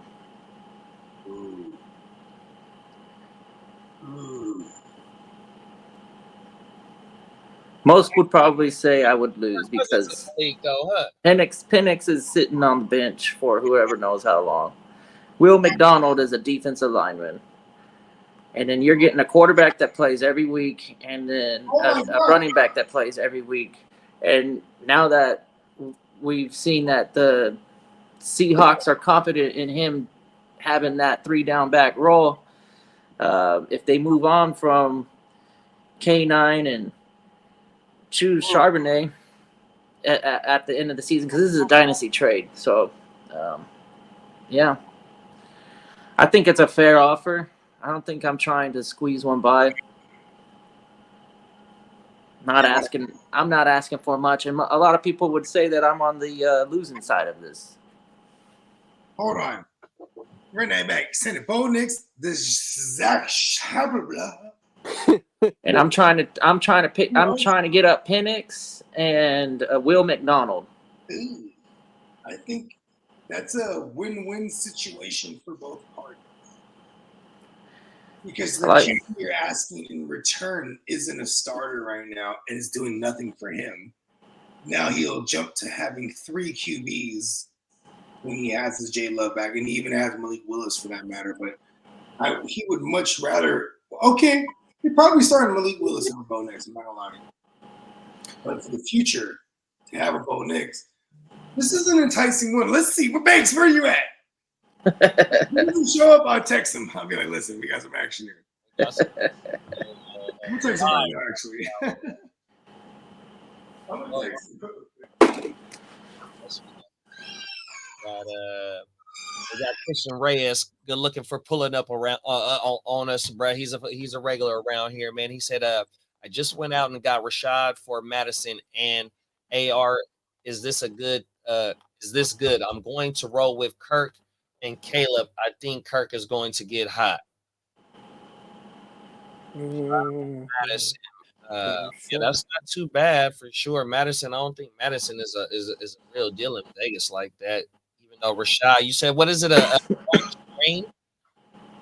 Rashad White? Yeah, he's got a strain. Yeah. Was he limited in practice today, or did it say his practice status today? I'm checking right now, but I don't think he was limited. I don't think he practiced at all today. Is that right?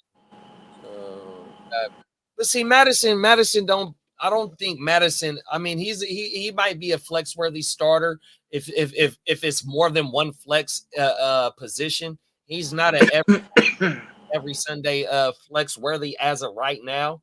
And if we've been talking about Zamir White here having a bounce back game. Here, Rashad White was limited. Yeah, so I'm not mad at that trade. I'm not mad at getting Rashad White for Madison. Madison, you got him off the wire that week one, even though you might have had to put a claim in for him. But I'm definitely gonna go ahead and take that over for Rashad White for sure. And then AR, are you talking about Anthony Richardson or Rodgers? Because I don't like that trade at all. Caleb.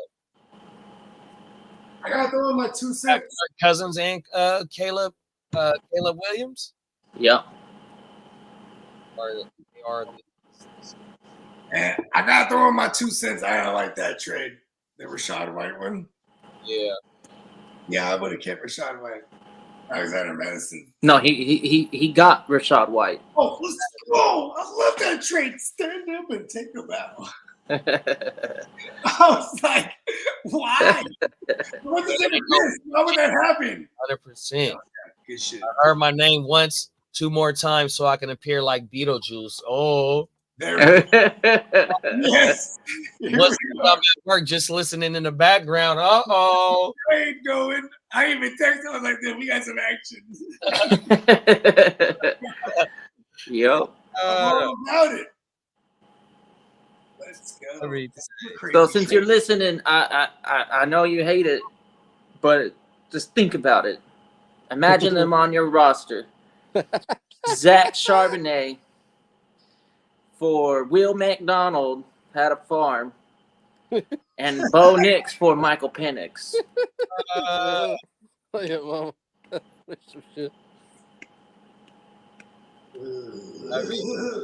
Got a counter offer. Ha! No. You came back that quick. I ain't giving up Garrett Wilson. Gotta be out of your mind. Make you laugh now. Come on. You're out of your mind. Out of your mind. I don't need a quarterback that bad. You see my team?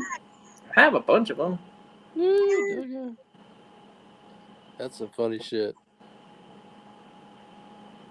And I don't value quarterback like that. You should know that. That's how I drafted this team.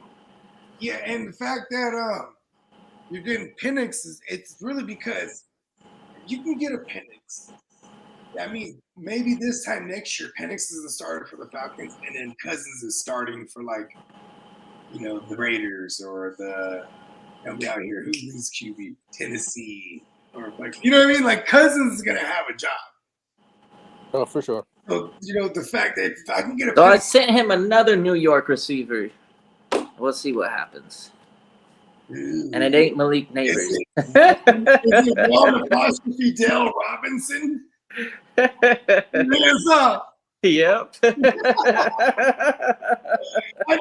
a good ass fucking option, though. Hey, nobody in their fucking right mind is starting Wan'Dale Robinson, but anyone who has Wan'Dale Robinson just on their bench, like, fuck, why am I not starting Wan'Dale? Yeah. Oh, bro.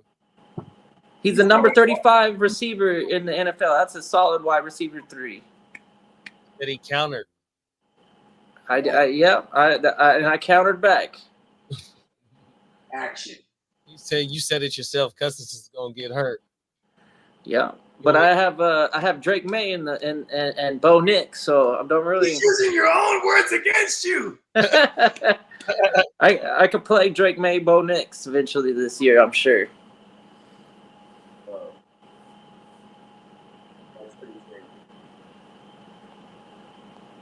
I liked what I saw out of Drake May. He had some legs.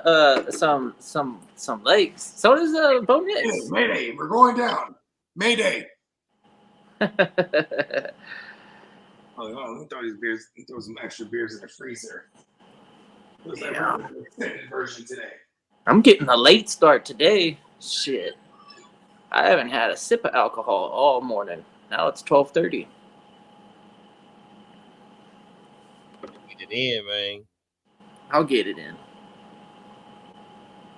Bo Nix, Rogers, Drake May, and that's okay with me. So what do you want for Cousins? Because I'll go ahead and trade you Cousins, and then I will rock the Bo Nix. But he won't.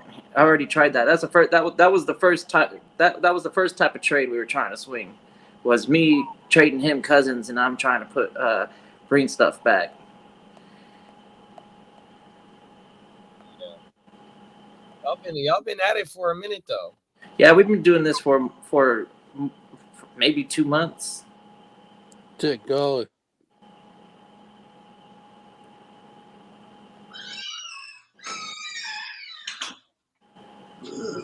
We can get stuff done though. We've done it before. He has Jordan Love because of my drafting prowess. Yeah, that was kind of gangster. You pulled up Jordan Love to like advance to like, you know what I mean, to receivers you weren't in range of. Like just use them because the Superflex premium in a dynasty, the Superflex dynasty is leverage. You know. Oh, you know what? I always get those teams mixed up. No, It should always be leverage. Third starter, right? I don't. You're sending Bo Nix. I know he's Can I do that? Bo Nix, but when you send Bo Nix and he's a starter, that's leverage. Superflex dynasty, like in a QB premium. I'm just saying, like these are means to have leverage. Yeah. But I'm always sending it. I don't give a fuck what it is. Shooting it. Every gun. Gotcha. Shooting that motherfucker. Load that motherfucker. Ah!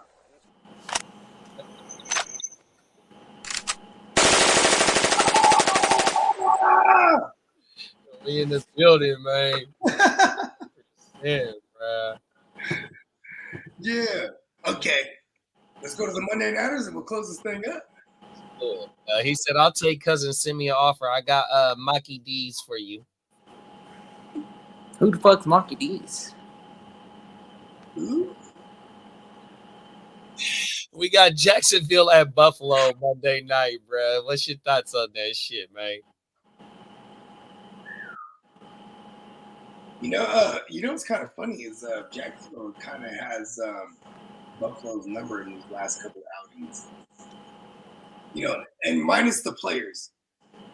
last time the Jaguars was in the playoffs and they won a game before that they beat the Chargers with the 27-0 debacle.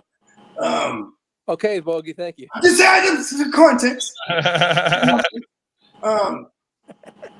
What had happened was the last time we saw, remember the Saxonville? They beat the Bills, right?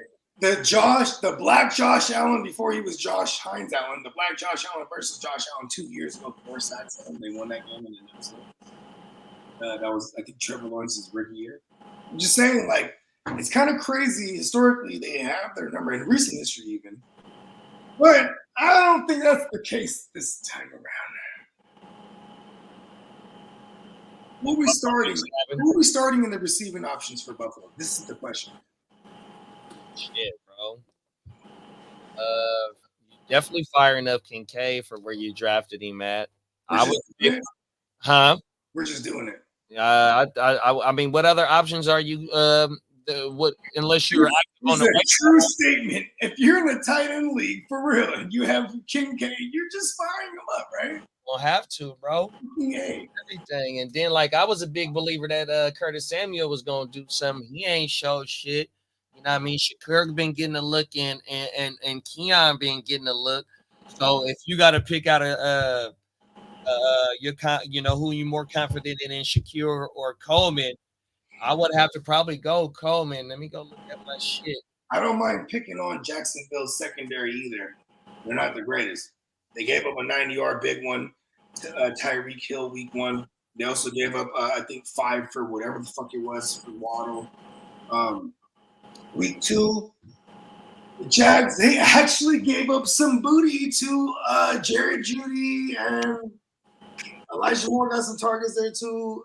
It was kind of crazy. So trying to figure out who we could start there. Yeah, so Shakir went 5 for 5 last week. He was a top 36 play last week. And as of right now, that I'm seeing Shakir and let me go to the tight ends. Shakira. It was him, Cook. Yep.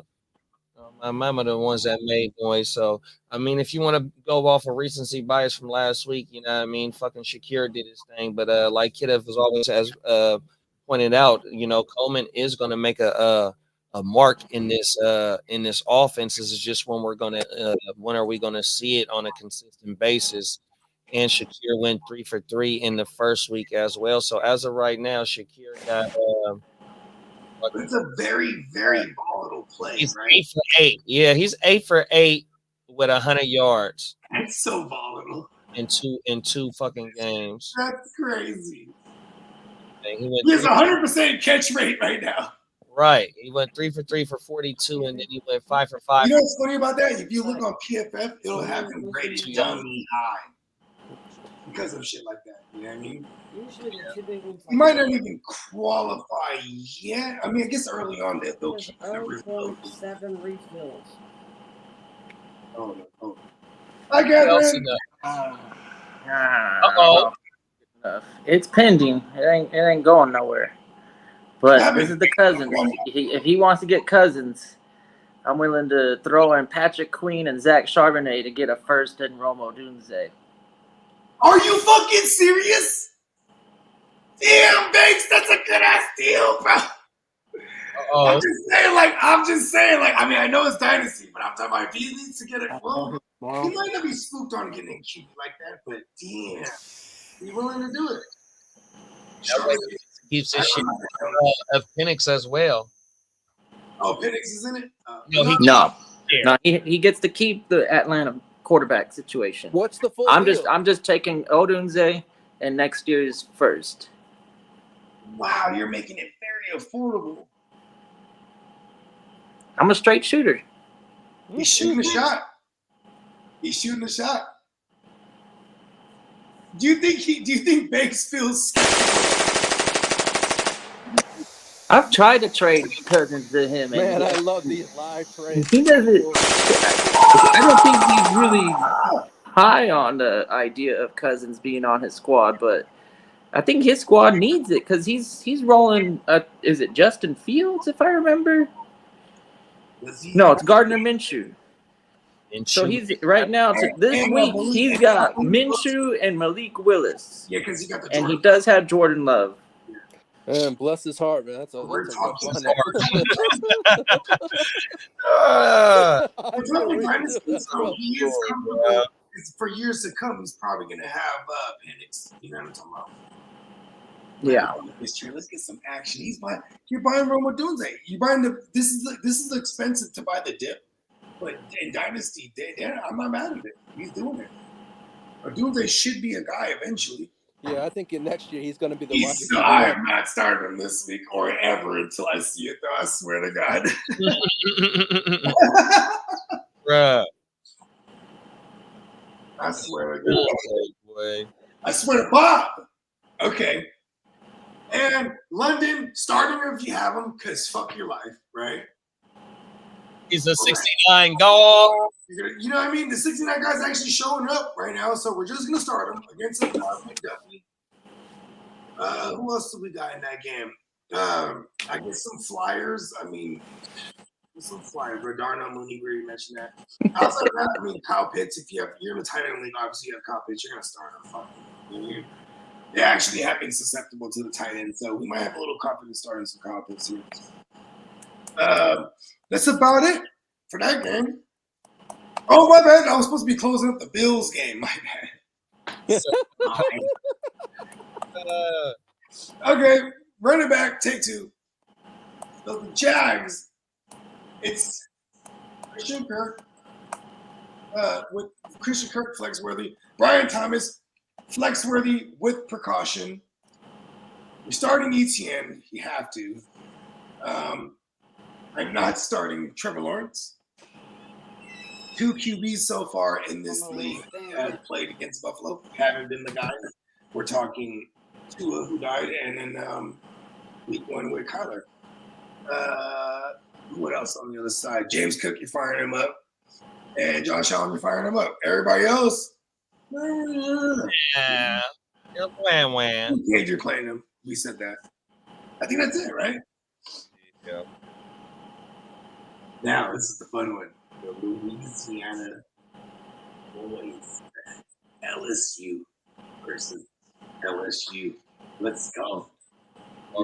We got the Commandos Bengals. JD5. Ear to the Streets got to fire up JD5. He said in this game. Did you make that trade? Oh no, you took the JD5. Did you make that Mahomes trade?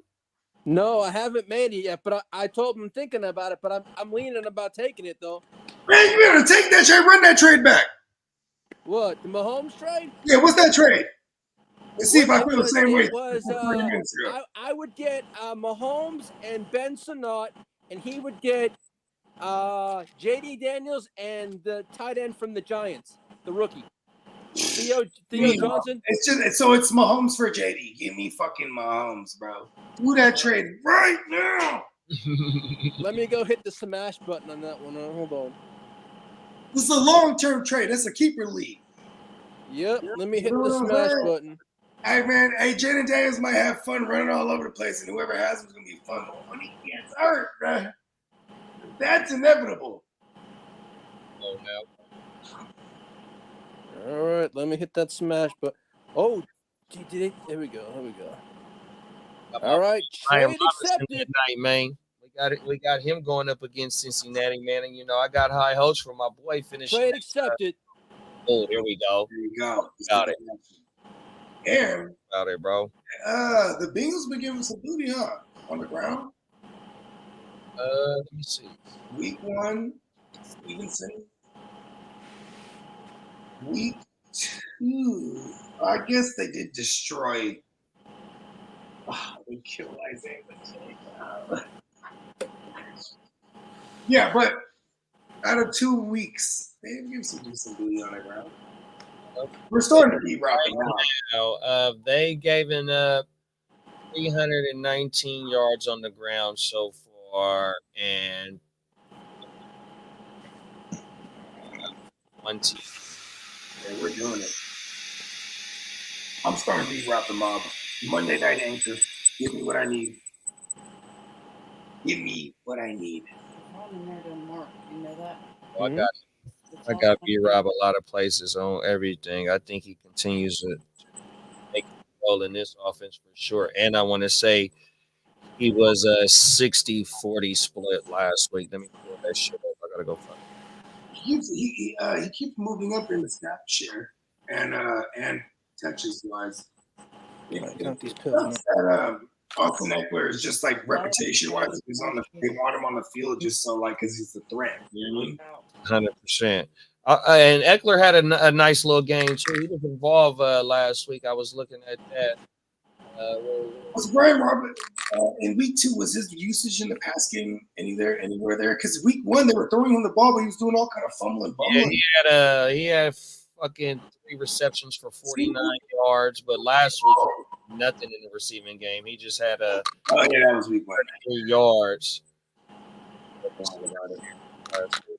Ground and pound. The new James Conner.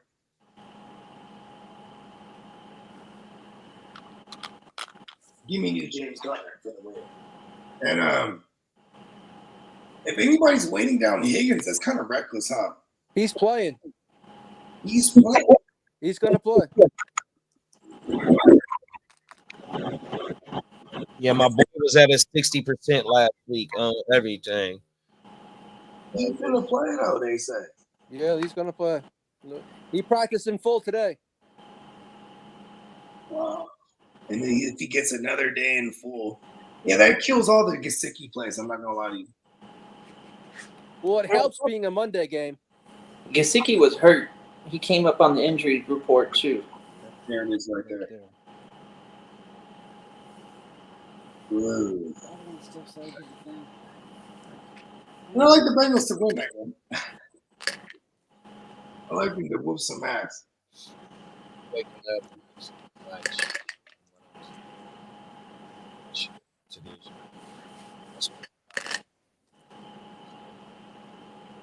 Else on Washington or Cincinnati side. What about McLaurin? Do we see anything from McLaurin?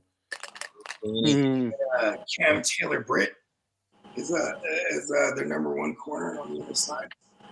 He doesn't shadow, so McLaurin. I do like the 8 targets that McLaurin got. That's hella promising. I'm learning like more than ever. I don't have trust for receivers with a mobile QB like that. Lamar Jackson. Error 5. Jalen Daniels. Help me out here. Who else do we got? Mobile QBs I'm missing. Unless you're Kyler Murray, who has a baseball background, like I'm not really trusting their receiving option as a mobile QB. So, but I'm still playing McLaurin because I think it should be a game where they're playing from behind. And I think that 8 targets is promising, but the 33 yards, the A dot, and all that shit was all short. Yeah, as I'm looking at it right now, he has a. Is he the only receiving option over there? I'm starting. I'm not doing the Noah Browns. I'm not doing the Luke Gafford. Well, Antonio Brown. Shout out to Peacock. Yeah. I wouldn't pick him up in the SBI. That's 50 and 75. That's 100. What's up, Albert? What's up, Albert? Got it, bro. It's 125. How many is it now? I got anything? Just put yourself on mute, Lee. What's that?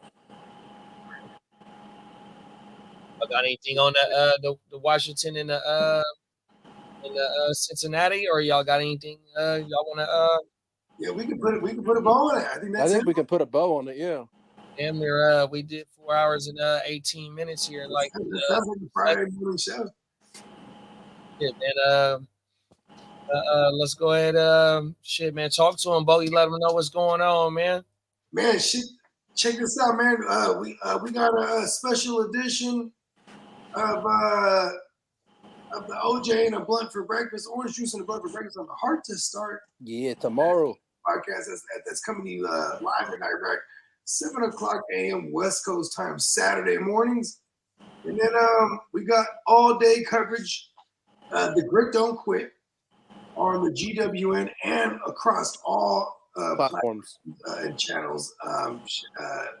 Get you on the heart to start. The Neon Peacock and the Guru Nation, as well as the Gen Wealth Net. Also, anywhere you consume your music, Bogart Scott Free. Check me out and check us out on Gen Wealth Net _ on Instagram. Let's go. Out of here, y'all. We see y'all. We'll go see y'all Sunday morning for the Grit Don't Quit. Y'all make sure y'all tune in. It's about 6:30, man. Sunday morning, man. Yeah, 6:30 a.m. West Coast time, Sunday morning. The Grit Don't Quit. Iron that motherfucker up, man. And don't let us get earlier with it, though. You know, I don't know if I can commit to that, but man, I'm telling you, if we can be there, I'll be there, JD. You already know, man. Oh, my mama. I'm going to try and do it one time, bro, and see if I can commit to it more, going more into it. But I'm going to tap in one day. Watch. Oh, every day, man. We'll see y'all Sunday morning, man. All right, fellas. I'll deliver the big old report in about an hour, about 2 hours. Oh, Lee, appreciate you. Appreciate it. Great show. You are here to the streets. Bakes, I sent the counter as well. Uh-oh. Oh, hold on. Do we still got to hold on for this one? Yo, man, we got a couple live trades today. Well, he sent over Ridley in a second in response to the Cousins deal, and I wasn't really feeling it. So I gave him because I was going for Young. So I said, you know what? Well, I'm gonna go on opposite ends of the spectrum. I'm gonna get an old guy who I can plug and play every week. I'm gonna try and get Devontae Adams, and then the first. You know what, JD? Let's do the Rogues Gallery again. Got you, big bro. Yeah, that one's bad. Man. One and one, man.